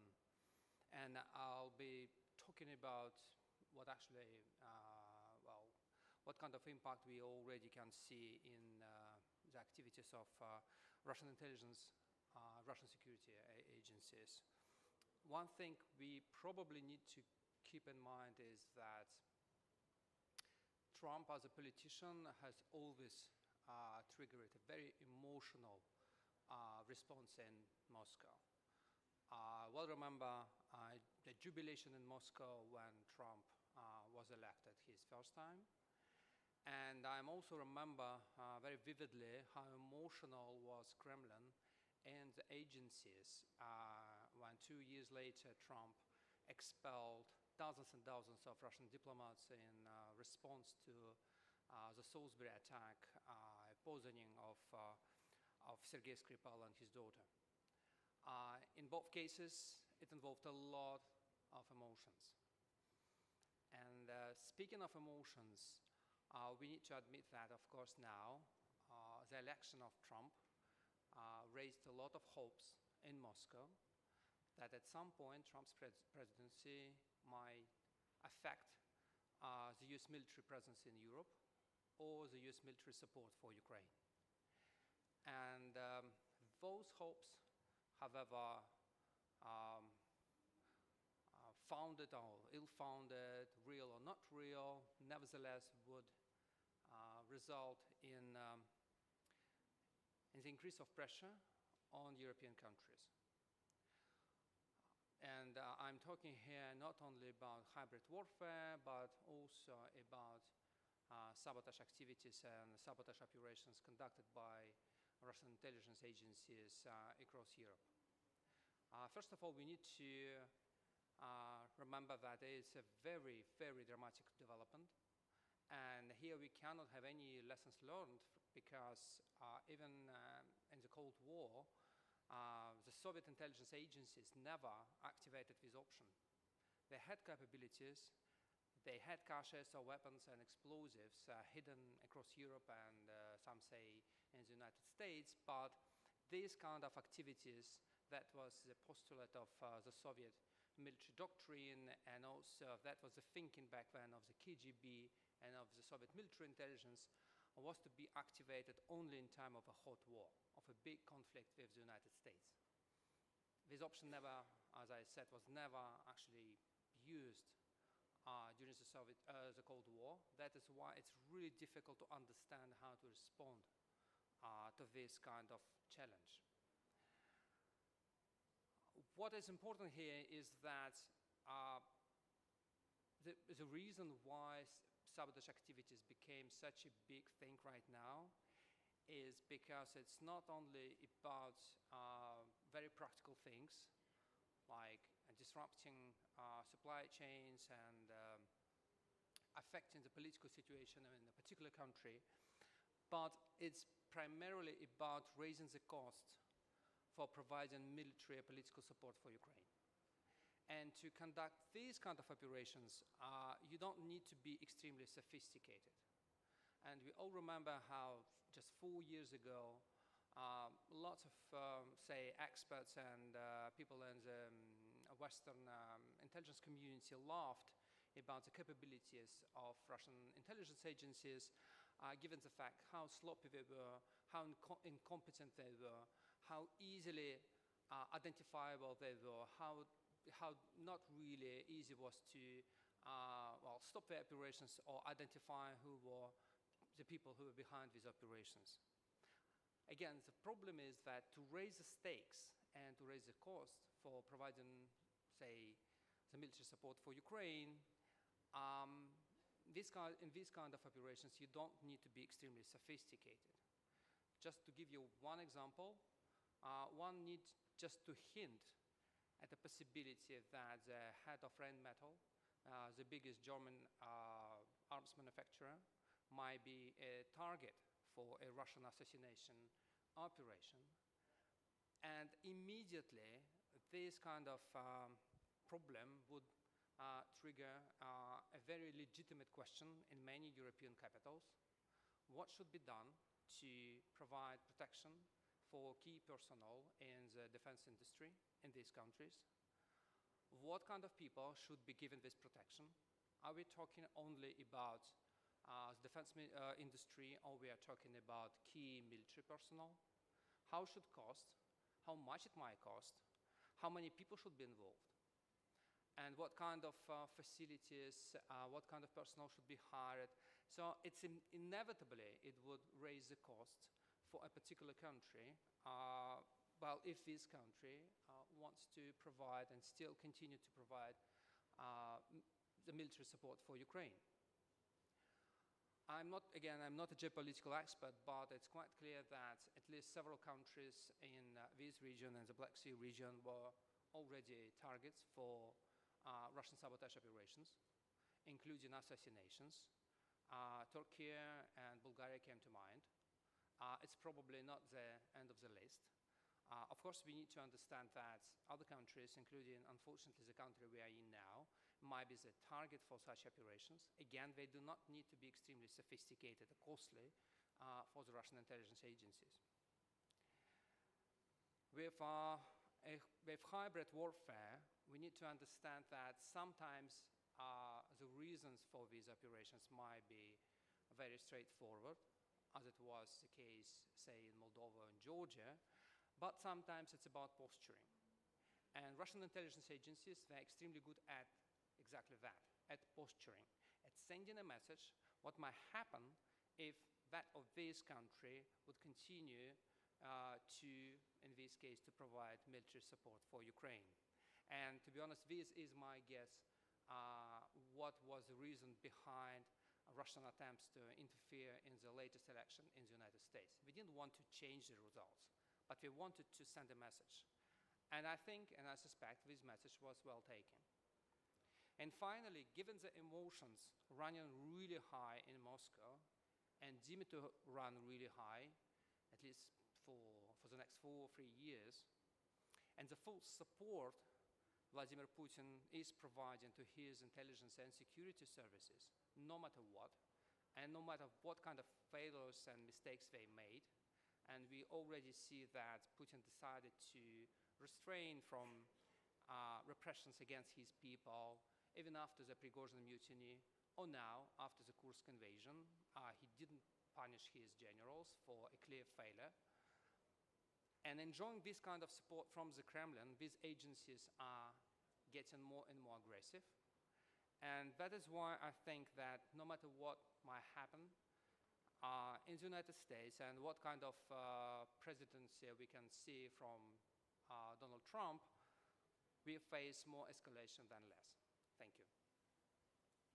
Thank you very much Mr. Soldatov, for the insightful perspective, I would say, in this less visible war waged in the realm of intelligence agencies. I'm also happy that you also addressed briefly, at least, the elephant in the room, which is the comeback of Donald Trump to the White House. Thank you very much. And now I will give the floor to Mr. Greg Simons, Associate Professor at Turkiye University, Latvia. Please. Okay, so I'm brought in last. So I guess it's my job to kick the hornet's nest. Now, although I would have several people here, such as Julian and Daniel, who would say that I'm just a diplomatic saint and incapable of such. So let's take it from a different perspective. A lot of what has been said so far has this kind of constructivist, liberal kind of construction. You're talking about identity, culture, values, these kinds of things, or this ideology, that ideology. I don't find that particularly useful in this context. I think something more reliable to understand, because, okay, you use these things to get your perspective. This is my perspective, I'm projecting it. But if you're to actually solve something or resolve something, you need both perspectives. Not only what our side thinks, but also the other side, and to somehow understand that. So, I mean, from a realist perspective, we're talking about power, we're talking about influence. The world is a chaotic and dangerous place. So what do you get out of this in this particular context? So if we're looking at the very basic things around the Black Sea, I mean, you have the one side which is more of a maritime and air power. This is what you're concentrating on. Whereas the other side is more of a continental power, that it projects its influence and power through land rather than through naval or air forces. And both sides use knowledge and information to support these. And I mean, we've been talking about some of these informational aspects already. So, I mean, if we're looking at the mess which is confronting us at the moment, I mean, it can be said that the current, shall we say, inclination is unsustainable. Well, it's not sustainable. It's coming to an end in some regards, but this end creates a rather, if we're to put it diplomatically, interesting new beginning possibility. And so how this is going to be resolved. I mean, there is the talk about, okay, we need to arm up, we need to train up people, etc., etc. But I mean, to do that, you need to have an economy which is functional. And if we look, I mean, what's Germany looking like now? I mean, if we're talking about this, and if we're talking about NATO, I mean, you have these delusional, I think, if I'm not wrong, it was Macron and Starmer who were discussing, well, how do we kick United States out of NATO if Trump gets elected? Okay, so what would be left of NATO without? So, I mean, these are quite interesting fantasies in their own little realm. And one other thing which is not really considered, I mean, when we're talking about this rules-based order, this Western world, I mean, this is not a very significant portion of the global population. If we're looking at the non-Western world, they have a very different understanding what's going on. They don't see Ukraine as a battle between autocracy and democracy. They see it as these white guys fighting out some kind of colonial war, the same kinds of ones who were ruling them for decades, if not centuries. Not their war, not their problem. And I mean, this is something which you can't convey if you're using these terms of constructivism or liberalism. It's a completely different realm. And also, while they're looking at the rest of the world, what's happening in Ukraine, and listening to the rhetoric, watching the actions from the collective West, and then they look what's happening in Gaza, what's happening in Lebanon, and they say, wait one moment, these two wars are not equal. And I mean, a lot of the world is lost because it's all this posturing, it's all this, massive cognitive dissonance, what we're saying and what is being done. This is nothing to do with rules-based order, it's to do with realism, geopolitics, power and influence, not these other things, which is why you're getting these constellation of BRICS, which is growing constantly. It's seeking a way out from this. Of course, this has a lot of implications, especially for Black Sea region, and the powers around that. I mean, as has been noted, I mean, Turkey, okay, part of NATO, periodically different threats to kick it out of NATO because it wants to still continue to do something with Russia. But at the same time it's dealing with Russia, it's fighting Russia in Libya, Syria, and it's cooperating with Ukraine. So you've got these very much more complicated things than can be understood by these means.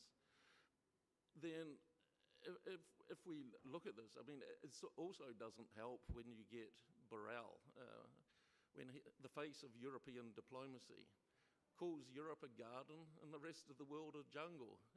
And the jungle sees what is happening in the garden and says, no, thank you. We'll stay where we are. So there are a lot of problems that need to be dealt with and a lot of home truths that need to be told. And I think, I mean, Natchez would be disappointed if I did not bring up the Trump issue as well. So if we look at this, I mean, we can see that Democrats were largely driving this conflict in Ukraine. This, although it was bipartisan, and one can even say that Trump even had something to do with it in the beginning because he was the one who started arming Ukraine. So yeah, like Andre said, I mean, it's not an easy one. But here's the problem, because the war in Ukraine is obviously going in a clear direction. I mean, this is, you have historical examples in the past when the beginning of the end is becoming apparent. And if we look at what is happening now, I mean, one of the main political points which was keeping the Ukraine war going was the Democrats were going into a presidential election.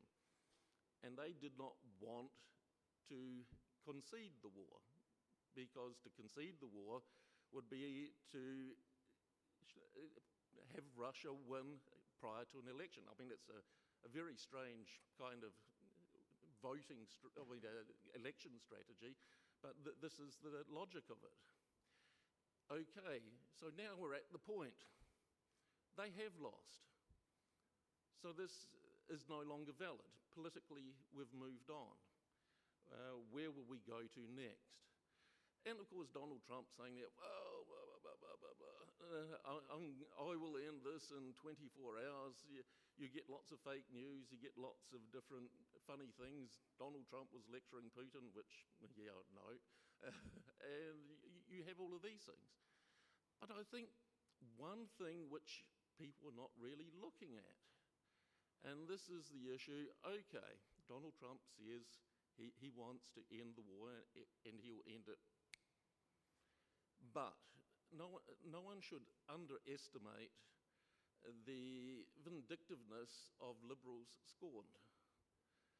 So the Democrats have lost. What is the incentive now, if you're to look at the politics? Is it to let Donald Trump claim victory by ending the war? Or will they end the war before January? I mean, it's a possibility. I don't say it's absolutely the case, but this is one particular scenario that might come about. So I will finish on this optimistic note. Thank you, Mr. Simmons. Well, my aim was to avoid a cardiac arrest during your speech, so I fulfilled my objective. Well, we don't have, let's say, taboo perspectives here or approaches, as long as they are strongly argumented. This being said, I think we should have like about 15 minutes for a Q&A session.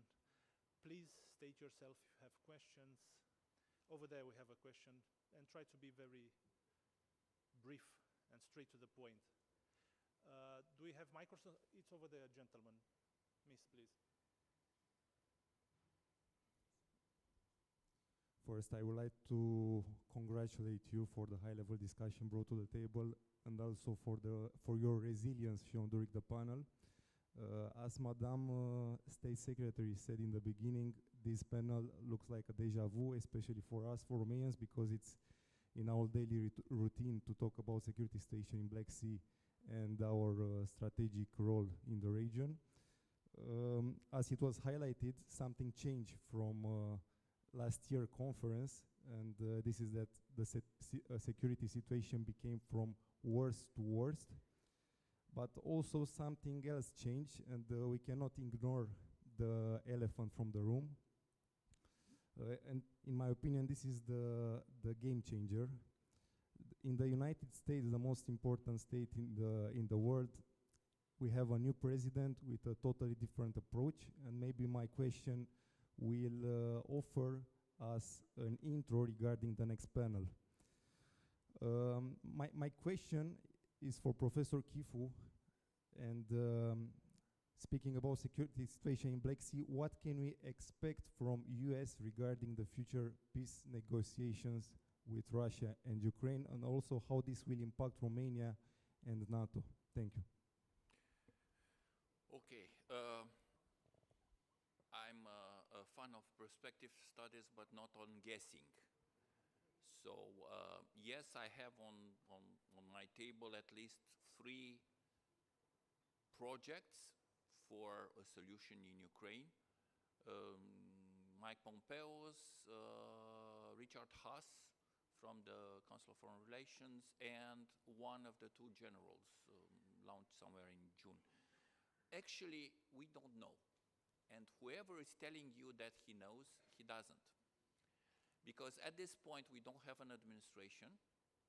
And at this point, we don't know how it will look, because President Trump himself, President-elected Trump himself, doesn't know how he's going to cut the things. And there are some previous things that the new administration should solve before entering into the particular, I don't know, Ukraine, Middle East, or Indo-Pacific, which is how to address the very complicated issues, on what position, on what grounds, with what resources. So I think it is premature.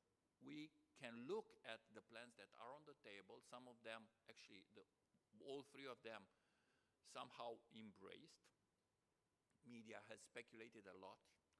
What I can tell you that in neither of the projects that are on the table, we can't see, first, abandoning Ukraine to Russia. So Trump needs a way out with a sustainable and saleable, if you want, solution to the public, and not only to the American public, but also to the world. Because you can't make peace through strength by beginning by throwing Ukraine to the wolves.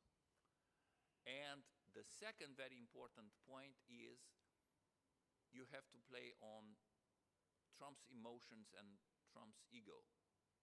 Because actually, at the end of the day, he will be confronted with his plan proposed to two actors, okay, Kyiv Zelensky and Putin's in Kremlin, and he could receive a no from both sides. He can become angry, and his type of reply could be different. Even if at some point, through constraints, through conditioning, through you name it, through offers, because the plans have also the other part of the coin, not only the stick, but also some carrots. Zelensky would accept any type of intermediary deal or ceasefire or with some costs. It's very complicated, even for Zelensky, to sell it to its own population. Look at the figures of the pollings in Ukraine, and you will see that it's very difficult after 3 years, barely, 1,000 days of fight, to say, look, we are going to accept the conditions of Putin. There is no political leader in Ukraine who will ever be able to sell anything close to that to its public. So I think it's too early to call. I think that it is premature and it's speculative. So my proposal to you is to wait and see the evolutions. Yes, we have some names. In the case of the security advisor to the president, yes, it doesn't have to pass via the Congress. But for Chief of Defense, Pentagon, for the Chief of, for the State Secretary, he hasn't been nominated, but you know some names around. For all the other guys in the administration, they have to go in front of the Congress. And I can guarantee you that I know dozens of Republican senators and representatives who will not let somebody who doesn't fit to occupy such positions, even in a Trump administration with a majority in the Senate and maybe also in the Congress, in the representative, in the House. So wait and see, avoid speculations, and I think that we have also to consider that the second, the 2.0 Trump administration and Trump mandate will be different than the first one, and different, if you want, in a good sense, in the sense that Trump's wants for the memory for those who will write about him to really shift and show strengths. And this can't be made by, selling friends and partners to your enemies. Can I add quickly on this point? I will not be that short as you. A couple of things. But please First of try. all, whatever the United States does, it does its own national interests. So forget about they love Ukraine, they support Ukraine, they think it's Ukraine as a model democratic country. They support Ukraine for that, but also, and this is number one, because it's for their national interests. And for their national interest is to weaken Russia, but not to the extent that China could take advantage of that and go into Russia, no matter how, I don't know. Which leads me to point number two. We don't need to sit and wait. We know what will happen, because what happened before in the foreign policy. Asian pivot, we go to Asia. So the war of aggression, of full aggression of Russia to Ukraine, it's a nuisance for the foreign policy of the United States toward Asia. So Trump needs to solve this quickly, to go back to his previous agenda from his previous organization. Go back to China. So if you listen to his speech, he mentioned China several times, and not in positive terms. Thank you. Thank you very much. just a second. Madam COJOCARU is in my debt, so I would like to address her for a couple of minutes the lesson learned as they are seen from an official from Bucharest, please. So, since I spoke more than 2 hours ago, I think it's important to go back a little bit to our primary topic of the panel, lessons learned. And I insisted very much to speak about this since I did not have the opportunity at the beginning. So we are approaching in 3 months the 3 years, the hard, long 3 years for Ukraine. Of course, the lessons learned are many, and I'm taking away with me a couple of important lessons learned from our distinguished fellow panelists' interventions. Yes, they are covering different strands from strategic, from operational, from technological. We could take also some example to focus on the lesson learned if we are looking back, for instance, to the battles of Avdiivka or Bakhmut. But let me say just couple of things in relation with that, and I will start abruptly. One of the lessons learned is that we have to be ready to fight tonight. And this is most important in my view, because we are facing the harsh realities of the modern war. And, you know, Ukraine's effective use of smaller, more agile ships and integration of unmanned aerial systems to target and strike large Russian warships offer also valuable insights. And please recall the sink of Russian warship Moscow, April 2022. So this is a very important example of the agility, adaptability, and flexibility, because we are talking about a highly volatile and fluid environment of this war. And moreover, some of the speakers talked about the cyber domain. This proved to be a very critical domain in the battlefield. And, you know, cyber operations in armed conflict are becoming day by day even more destructive, emphasizing the need for more robust capabilities in this field also. So, to end this intervention, and thank you for the patience for the audience, preparedness, mobility, adaptability in a rapidly changing battlefield. This is what we are working with our allies here in Romania and in the eastern flank.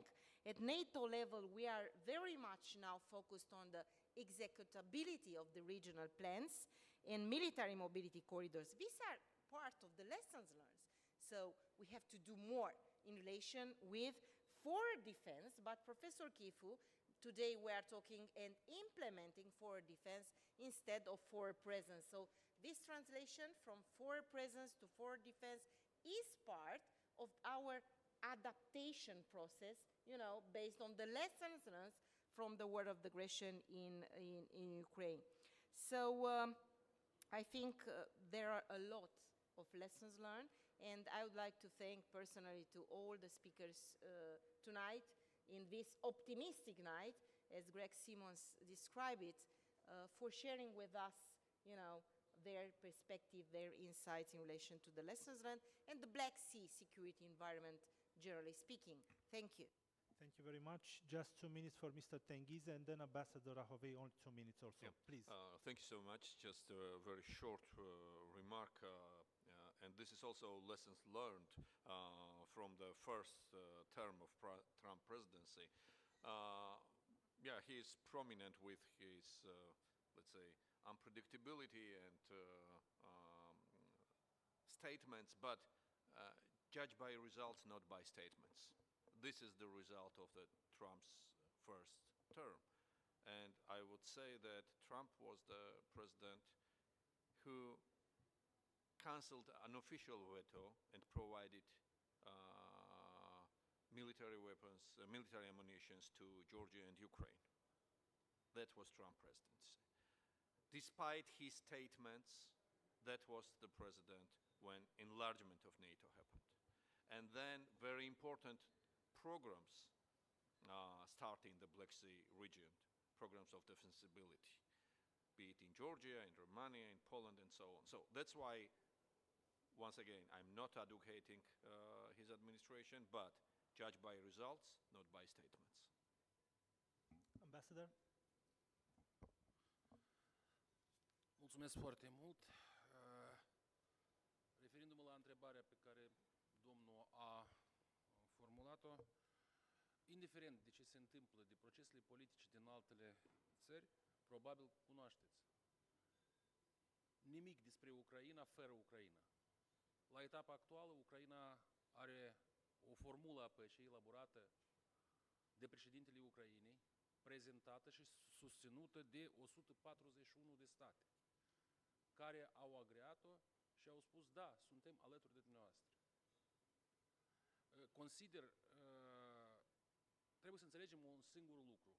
Dumneavoastră vorbiți despre lecții învățate.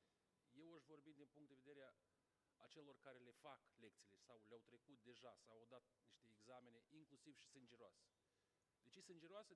Din cauza că mulți zeci de oameni, zeci de mii de oameni mor la noi, varsă sânge, inclusiv pentru ca să fie liniște și aici. Și de ce spun așa? Dacă țineți minte, în retrospectivă, începutul acestei agresiuni, Putin și-a anunțat unele planuri. Inclusiv a cerut de la comunitatea internațională, vestică, întoarcerea la realitățile din 97. Și vreau să vă asigur că nu a fost o declarație simplă. Trebuie să ținem minte acest lucru. O felicit pe doamna secretar de stat care a menționat faptul că trebuie să fim pregătiți. Trebuie să fim, Putin se va opri numai atunci când îl vom opri.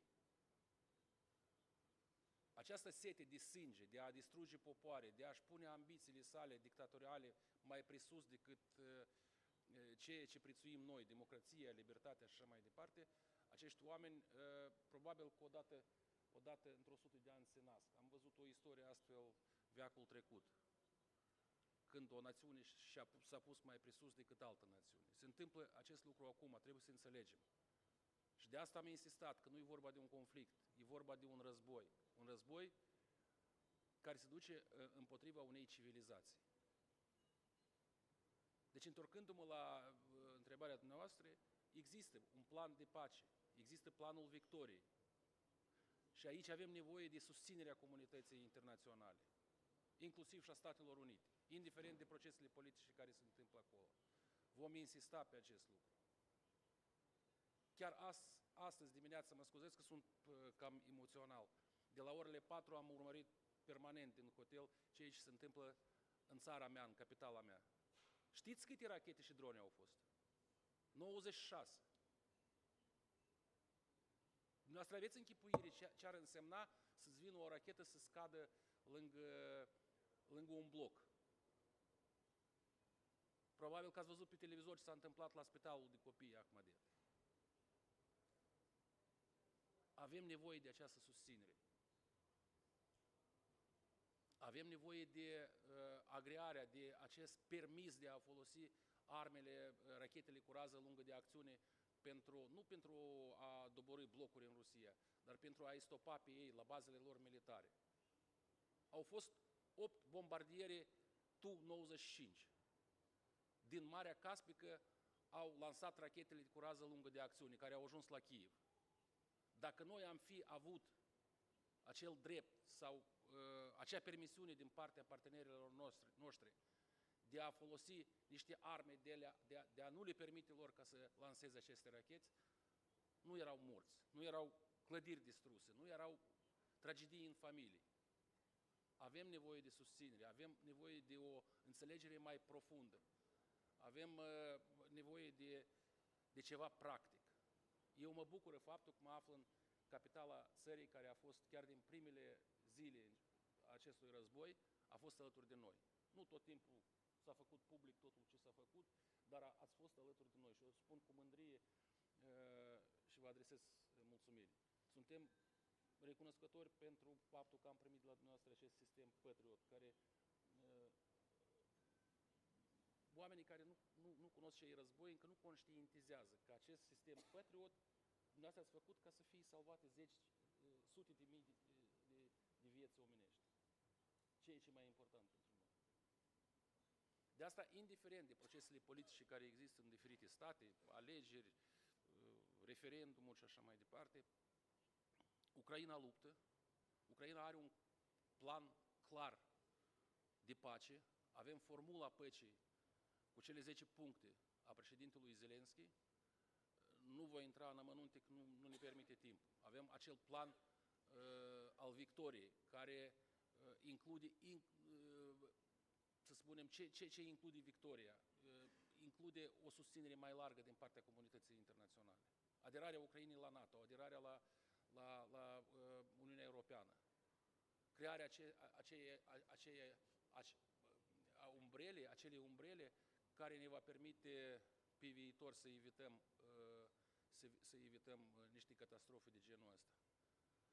Să nu-i oferim posibilitatea lui Putin, care ar trebui să fie pus sub judecată, să-i oferim, să-i dăm un răgaz pentru a se pregăti pentru niște lucruri barbare și mai mari decât cel care l-a inițiat în Ucraina. Mulțumim. Thank you, Ambassador.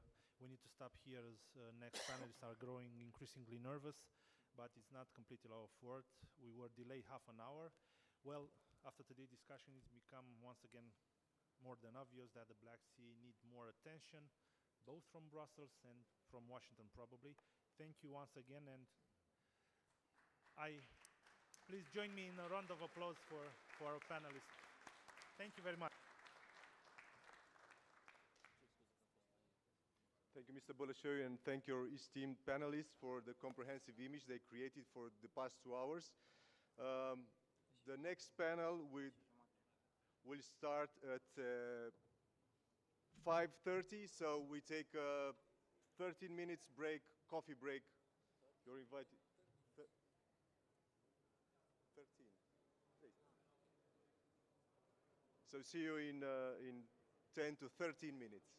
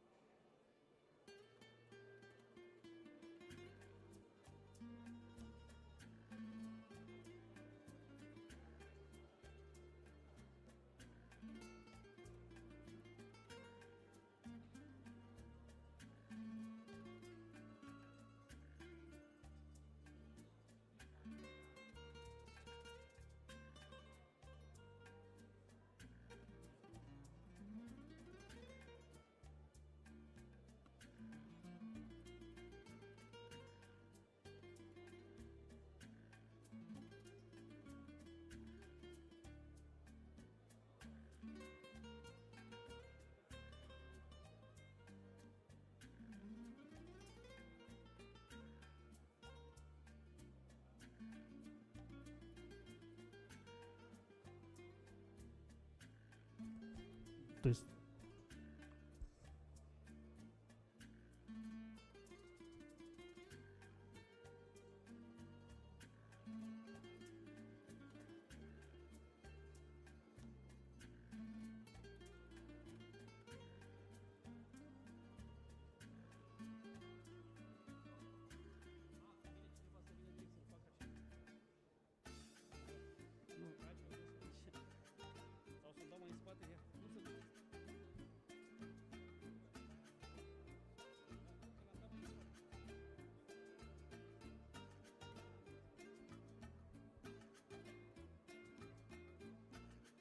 Tot să vede? Mai în spate?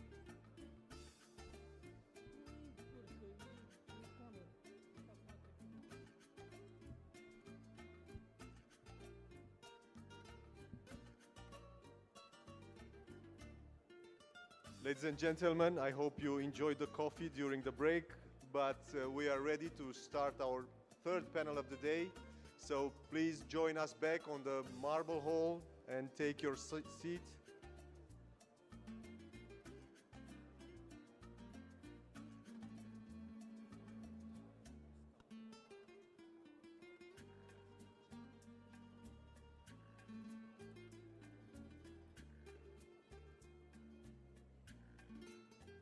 Also feel free to take a seat on the front row. There are a lot of available places.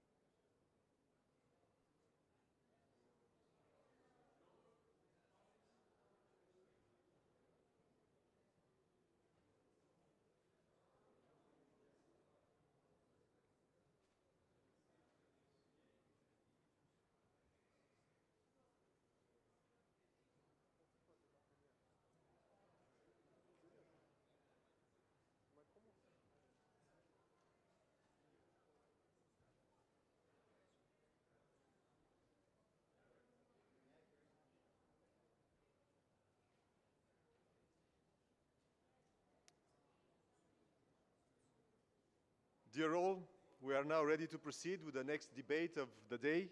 Just like the others today, the topic is of great interest and relevance and also addresses the elephant previously mentioned.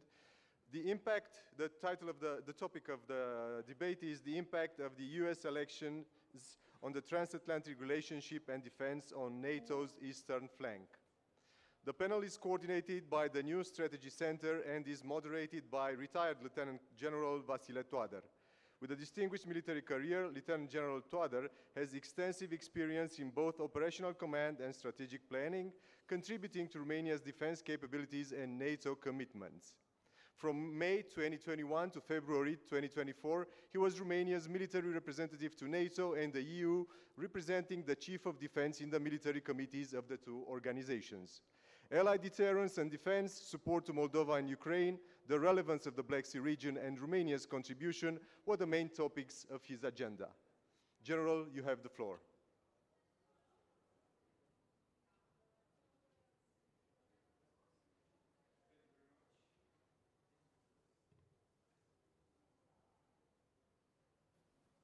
Thank you very much, and thank you, Defense Staff, for approaching New Strategy Center. That's a very good sign of cooperation among us, which is really fruitful in terms of a lot of interesting subject of discussion and coordination. I would like to mention that I want to open probably one of the most interesting panel of this day. And I have to be honest that the previous panels was long and very consistent, and I was looking very much to Greg Simmons to say, hey, stay with us for the next one, because he was already approaching the impact of the US elections.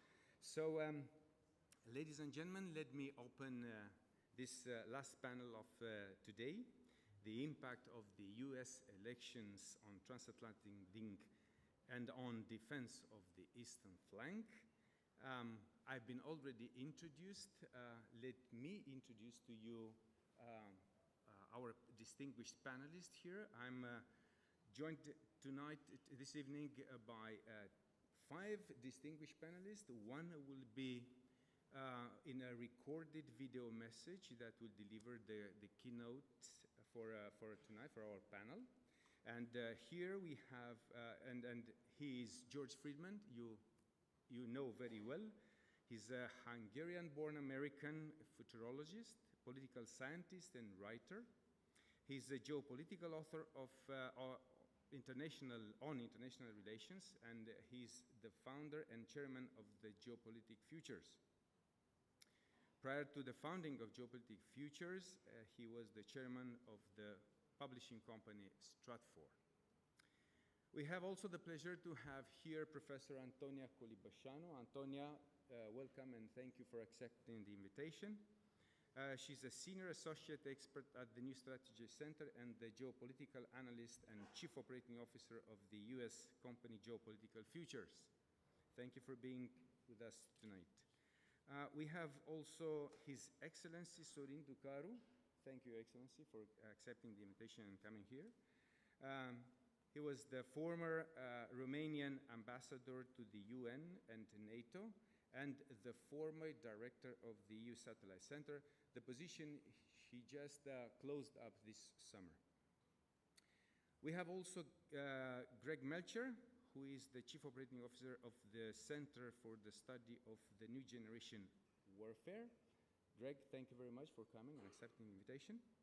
And not least, we have Jacek Bartosiak, who's an expert in geopolitics and geostrategy. He's the Chief Executive Officer and founder of the Strategy and Future.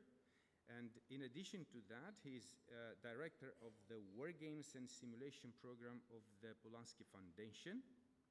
And he is also associate of the New Confederation and the New Generation Warfare Center in Washington. So these are our distinguished panelists tonight, and let me just have some introductory remarks. Obviously, the moment of the year, the event of the year, the US election and its results. It was a long campaign with up and downs and very interesting debates. And right now we are in the position to have and to look for the new US President-elect, Donald Trump. And from this on, we have a big window open for a lot of issues that will be solved / unsolved, resolved, or complicated, or God knows what will wait for us.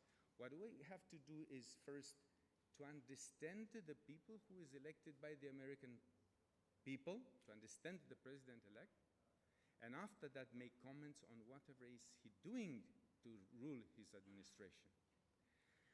What he mentioned also during his campaign, that he was speaking about depleted military.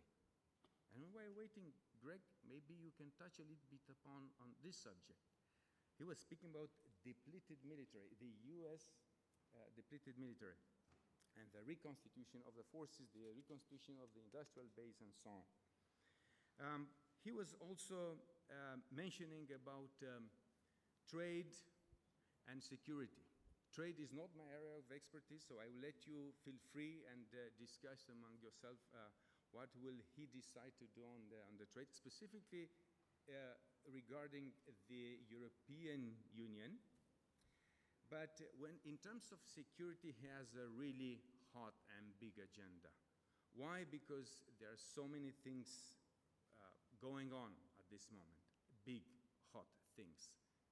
Conflict in Ukraine, conflict in Middle East, the contests in the South China Sea, and also some of the emerging of the nations from the global South.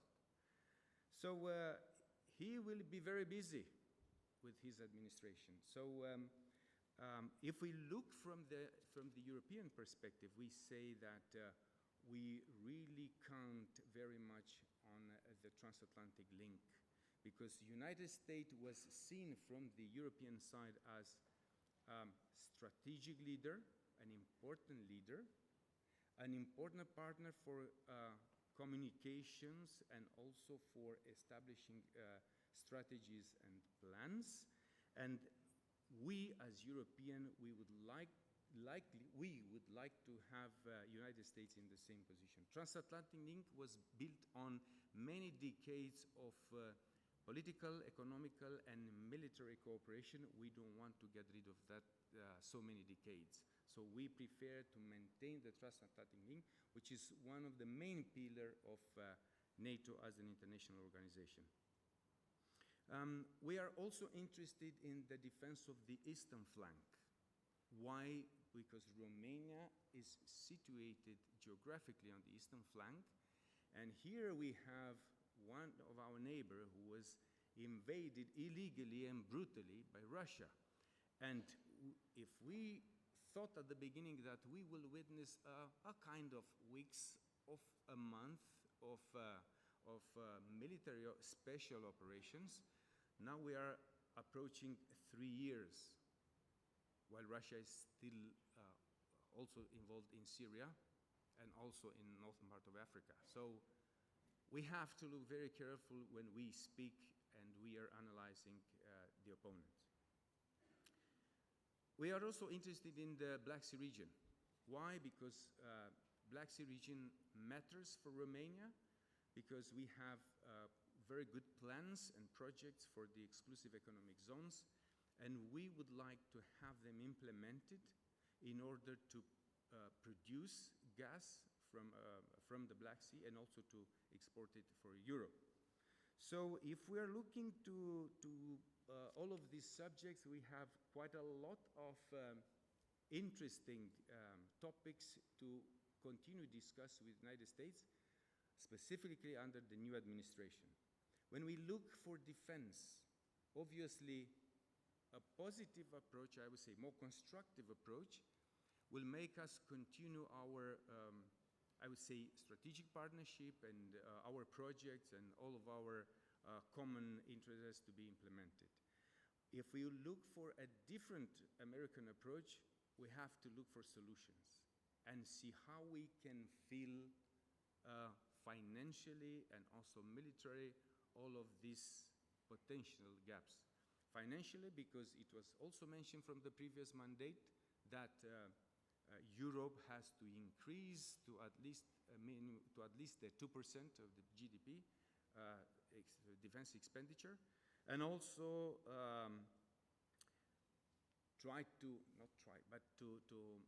provide more and take over and provide more support to Ukraine. And even during his campaign, he was mentioning about the huge contribution, really, indeed, huge contribution of the United States, and sectorial contribution of European countries. So we have also to think on that one and try to find out common ground in order to have continuity in our plans and also continuity in our support to our partner Ukraine and neighbor for Romania. So I will stop here because we are already behind the schedule. I would ask the organizers to run the video. Now we will have the key introductory remarks made by George Friedman, and after that we will come back into this panel in the room. So please. We have a new president in the United States, and he is conducting a revolution within the United States that has been overwhelmingly successful. He has control of the Senate. He has control of the House. He's got a majority vote. Therefore, this is the will of the American people. The media may not want to admit that, but Romania must now deal with the United States that is different than it was before. The difference can be most clearly seen in the statement by Trump, which is that the Ukrainian war is a European war. By that, he does not mean the United States does not have an interest. He says, basically, we have an interest. If Russia manages to move through Ukraine into Europe, it is a disaster for Europe. It is an unpleasant reality for the United States. But the tendency of the Europeans is to shift responsibility to the United States, the burden to the United States to deal with it, by pretending that they are not facing a disaster. So the Americans see the Europeans as creating realities that are beneficial to them and put the United States at risk. It is certainly important to the United States that the Russians not come through. But in the end, the question is, what is the relationship between the United States and Europe? What are Europe's obligations to itself? What obligations do the Americans have to the Europeans? And so on. Trump's view of Europe is that it does not accept the principle that it is capable of taking responsibility for itself by itself. The American view is that this is a very useful position because it shifts the responsibility to the United States. The core of Trump's position is that the United States does not want this responsibility. Europe's GDP is substantial, about $17 trillion. The Americans about $2 trillion. The disparity that existed in 1950 is gone.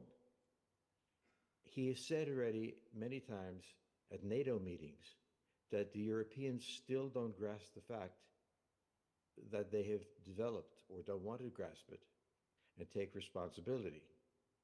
So in 1950, when we began NATO and all the other things, Europe was weak and unable to defend itself. It was essential to the United States that Europe not fall into Soviet hands. The United States bore the responsibility. History has changed, but the basic psychology of the relationship remains intact.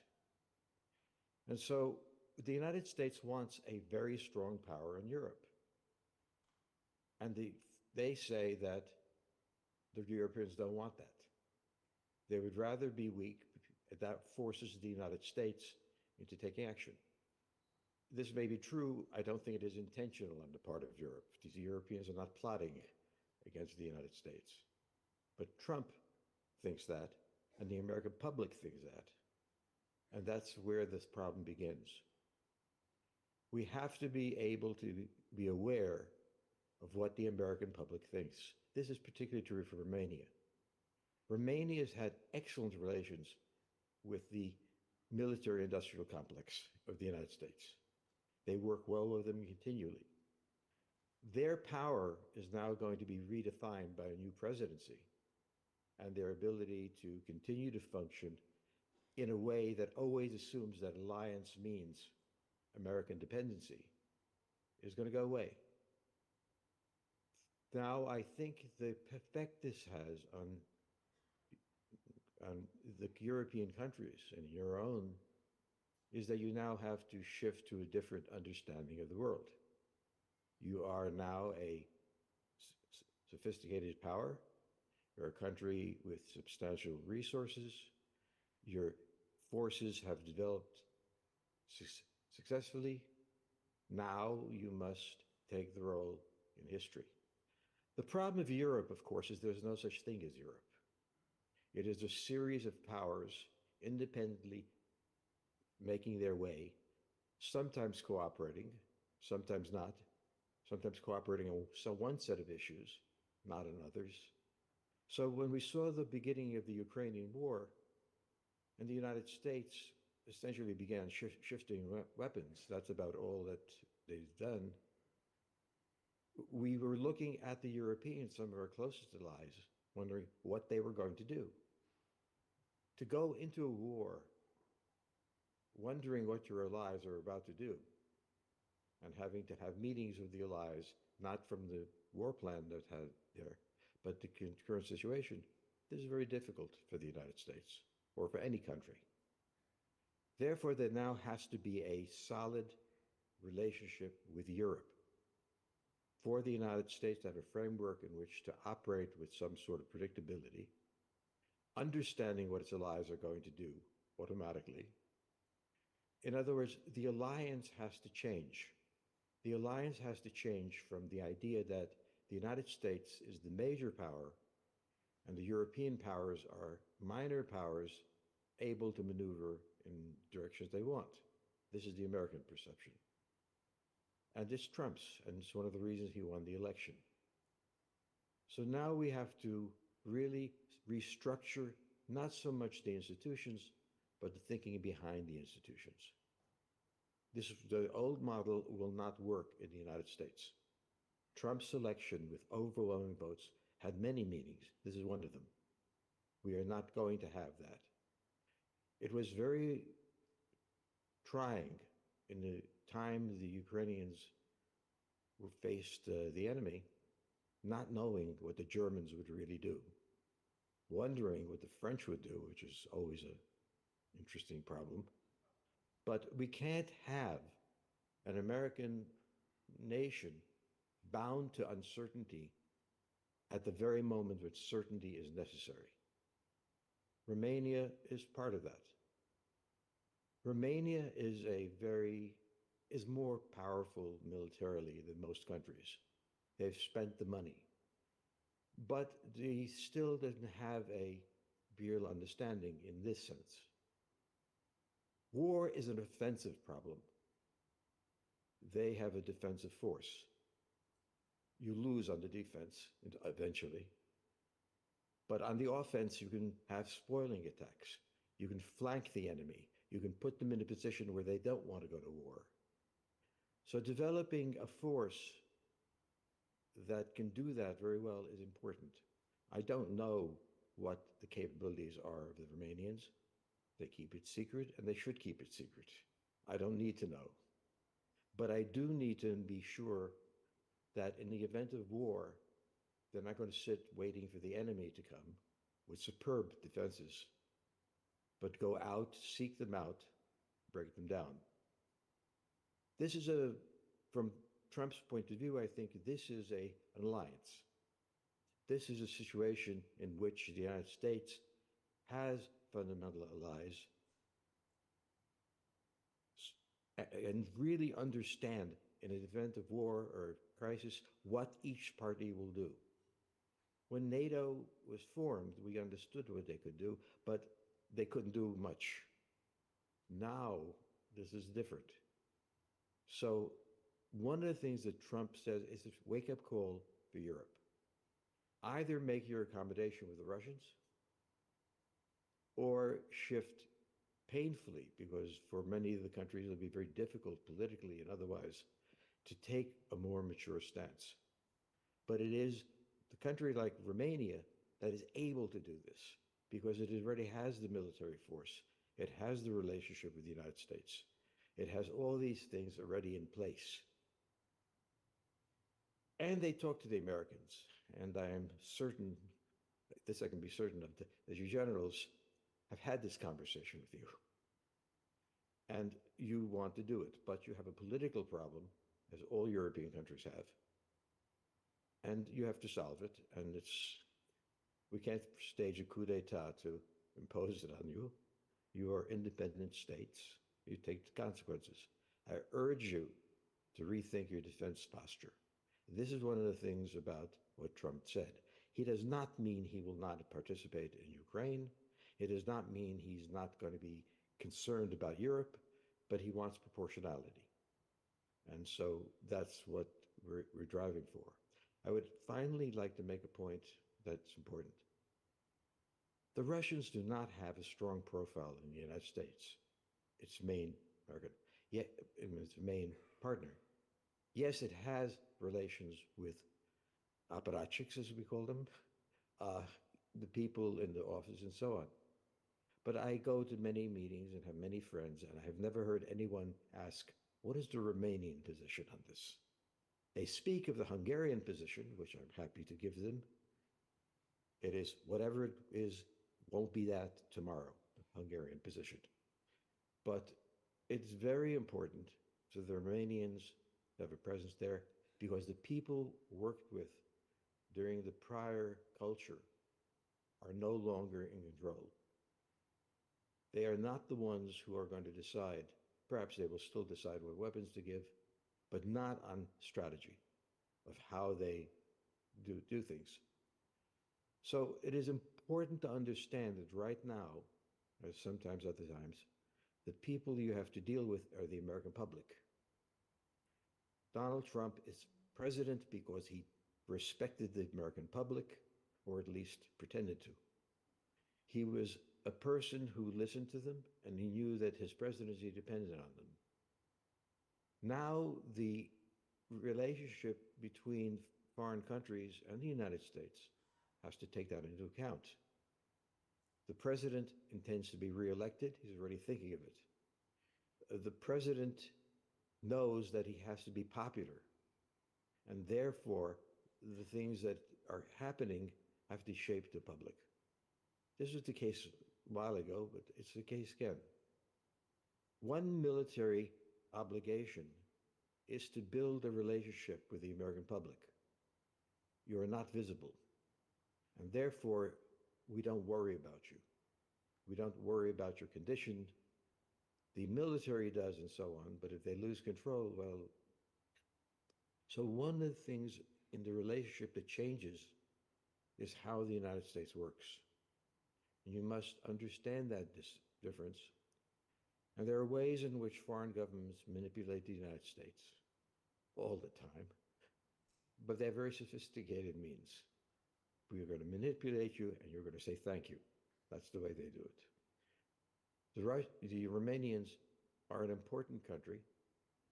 It has taken seriously its position in Europe and militarily, and has built a solid military out of a relationship with the American military, with the defense community.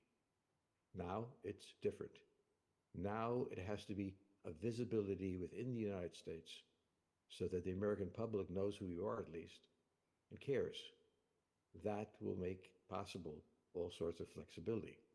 The stunning thing about Trump is now we're a democracy. We go to war when the American public wants it. So there's a big change in the United States. There is a change in its relationship to Europe and therefore to your country, but at the same time it's manageable if it is faced that it's happened and actions are taken to shift on various fronts the Romanian position. I want to thank you for bearing with me and asking me to come. And from this point on, if there are any further questions, let me know. Thank you. We also thank George Friedman for his very valuable insight. Let me come now here on the stage among the panelists and ask Antonia Colibășanu to provide us with her point of view on global geopolitical impact of the US election. Antonia, you have the floor. Thank you very much. Thank you for inviting me here. And it is always a pleasure to come to this conference and hear what others have to say. Well, we've started with someone that I have the pleasure to hear daily, and I say that because I know he will be watching this video. Therefore, I am going to give what not necessarily I don't agree with George Friedman, but what I think is important geopolitically in the details. that we discuss at Geopolitical Futures, but also elsewhere in Romanian international settings like this one. First of all, I think we are talking about a period of reshifts and restructuring, and the two are different. Reshifting means that we have a different kind of politics that we need to worry about, which has not come to the forefront now with Trump, but which has evolved during the last decade. And that has also asked many questions regarding and has pushed the global system to restructure. So the two are connected. The global structure means that economically and militarily, we are living in a different kind of environment where we have the pressure of new supply chains being redone, redesigned, and that has a major impact on military logistics, and that has a major impact on the transatlantic relationship. By that I mean that in particular in Europe, we have a reshift and a restructuring that has to do with the transatlantic relationship and has to do with the societal resilience of the European states. The West is different than the East. We have different priorities, and we look differently at strategic questions. And that is very much important to understand now that Trump has been reelected and that the reshift is happening within the United States. So the process that we're undergoing in the European Union and in Europe as a whole is also going to influence the Trump administration in,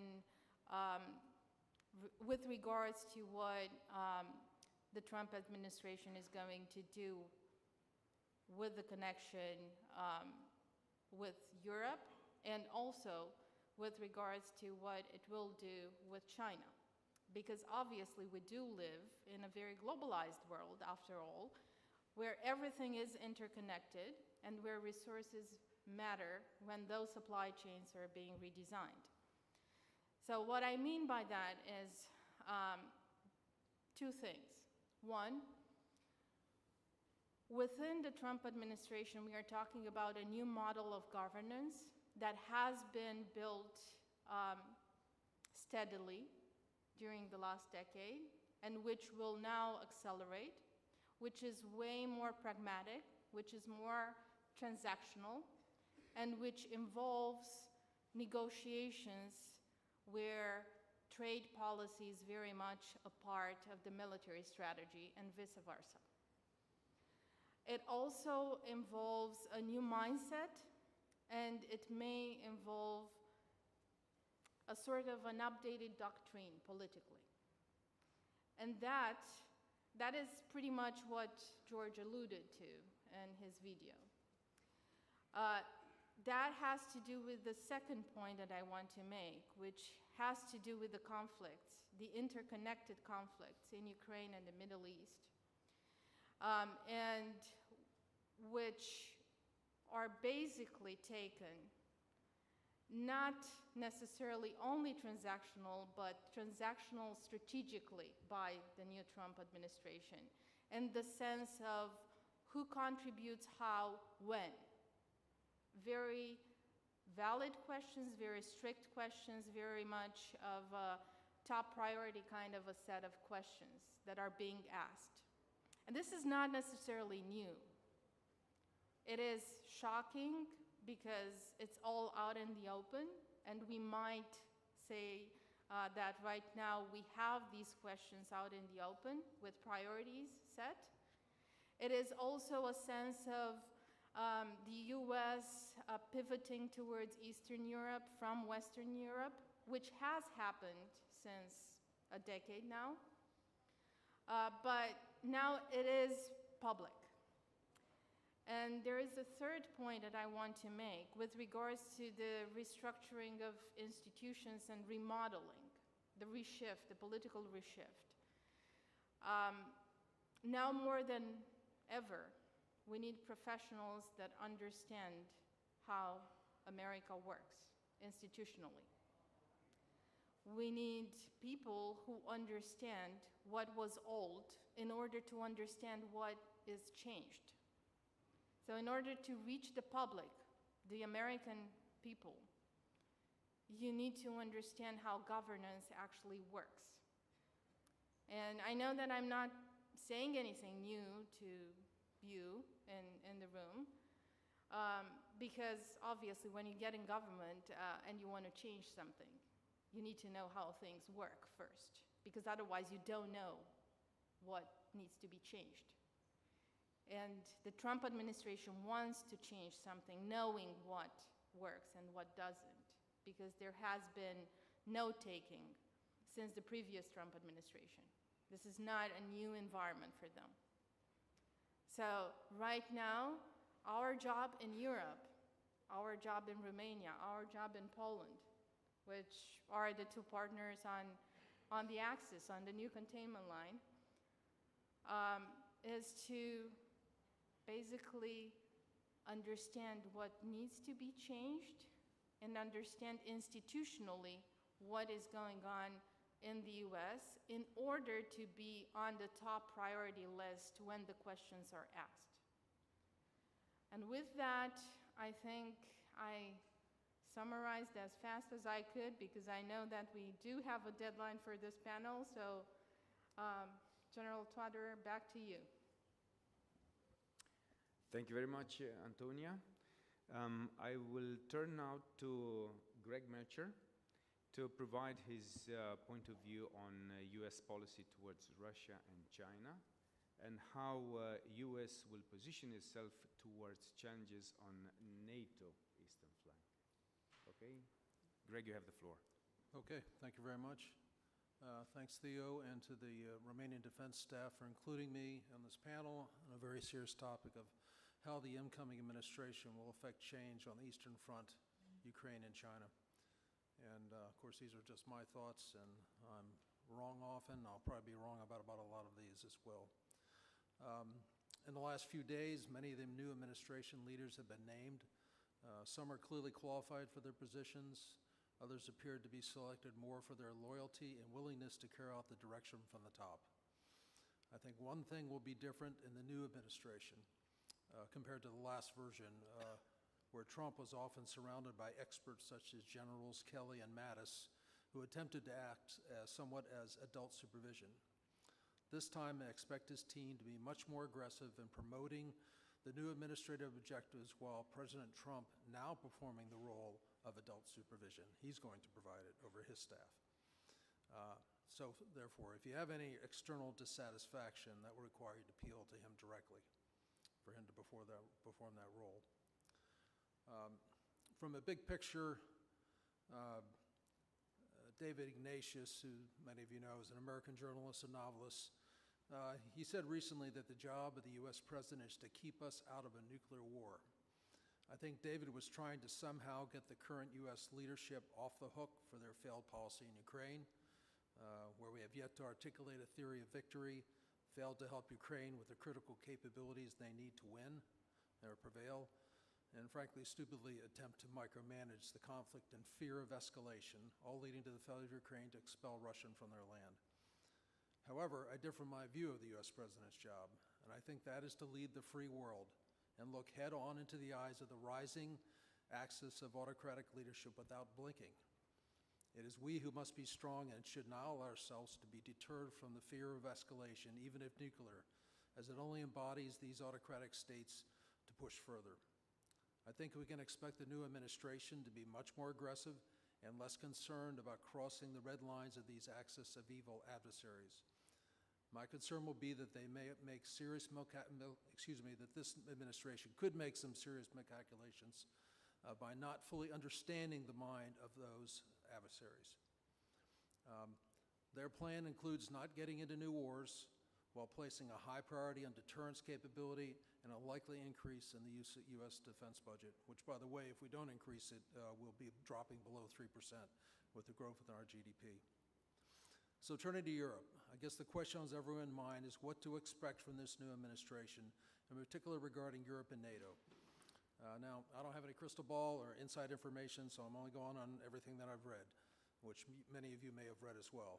It is well known that during his last administration that Trump wanted to pull out of NATO, or at least considerably reduce the U.S. footprint here. In particular, I recall significant concern about the quantity of U.S. troops in Germany and the desire to either return them to the U.S. or move them into countries such as Poland, who are taking their self and collective defense priorities more seriously. So what can we now expect? We now have a nominee for Secretary of State, Senator Rubio, and he has been very supportive of maintaining NATO commitment, while others continue to discuss the NATO withdrawal.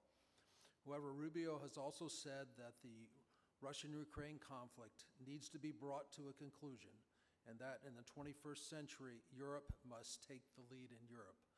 Germany, France, and the United Kingdom are more than capable of managing their relationship with the nuclear-armed belligerent to their east.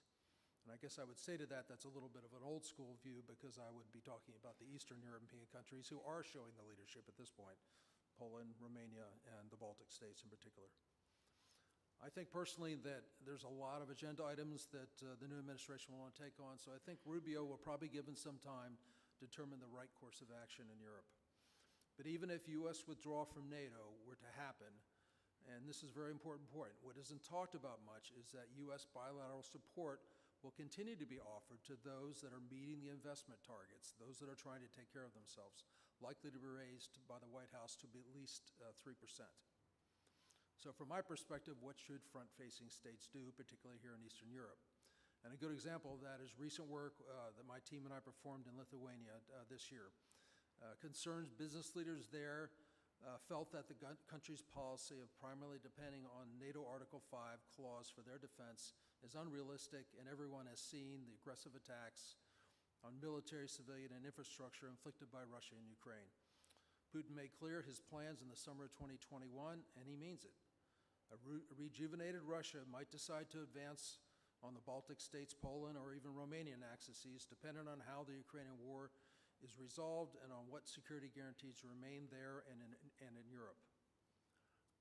As NATO Article 3 implies, first, each front-facing country needs to be able to hold off Russia until either NATO or other allies can come to their reinforcement, requiring the ability to significantly reduce the combat effectiveness of the Russian first echelon armies.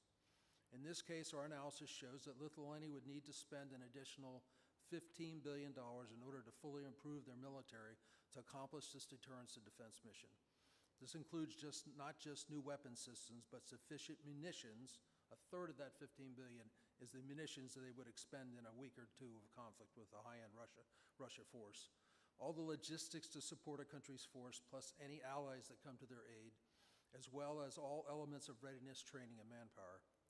This work was performed with the involvement of retired Generals Hodges and Breedlove, and briefed to the Lithuanian public and government leadership in October. So 2 days ago, the Lithuanian president just announced that they will be planning to spend $14 billion more on defense in the next 5 years. Now, I can't say if that it was a response to our work specifically. It may also be just his attempt to impress the incoming U.S. administration, or maybe it's a bit of both. But I think those are the kind of things that need to be seen. So I believe that countries that follow through on plans such as above will continue to enjoy the support of this incoming administration, regardless of the status of NATO. And I guess the last comment, too, is I think the U.S. administration, the new one, will judge European nations based on the percent of GDP invested in their own defense. But please keep in mind that your adversary, Russia, will judge you not by the money you spend, but by how you spend it and on what combat potential you generate as a result of those expenditures. It's not just how much you spend, but how you spend it effectively. So let me turn to Ukraine. And I have no crystal ball here either.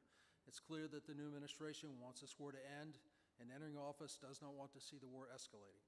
A rumored phone call with Putin apparently included a reference to the substantial quantity of U.S. forces currently in Europe, which is kind of interesting given that he's using that now as leverage when he's talking about pulling some of the forces out. So where will that end up? It might be it may take a while before we necessarily try to pull anything out, because he might need those forces as leverage in any negotiation. We also hear discussion that Ukraine will have to give up land for peace. Unclear is what form of security guarantees Ukraine will get. There's nothing to say that Putin would agree to any of these demands, and we hear that to pressure Putin, that the threat is that Ukraine will be given access to unlimited amounts of loan money for weapons procurement, and that all the current administration's restrictions on weapon usage against Russia would be lifted. So that may be all these things I think are going to be part of the negotiation he's going to engage in after he takes office. So let me move to China. There's a much concern, I think, here in Europe and elsewhere about the changing of U.S. priorities to focus on China, and will that be at the expense of Europe if U.S. is unable or unwilling to do it all? The new administration will continue, as they did 4 years ago, to make it a priority to focus on the threat posed by China. It is now clear that China is not going to be a responsible stakeholder in the rules-based international order. Our past policies of appeasements have frankly failed. We will surely see, at minimum, significant increase on tariffs for Chinese goods, where they're clearly dumping them on the U.S. and harming our markets, and maybe even more broadly than that. I just came back from a week in Taiwan, attending a Republic of Korea exercise as part of a U.S. government delegation, and great concerns remain there about the possible attack by China. My analysis shows that Taiwan also could defend itself if it follows the same self-defense principles as I have recommended in Lithuania and other front-facing nations. If they buy certain things, they can repel such an attack.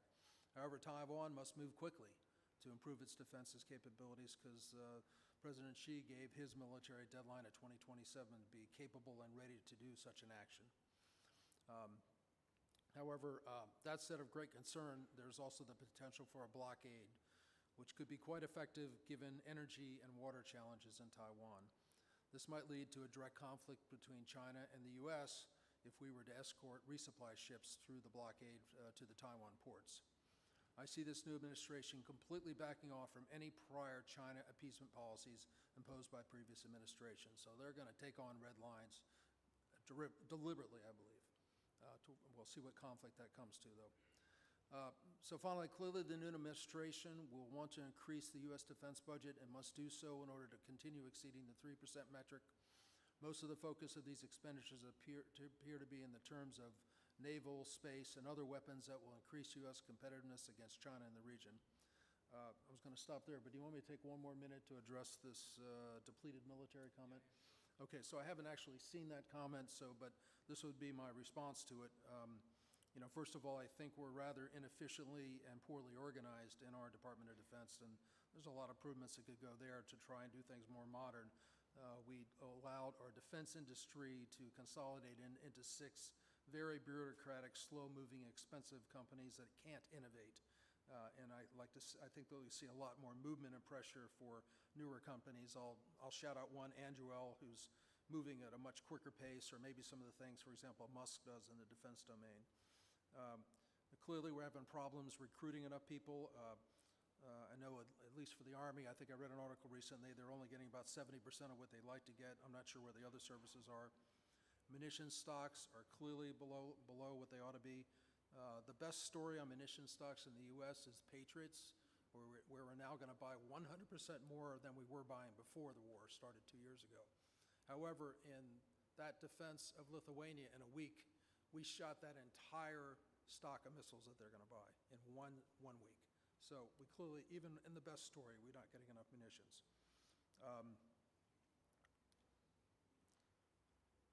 Then the next area is clearly of a concern is having enough naval ships and VLS tubes to go where we want to go to counter China in the Western Pacific.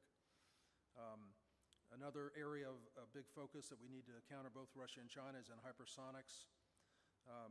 We're going to have to do a lot of adaptation for drone and anti-drone systems in a variety of ways. One is using them autonomously, fueled by AI, but then there's the other aspect of our existing platforms. If you don't do anything with your tanks and helicopters and things like that to modify them, they're going to be too vulnerable. So they need to adapt to be capable to leverage and survive this unmanned kind of capability in the future.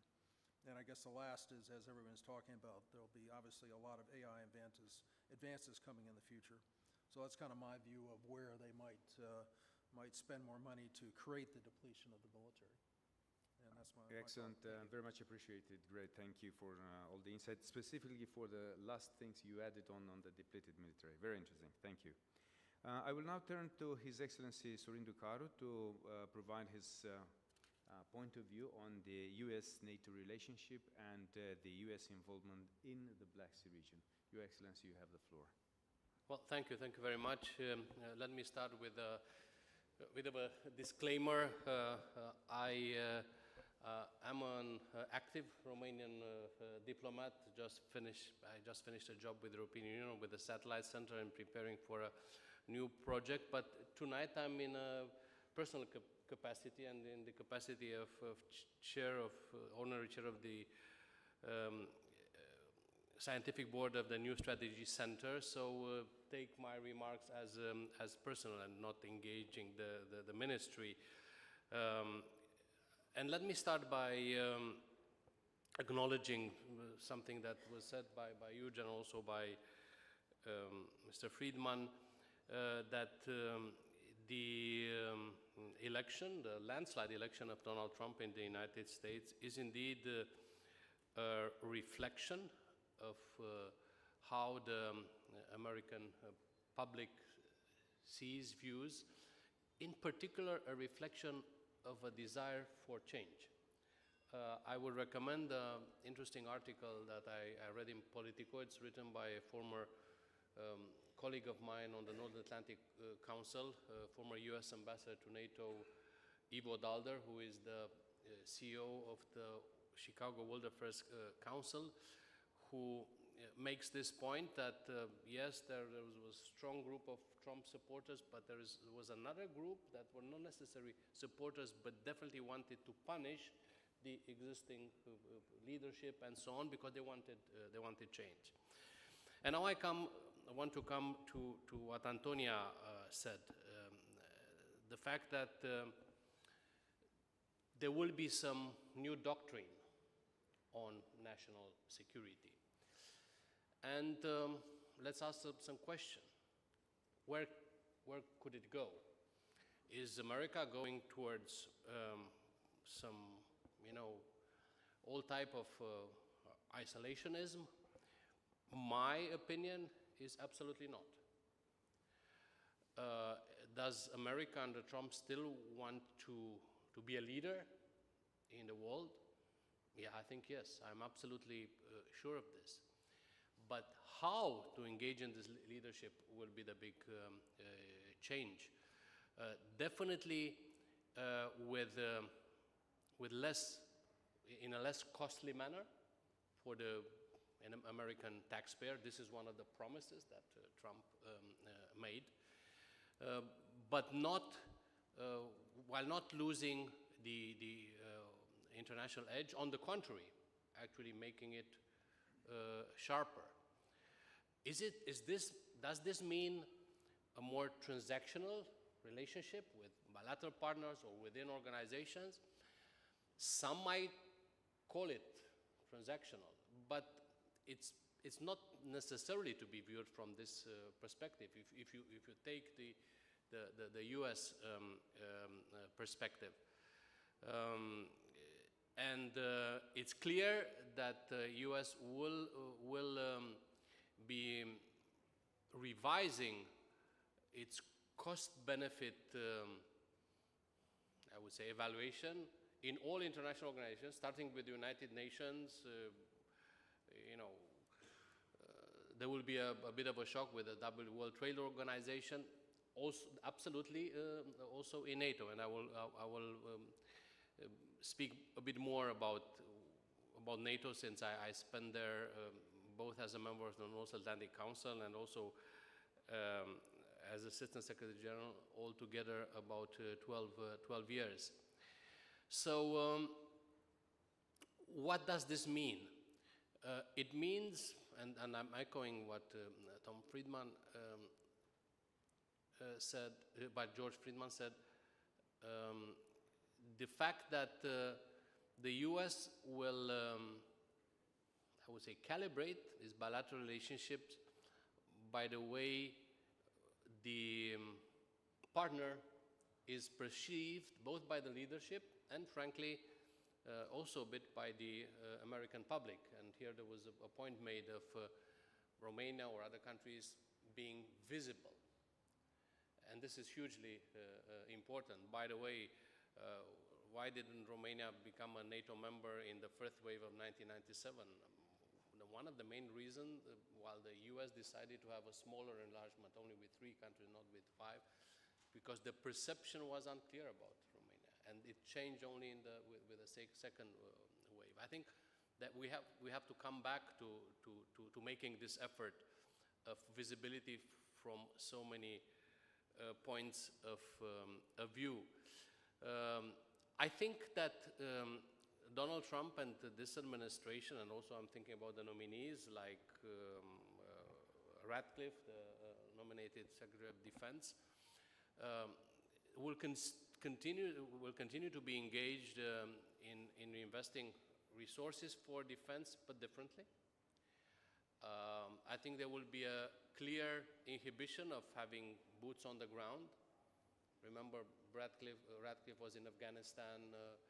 He was engaged in the last part of the first Trump administration with the withdrawal from Afghanistan. But I think that there will be a stronger focus on deterrence to avoid maintaining power influence by avoiding. And deterrence needs credibility. That's why beyond continuing to invest and generate more investment by partners in security and defense, I think the Trump administration will keep this strategic ambiguity in terms of what it is willing and able to do. And I think you mentioned, Greg, you said that at some point there will be some red lines crossed. The question is, okay, shouldn't be some misunderstanding to generate some counter reactions. But I think Trump is very, President-elect Trump, very conscious of the fact that his reputation of offering surprises even to an adversaries might inhibit the adversary. And I think this is a strong point for the deterrence sides, as long as there is also a team to address the escalation management and stuff like this. There was another question about presence, which is linked to the inhibition that I said to be engaged in wars. There is another issue, have troops on the ground, and there's this issue of American troops in Europe. I do agree that it's important to keep this leverage, and while probably there might be some potential reduction, I'm not among those who consider it will be that significant. But in terms of relocation, more towards the, let's say, the threat area, and you mentioned Poland, I would consider the eastern flank from north to south, Poland, Romania. That would be an interesting aspect, and definitely it will be done with a cost reduction, I'm sure of this. So while looking forward, I think Romania should think about this, what it can offer to be able to be part of this strategic move, part of this new doctrine. About NATO, I never thought that, and I'm among those who doesn't think that US will get, or that President-elect Trump will pull US out of NATO.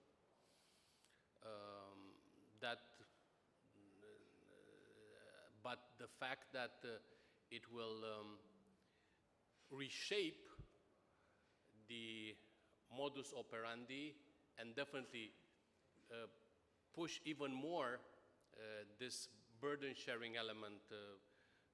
It's clear that NATO of 2024 is not the NATO of 1949 or 1950, where the difference between GDP between US and the kind of Europe in ruins was colossal. So it's normal that there is significantly more investment by Europe in security and defense. The question is how. I can tell you that at the level of the EU there is a strong thought of or not just thought, it's actually a strategic objective to invest smarter, not to have how many fighter airplanes platforms focused, have more joint, I would say, procurement projects. But then there's another question that I would raise. Is this going to lead to a kind of another era of a coalition of the willing potentially in NATO? Is US going to operate based on specific interests with specific allies? An issue that appeared during for example, the war in Iraq and initially also in operation in Afghanistan. Is there going to be a stronger European caucus within NATO? Because caucusing within NATO groups and so on was not something that was encouraged. Let me be diplomatic while saying this. I can think that there will be definitely a stronger European identity and European, I would say, hopefully also capability identity within NATO. As said, many questions that we need to line up. I think that the fact that there are some solid structures tested during crisis, like the NATO command structure, like a kind of specific capabilities that NATO developed, joint ISR, strategic airlift, the missile defense project, and so on and so forth. I don't see anything eroding this.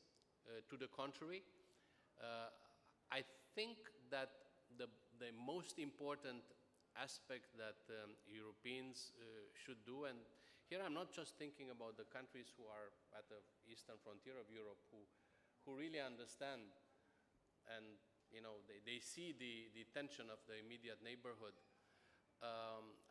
I think that we need to be able to make this existential threat that Europe is crossing more internalized by the broader public opinion within the EU.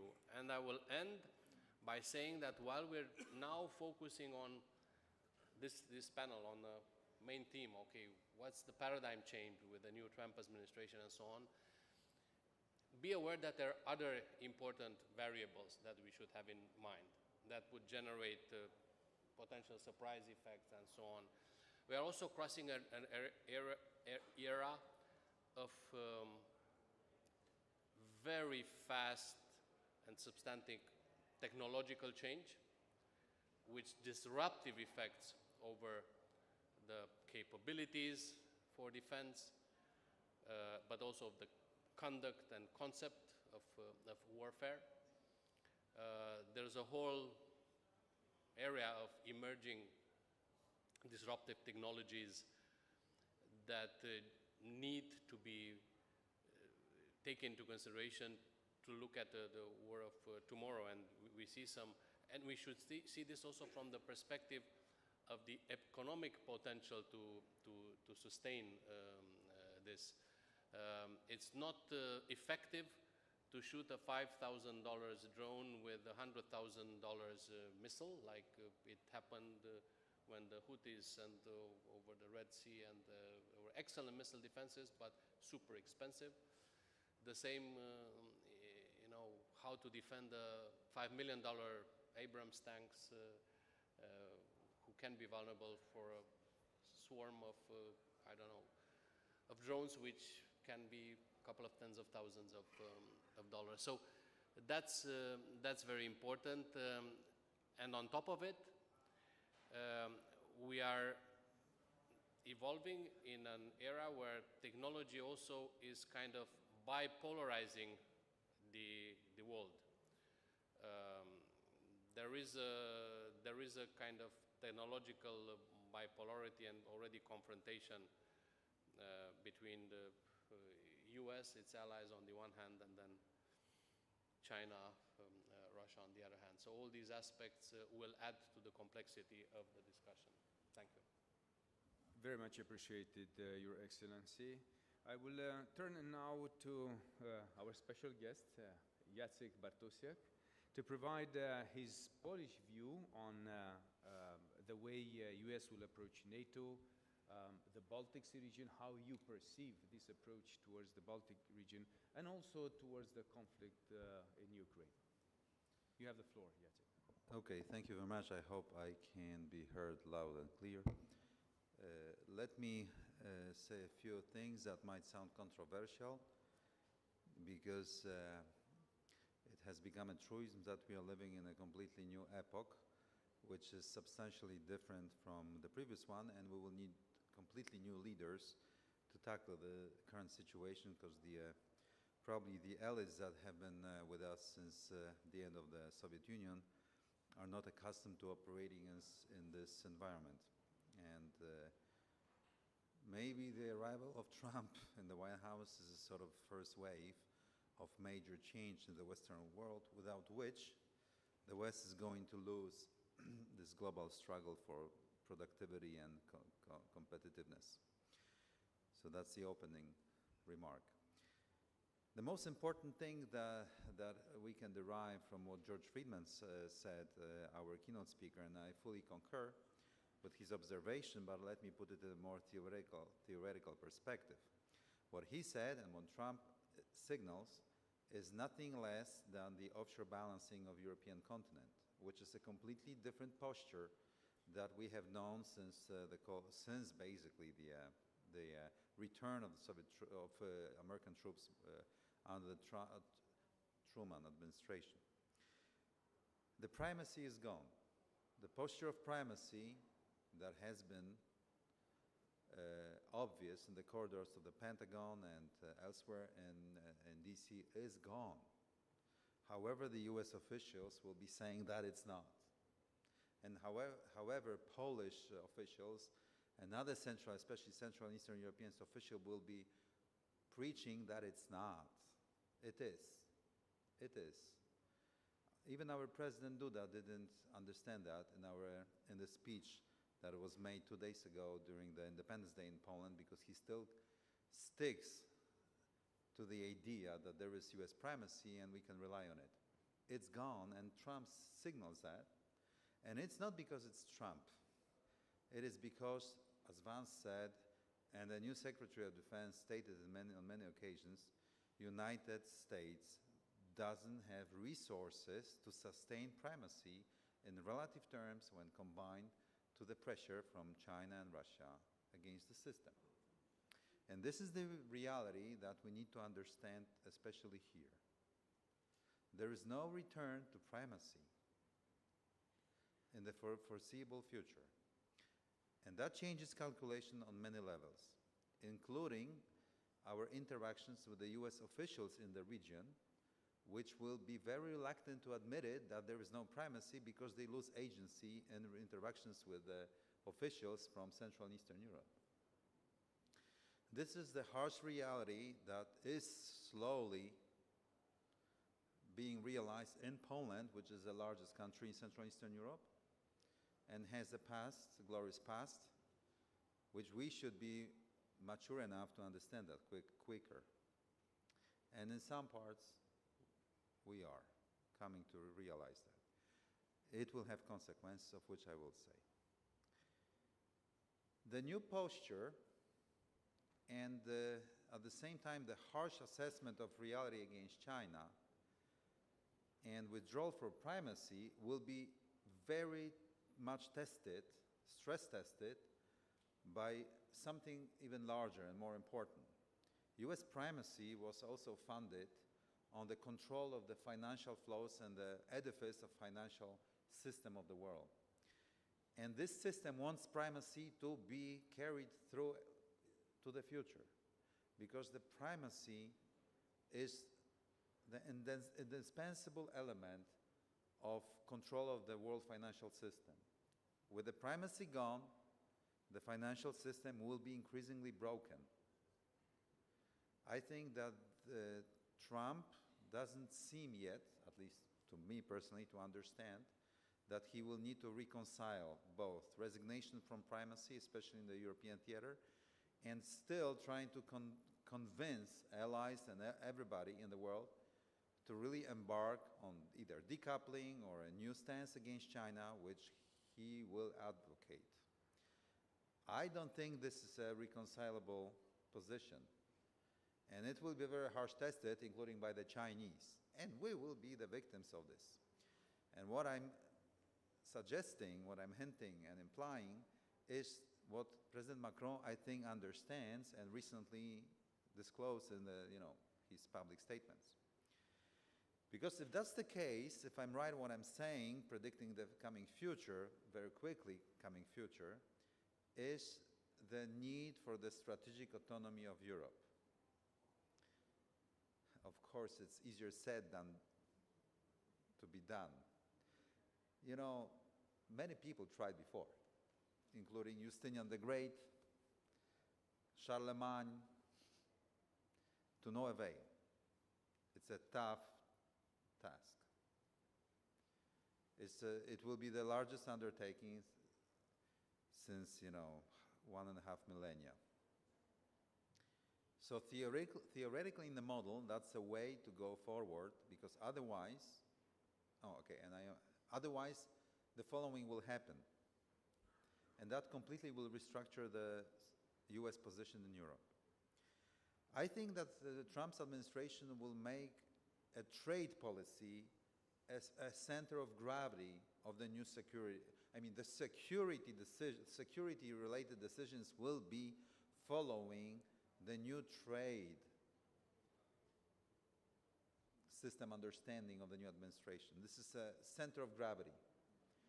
If Robert Lighthizer is to be appointed, and if he were to follow through with his ideas, expect financial war with China, which will be something that we haven't witnessed in our entire lives, and maybe never in the history of humanity, the scale of it.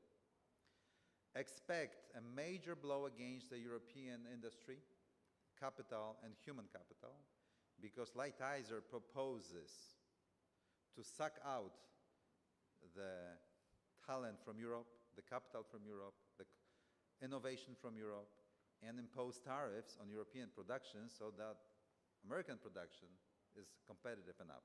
This is far away from primacy and from the world that we have known, okay? This is why Macron is suggesting that we need to move forward. Maybe for the sake of, brief speech, I will not be going into detail how difficult it's going to be in Europe to consolidate, do all those things, so on. But anyway, what I expect is, in order to make Europeans comply with the new trade policy of the United States, especially vis-à-vis China, and especially in the fact that the United States, as George said, want to kind of restructure the relationship with Europe, and this is the European war in Ukraine, Article 5 will have to be relativized. Yeah? It will be repeatedly stated that it's not work automatically. And you guys in Europe need to catch up, fill in. There will be many phrases used, and we'd better get ready for that. We'd better get ready. Because this will be in the US interest to say that it's not automatic. So that Europeans spend more, listen more carefully to what US wants, and also decouple from China. That would be a perfect scenario. I mean, at least join US trade, new trade policy. this will be very brutal for Europe and for us here, okay? If this happens, we'll say goodbye to the transatlantic community, especially if Western Europeans manage to consolidate, okay, or force us to consolidate. And there will be a great push. So both Romania and Poland need to think what is in our interest. I don't want to say now, and that's not the topic of our conversation, but this is exactly harsh reality. Harsh reality. And I haven't even mentioned the military aspects for Poland and Romania in that respect, because that will raise questions about the need of interoperability and how much with the United States. We call it strategy of equal step, as we say in Poland. Whether, who is to provide the initial defense? Because if we defend the primacy, then it's fine. Deterrence holds, nuclear deterrence holds, and technically Europeans can step forward. But if there is no primacy, and it's offshore balancing and balance of gain, then it's not that obvious. Because then what do we defend? Those questions are already legion along the quarters. I also would like the American friends to understand that we think about it, okay?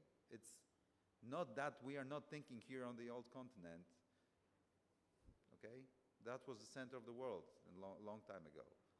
So we still have the tradition of thinking strategically.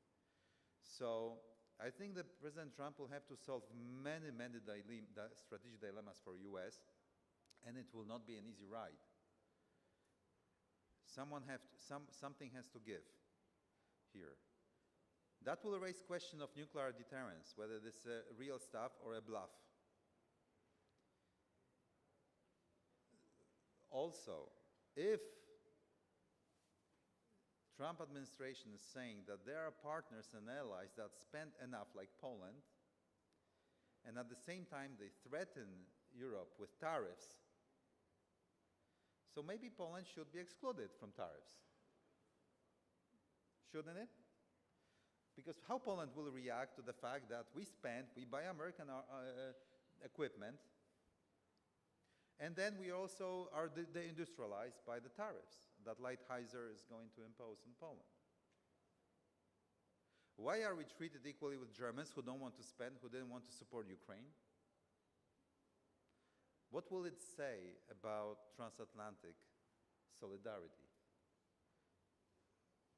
How about finally doing something about NATO-Russia Act?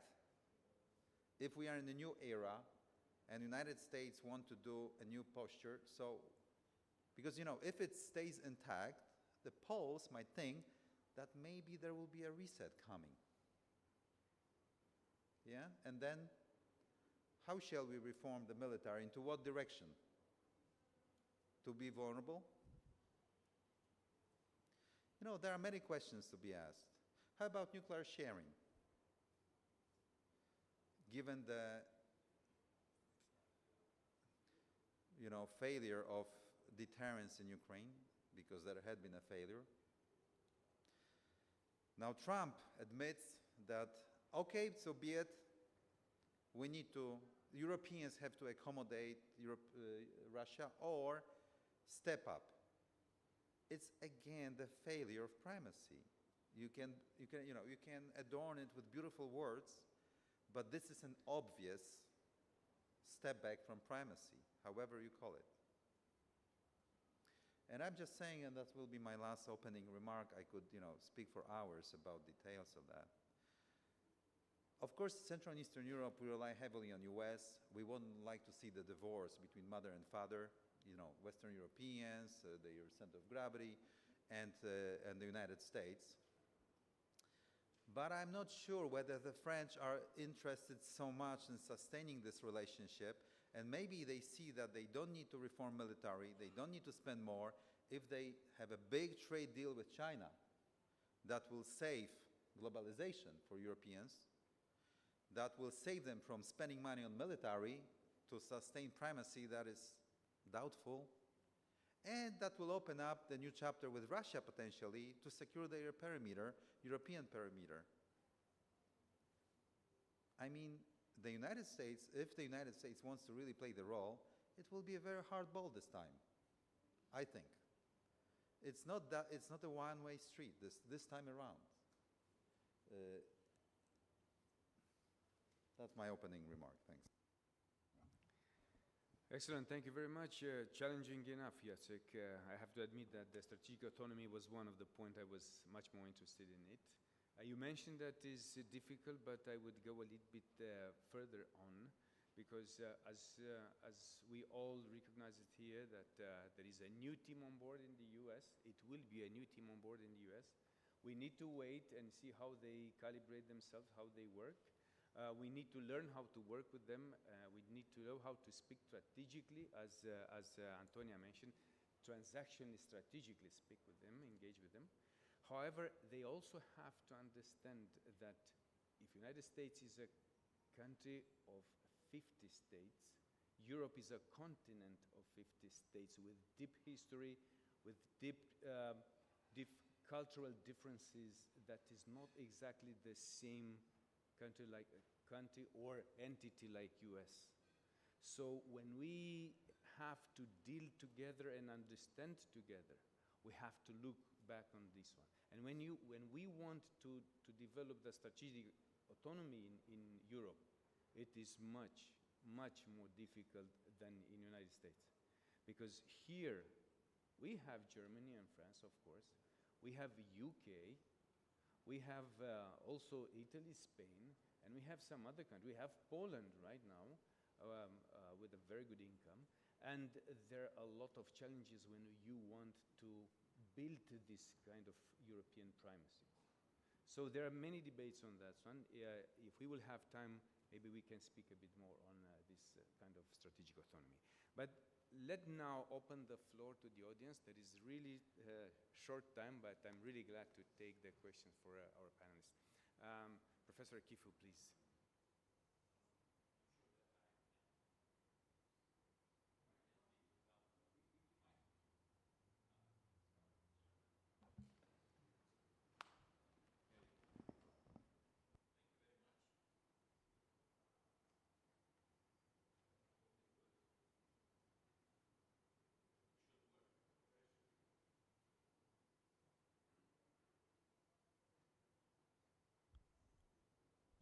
No. Thank you very much. It was very interesting to hear, and I can tell you that I have a remake because I've seen this happening some 4 or 5 years ago when modeling perspectives, including worst-case scenarios, and I'm one of the person that is involved in all those games. What I have to underline, and that was why I introduced myself, is that we have to still stick to the rational choice rules. And actually, okay, it's very complicated. It goes in 10,000 ways, including the very harsh and obviously marginal ones. But there are at least 2 things that are in discussion if we accept the rational thinking, yes? The first one is nuclear umbrella. It is not 10,000 choices. It is yes or no. Yes means something, no means proliferation, so on and so forth. It has been already played. That's my point. We already have seen this. Now I'm seeing speculation of things that have been thought of 5, 7 years ago, and we have the files. And by the way, Trump administration has the files. They know very well if they are moving in one or another of the direction. That's one point, nuclear umbrella or not. Second point, NATO or not, alliance or not alliance. There's no 10,000 solutions, and by the way, that's another scenario which has been played. Can you go to Indo-Pacific without allies? Okay, playing the game, okay, invest more and maybe come with me in Indo-Pacific and offset my presence. It has been played, it's okay. But thinking of breaking the alliance, it's a joke. And the third point is the one that the general already underlined, the strategic or sovereign Europe or strategic Europe or you name it. Okay, we have to go back to the originals. How European Union has been made, why it has been made, what are the rationales and why the US retain the security in order not to allow and make mutual control between the powers in Europe, not to come back in some years and to extinguish the fire once again inside Europe. The premises did not change. The level of ambition of different member states are there still. Look, Macron, Germany, UK, who is not anymore in the EU. So my plea is to look at scenarios that are feasible, accepting for sure the rational choice, and putting out the scenarios that have been already played, where we know the end game. It's already there. When I'm saying we know, I'm talking about all the players that are part of NATO, of the EU, and that played those games. Thank you. Other questions, please? We had another one. Paul, please. Thank you very much. I think that trying to understand what we are dealing with here is exactly as was mentioned, trying to understand what is happening in the world, and a lot of things are happening. So I don't believe there is black and white. It's a lot of nuances of gray.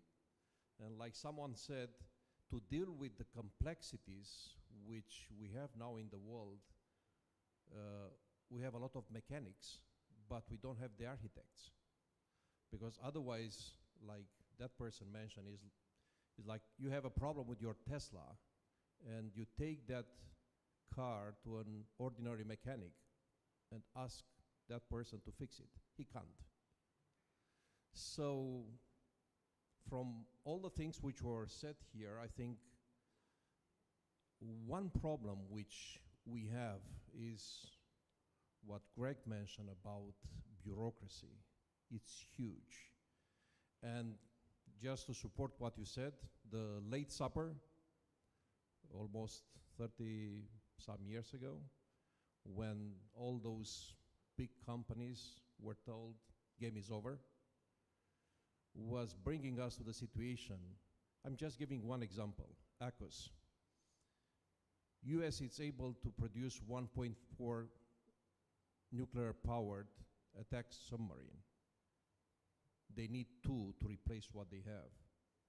But for AUKUS to work, they need to go to maybe 3 or 3.5. And irrespective of how much money you put there, you don't have the people. That expertise is gone.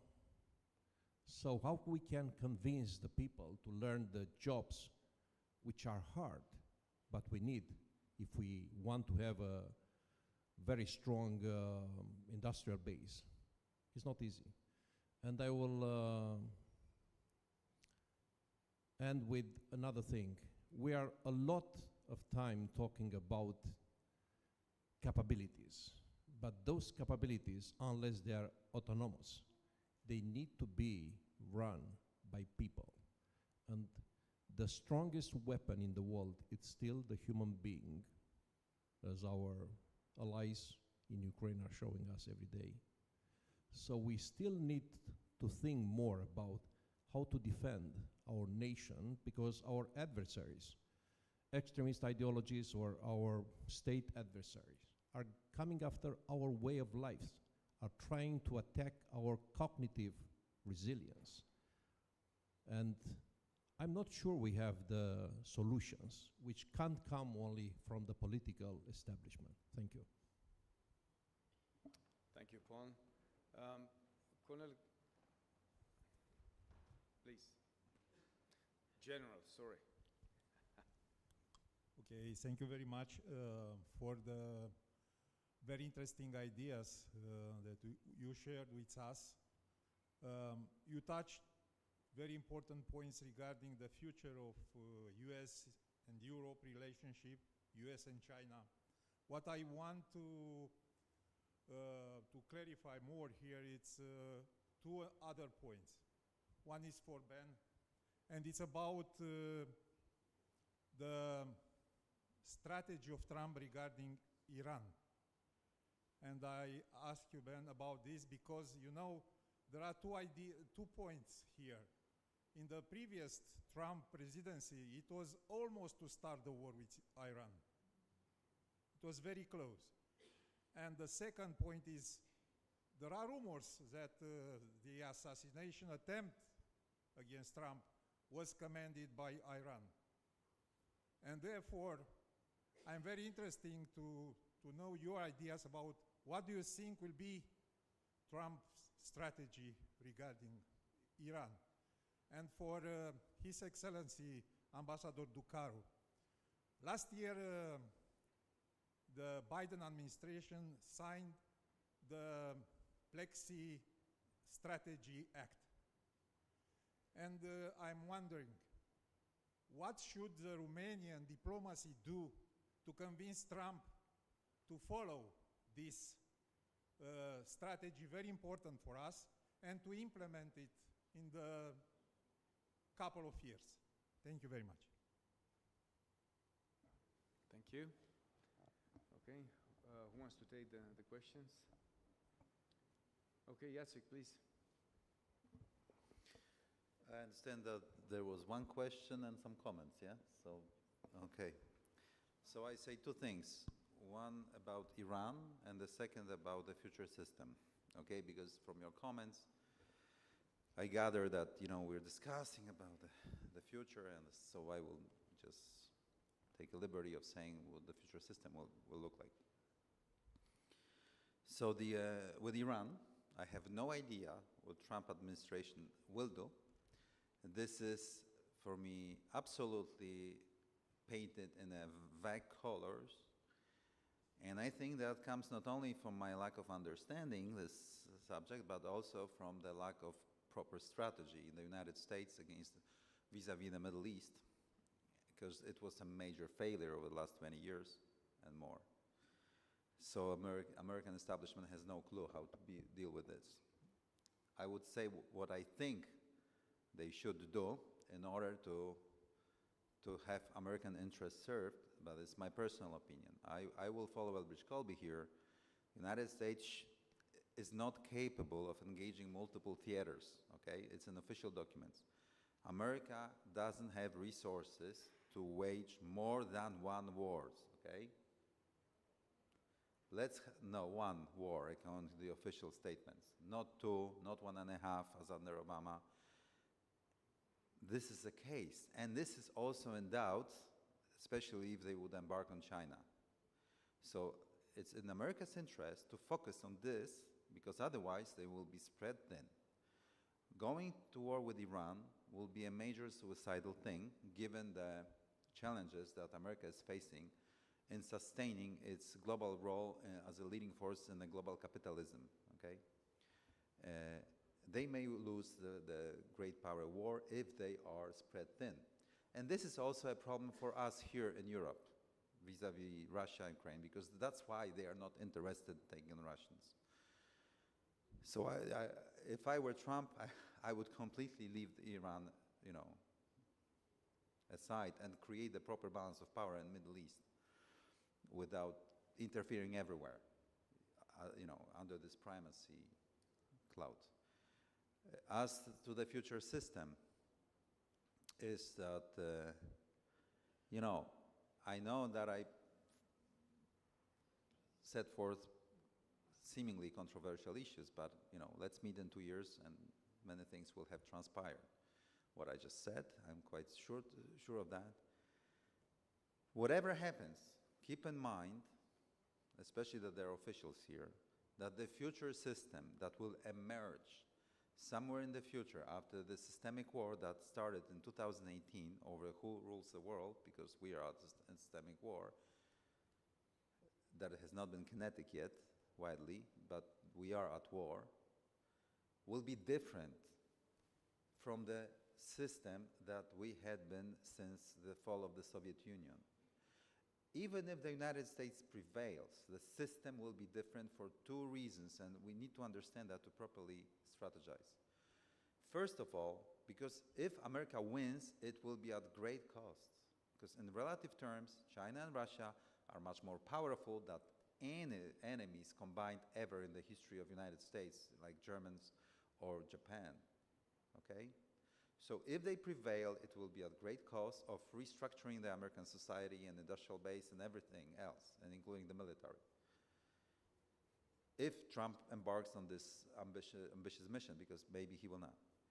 So the system will be different, because the system is decided by the correlation of forces at the end of the anarchy, okay? At Bretton Woods, New Bretton Woods. And there's a second reason why it will be different. Because the Americans, if they prevail, will remember that the previous system was wrong for the United States, but because it led to this new systemic war. So the system of globalization and freedom of globalized flows worked against the US primacy, okay? So it will be reformed. And we need to find a place in the new system as Europe, as Poland, as Romania. We need to think about it now. At dawn, not at dusk, using the Hegel's metaphor, okay? Now.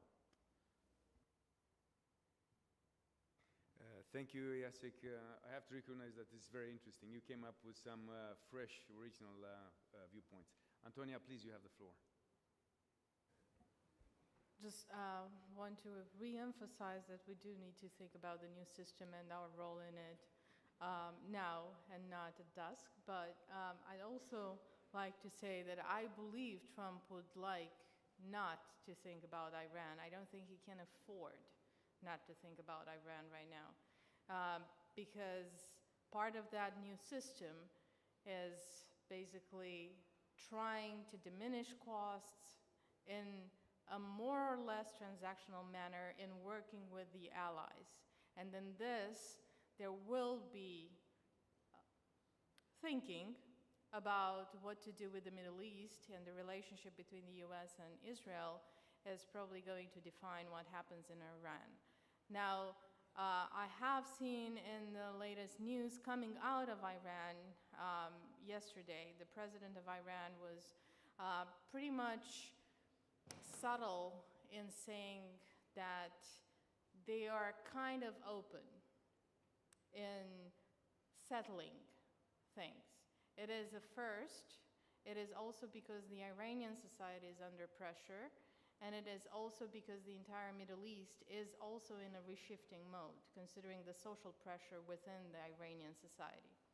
So that is the first signal that the Iranians themselves understand the meaning of the new system, and they also understand that you may need to be a bit more open-minded, change your mindset, and get to work with what you have, including the transactional manners that we are expecting from the new administration. And that's key to understand, talking about that interconnectedness between the two conflicts that I mentioned in my opening speech, between the Middle East and Ukraine. So the puzzle is pretty much being put together as the new system is being built up. That's all from me, but yes, we do need to think about our own position in that new system. Okay. Thank you very much, Antonia. Your Excellency, please, for the second There was a question. question about the Black Sea Security Act.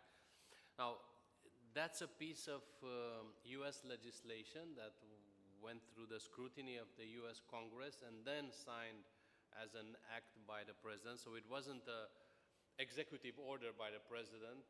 Therefore, it's a piece of legislation that is implemented, and it had also the specific, I would say, allocations of resources by the Ways and Means Committee of the House of Representatives, and therefore, especially the Pentagon, the Department of Defense, is engaged in its implementation.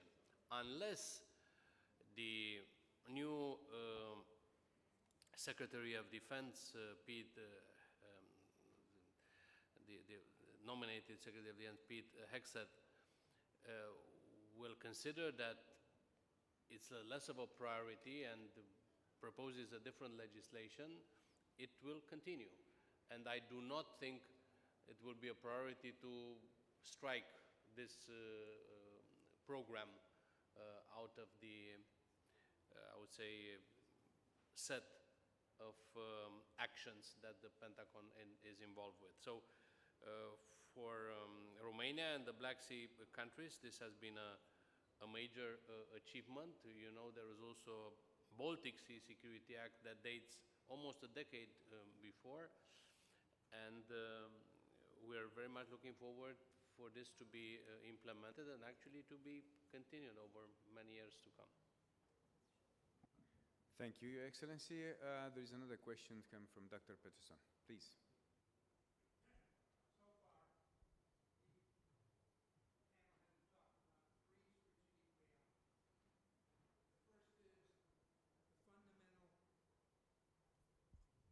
Internal weakness of the two imperial paradigms, Russia and China. They're fragile paradigms. That's the first one. The second one is we're going to have not less than, when I say, well, let's just put it this way, the Northern Hemisphere is going to have not less than 2 billion people move from the Southern Hemisphere in the next 20 years. Think about the changes that's going to be for all the states in the Northern Hemisphere. And then the third thing is everybody always seems to assume the relationship that the U.S. has with Iran is driven by how we feel about them. And it's not. What's driven it for 30 years is keeping Israel from attacking it. That is the fundamental reality that Washington politics has been dealing with, no matter who's been in power, for 30 years. Thank you. Thank you. Are there any other questions in the audience? No? Okay. So now we are at the end of this panel. I hope that we offered you a good framework for analysis and discussions. As we came up with, as our panelists came up with so many inputs from their own analysis, discussing about the new team, about the understanding of the new team, about the fact that we don't need to be so pessimistic because it's a new team, although it's the second mandate. And as George Friedman mentioned, we need to understand how they work. We need to start working together and find solutions. There were many original ideas popping up during this panel, and I hope they were well accepted by you and further discussed in your private or whatever organizational debates. What we have to understand at this moment that the security environment, the global security environment, is rapidly decreasing in stability. It's not stable at all. It's very fragile, and at this moment there are a lot of hot points. If somebody's expected Mr. Trump, the President-elect of the United States, to solve all of them, it is impossible. If US is looking for containment, it's quite negative. But what we have to look ahead, and what we have to do is to try to find more common ground, go in deep analysis, go to the root lessons, go to the root causes, identify the solution, recalibrate the international cooperation, because we cannot do without this one. NATO cannot disappear in a blink of an eye. It proved that it was a very good military alliance, a successful military alliance, and we are still relying very much on it. So from now on, there are still 2 months of discussions 2 months of probably more pessimistic ideas or analysis. But what we have to do, prepare for the January on, when we have, all the countries, have to continue our work with US, but also to look for the relevance of multilateral organizations, which at this moment is very much at stake. If we look at the UN, they almost cannot make decisions. They have two countries, Russia and China, as permanent representative on the Security Council. So quite difficult to reach a consensus on a hot topic in this organization. We have OSCE, and we have NATO, and we have EU, and we can see that the relevance of the multinational or multilateral organization is very much at stake at this moment. Can we live without them? For the moment, my personal view is that we don't, until we will create something else to replace them or to fill the void.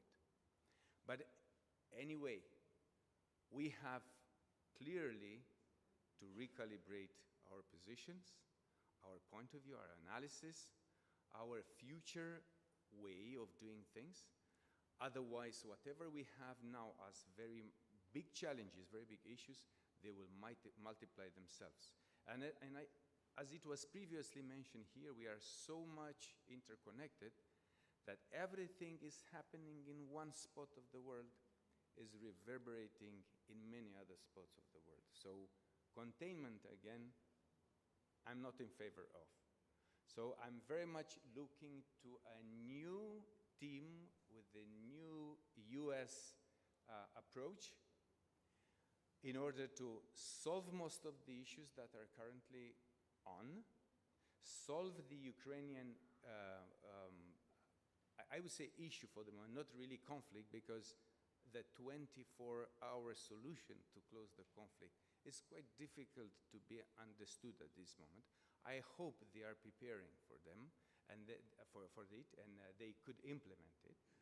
But in other words, we have also to be patient, let the administration set up, and start engaging them and working with them in the most effective way possible.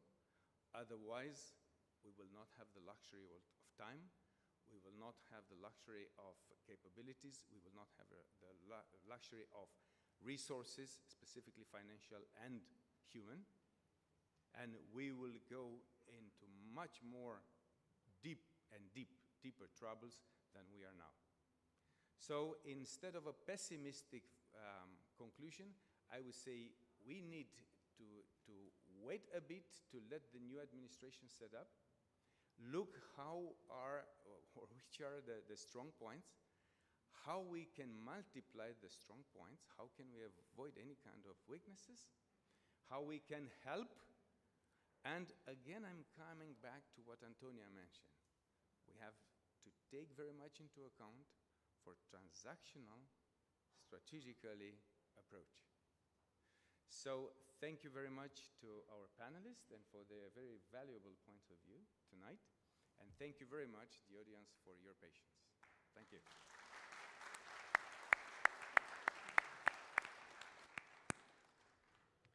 Thank you, General. Thank you all.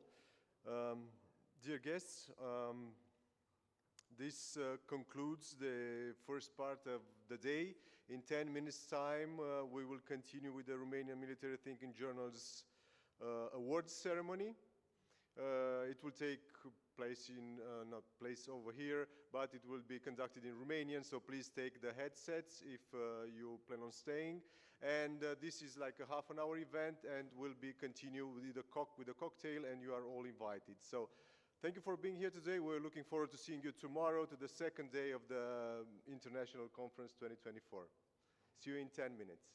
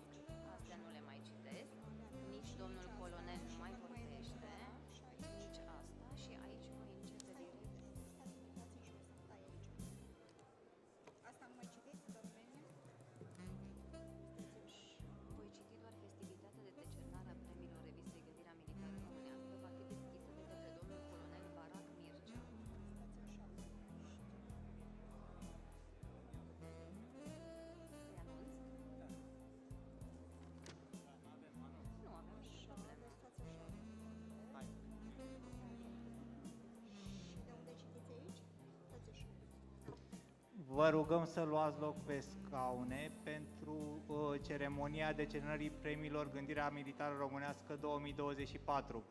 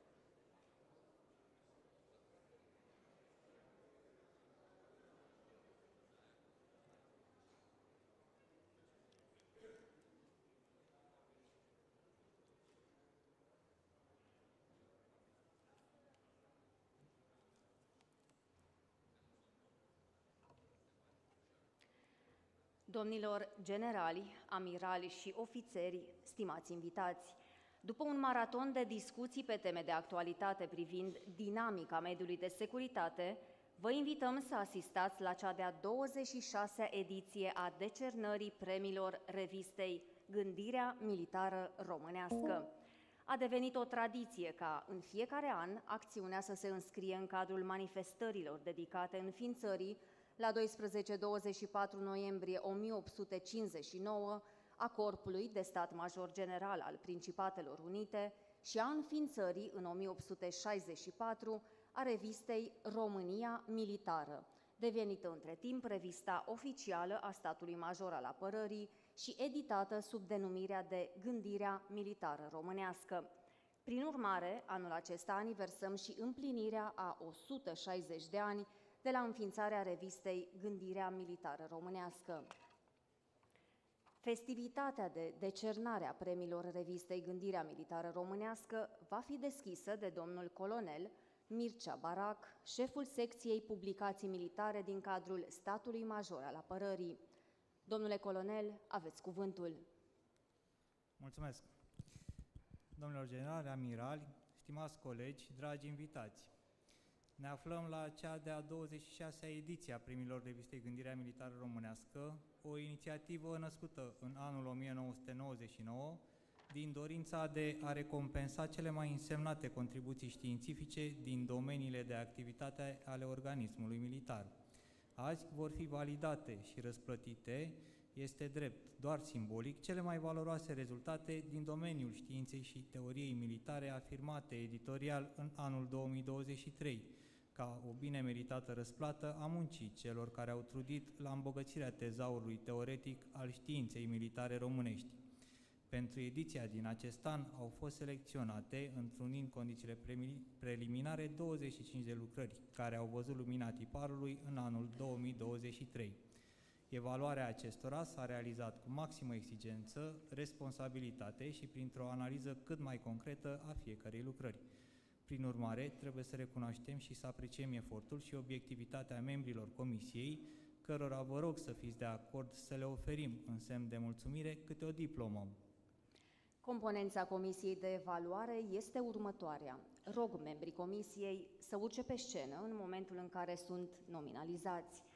Din cadrul Universității Naționale de Apărare Carol I, colonel conferențiar universitar dr. Ștefan Antonio Dan Șuteu, colonel conferențiar universitar dr. Daniel Roman, conferențiar universitar dr.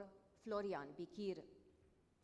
Din cadrul Academiei Forțelor Terestre Nicolae Bălcescu, colonel în rezervă profesor universitar dr. inginer Toma Pleșanu, colonel în rezervă profesor universitar dr. Mihai Marcel Neag, colonel în rezervă profesor universitar dr. Sorin Gheorghe Pânzariu. Din cadrul Academiei Forțelor Aeriene Henri Coandă, colonel profesor universitar dr. Adrian Lesenciuc, colonel, conferențiar universitar doctor Laurian German, colonel, conferențiar universitar doctor Cătălin Cioacă, din cadrul Academiei Navale Mircea cel Bătrân, comandor în rezervă, profesor universitar doctor Ion Ciorcea, comandor în rezervă, profesor universitar doctor inginer Gheorghe Samoilescu, comandor în rezervă, conferențiar universitar doctor Romeo Boșneagu, din cadrul Institutului pentru Studii Politice de Apărare și Istorie Militară, dr. Sorin Cristescu și dr. Șerban Cioculescu, din cadrul Arhivelor Militare Naționale Române, Lucian Drăghici și dr. Iulian Stelian Boțoghină. Diplomele vor fi înmânate de către domnul general de brigadă Adrian Vasiliu, locțitorul șefului Direcției Personal și Mobilizare din cadrul statului major al apărării.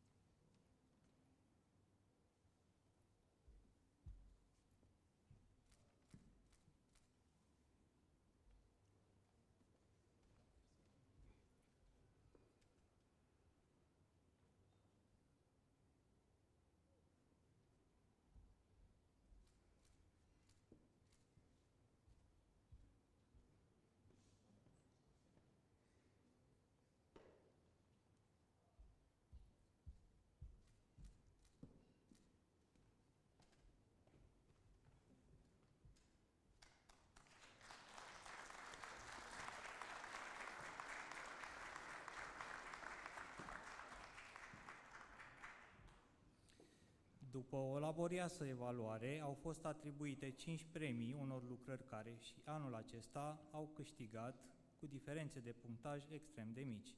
Am convingerea că și alte lucrări ar fi meritat să fie premiate sau nominalizate, dar ca în orice competiție trebuie să-i respectăm regulile. Cred însă că toți dintre cei premiați, nominalizați sau nenominalizați azi vor continua cursa, pentru că aceasta e o competiție a inteligențelor creatoare. De aceea vă rog să-mi permiteți să-i felicităm în egală măsură pe toți și să îi declarăm câștigători. Pentru a acorda totuși cele 5 premii de anul acesta, vă propun să începem prin a anunța lucrările nominalizate pentru fiecare premiu în parte. În continuare, voi da citire lucrărilor nominalizate pentru cele 5 premii. Fiecare premiu poartă numele unor personalități reprezentative ale științei militare românești. Mareșalul Alexandru Averescu, generalul de divizie Ștefan Fălcoianu, generalul de brigadă Constantin Hârjeu, generalul de corp de armată Ioan Sichitiu și locotenent colonelul Mircea Tomescu. Mareșalul Alexandru Averescu a fost șef al Marelui Stat Major între anii 1911 și 1913. S-a remarcat în calitate de comandant al Armatei a doua în lupta pentru eliberarea Transilvaniei în august 1916. În vara anului 1917 a condus operația ofensivă de la Mărăști. A fost membru de onoare al Comitetului de Direcție al revistei România Militară, precursoarea revistei Gândirea Militară Românească. Studiile sale s-au axat pe latura operațională a gândirii militare, arta militară și componentele acesteia, în special tactica. Pentru premiul Mareșal Alexandru Averescu au fost nominalizate următoarele lucrări. Îi rog pe autori să urce pe scenă când sunt nominalizați. Determinări relaționale privind modernizarea logisticii operaționale. Autor, colonel în rezervă, profesor universitar doctor Gheorghe Minculete. studiu privind influența mediului operațional asupra acțiunilor militare, autor, colonel conferențiar universitar doctor Constantin Grigoraș. Îl rugăm pe domnul general locotenent Iulian Berdilă să înmâneze premiul și diploma lucrării câștigătoare a premiului Mareșal Alexandru Averescu, care în acest an îi revine domnului colonel conferențiar universitar doctor Constantin Grigoraș pentru lucrarea Studiu privind influența mediului operațional asupra acțiunilor militare.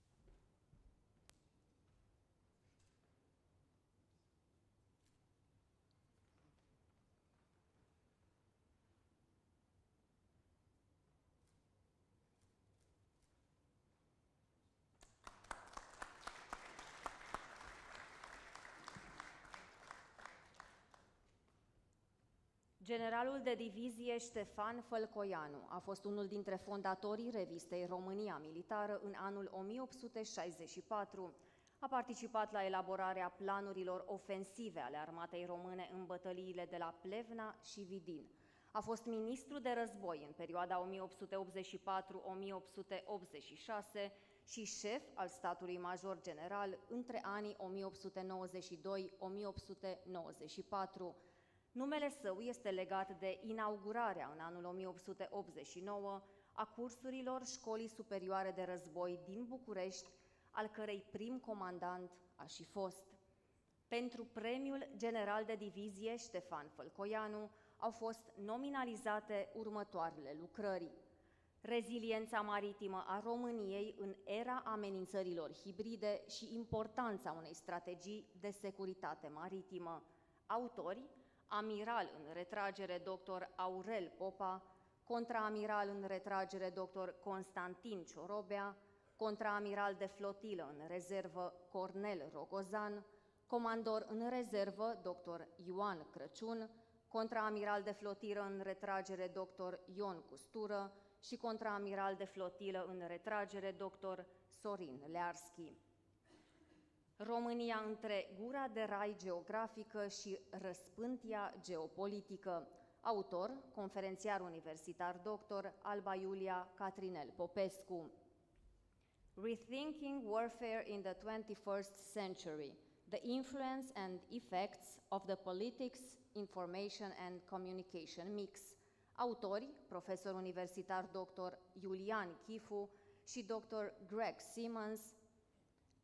Îl rugăm pe domnul general locotenent Iulian Berdilă să înmâneze premiul și diploma lucrării câștigătoare a premiului general de divizie Ștefan Fălcoianu, care în acest an le revine domnilor Iulian Chifu și Greg Simmons pentru lucrarea Rethinking Warfare in the 21st Century: The Influence and Effects of the Politics, Information and Communication Mix.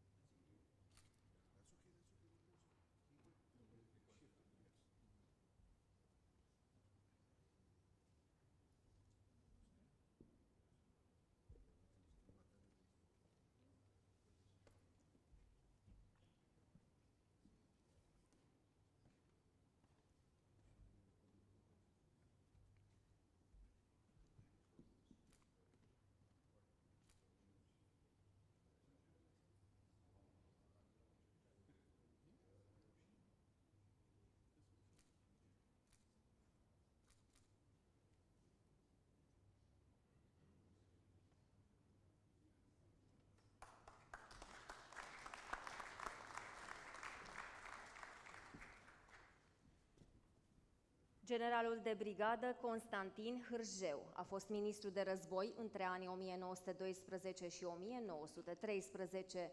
S-a remarcat atât prin calitățile sale de comandant al regimentului I Geniu, cât și prin cele de profesor la Școala Superioară de Război, unde a predat telegrafia. Opera sa științifică este alcătuită din lucrări de teorie militară, cursuri și conferințe pe tema fortificațiilor și a telegrafiei militare. Pentru premiul General de Brigadă Constantin Hârjeu au fost nominalizate următoarele lucrări. În fața invaziei, măsuri militare inițiate de România în contextul crizei cehoslovace. Autor, dr. Florin Pascaru. Deontologia comunicării publice. Ipostaze contemporane. Autor, dr. Mirela Ioniță. Războiul psihologic, componentă modernă a războiului informațional. Autor, colonel dr. Adrian Cristian David. Îl rugăm pe domnul general locotenent Iulian Berdilă să înmâneze premiul și diploma lucrării câștigătoare a premiului General de Brigadă Constantin Hârjeu, care în acest an îi revine domnului dr. Florin Pascaru pentru lucrarea În fața invaziei, măsuri militare inițiate de România în contextul crizei cehoslovace.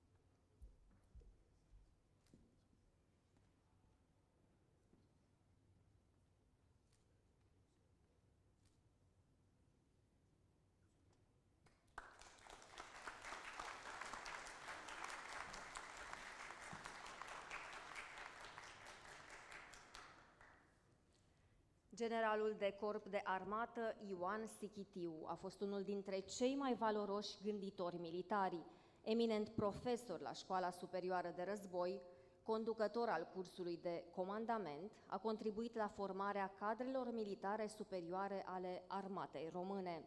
A fost șef al Marelui Stat Major în anul 1937. Activitatea sa teoretică s-a axat pe studiul științei și artei militare, preponderent pe probleme de strategie, tactică generală și doctrină militară. Pentru premiul General de Corp de Armată Ioan Sichitiu au fost nominalizate următoarele lucrări.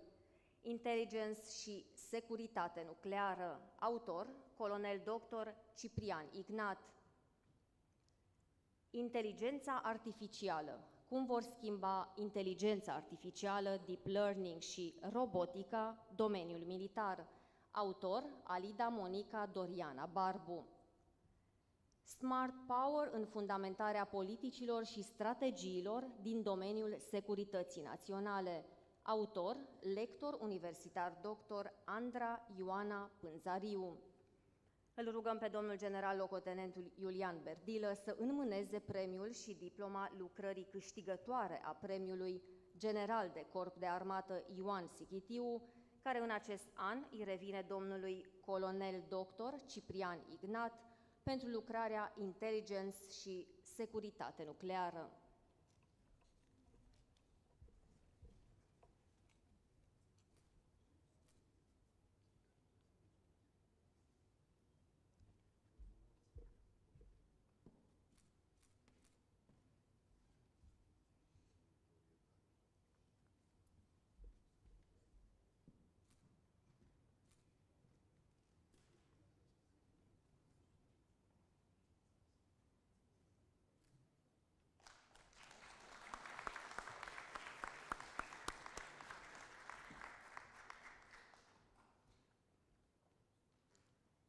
Locotenent colonelul Mircea Tomescu a fost un teoretician militar care a abordat în studiile sale războiul de coaliție, sistemul de conducere militară și raporturile dintre știința militară și doctrina națională.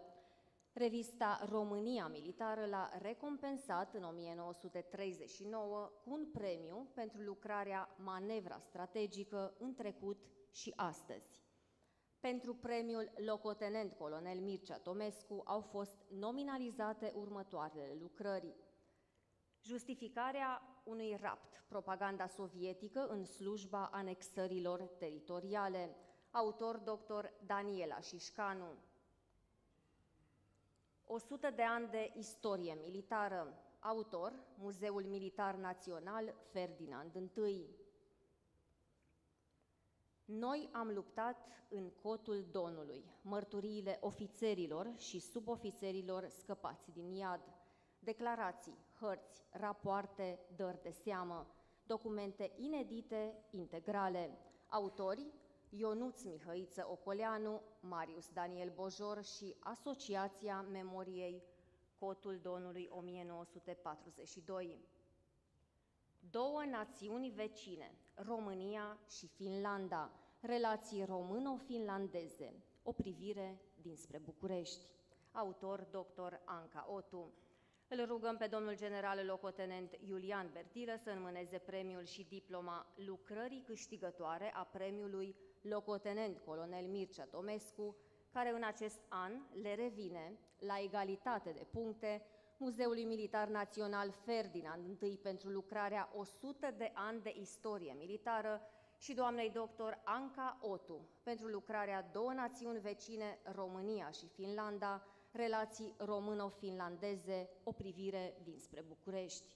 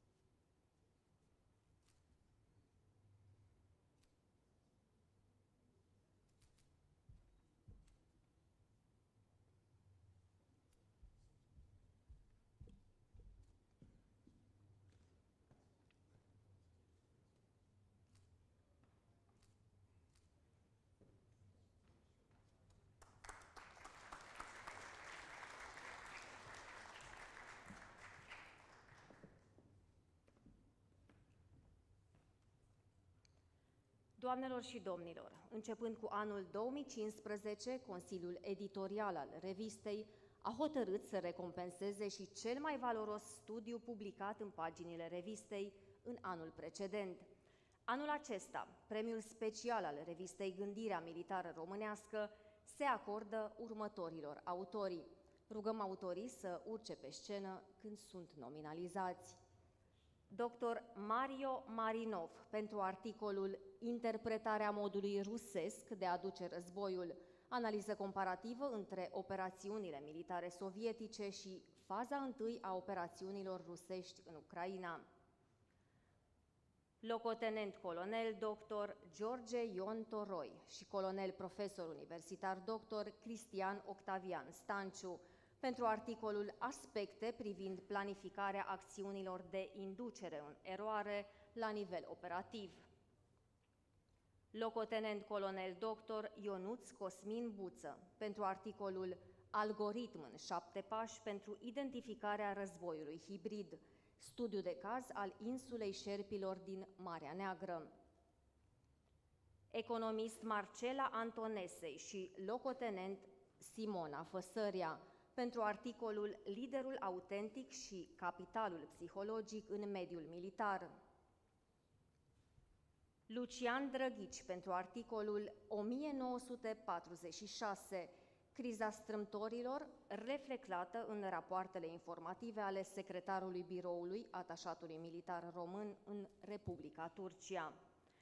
Îl rugăm pe domnul general major Remus Hadrian Bondor să înmâneze diplomele câștigătorilor.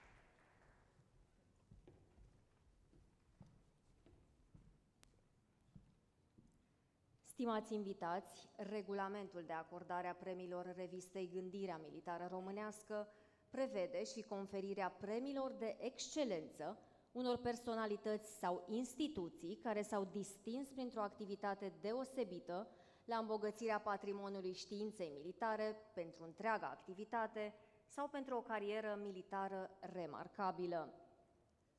Anul acesta au fost nominalizate Colegiul Național Militar Ștefan cel Mare, Câmpul Lung Moldovenesc, cu prilejul împlinirii a 100 de ani de la înființare, în semn de prețuire pentru contribuția de excepție la evoluția sistemului național de învățământ militar.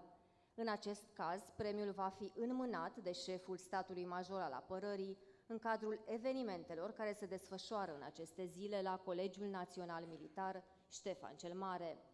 Și Comandamentul Corpului Multinațional de Sud-Est al NATO pentru certificarea capabilității operaționale complete în sprijinul consolidării arhitecturii de securitate pe flancul estic al NATO. Diploma va fi înmânată domnului general de brigadă Eleftherios Cales, locțitorul pentru planificare al comandantului Corpului Multinațional Sud-Est. Adresăm respectuoasa rugăminte domnului general-major Remus Hadrian Bondor să înmâneze acest premiu.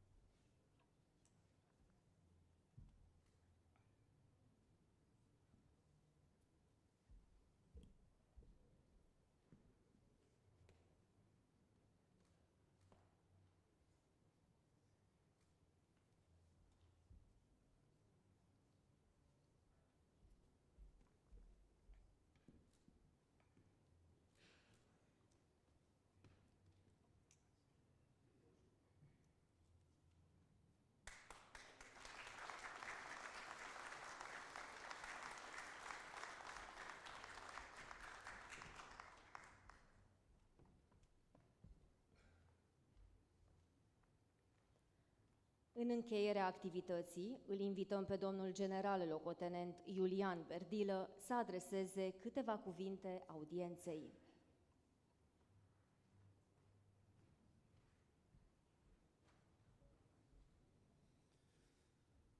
Bună seara, între timp.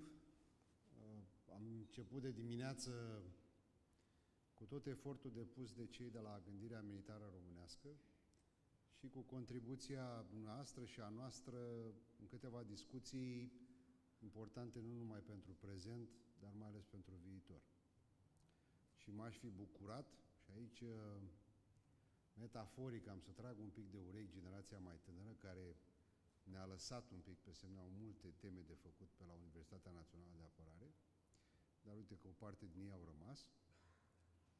M-aș fi așteptat la o densitate mai mare a participării din acele zone, dar vă spuneam că venim după o zi atât de gândit, de scris, de premiat, dar în final ne rămâne să mai și acționăm. Și asta o să depindă de noi toți, dincolo de literele, de mesajele și de concluziile pe care mare parte din dumneavoastră le-ați tras în munca depusă și recunoscută de către cei de la Gândirea Militară Românească. Din păcate sau din fericire, Armata României are astăzi și aliați și parteneri care îi sunt alături și poate organiza asemenea dezbatere în așa fel încât să tragă unele concluzii, așa cum spuneam, necesare acțiuni. Eu vă mulțumesc pentru efortul depus astăzi, le mulțumesc și organizatorilor și celorlalți care au făcut acest succes să fie unul real pentru prima zi și îmi pare bine că am fost și în panelul înainte de prânz, pentru că acum sunt și cuvântul de încheiere înainte de cină. Sunt convins că mai aveți foarte multe de discutat.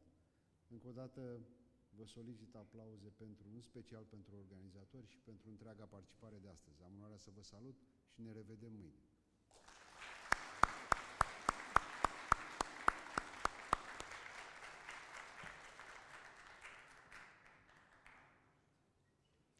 Domnule general, domnilor generali, amirali și ofițeri, stimați invitați, festivitatea de decernare a premiilor revistei Gândirea Militară Românească, ediția 26-a, s-a încheiat. Vă mulțumim pentru participare. Vă așteptăm mâine la cea de-a doua zi a conferinței, iar acum vă invităm la un cocktail pentru a continua discuțiile într-un cadru informal.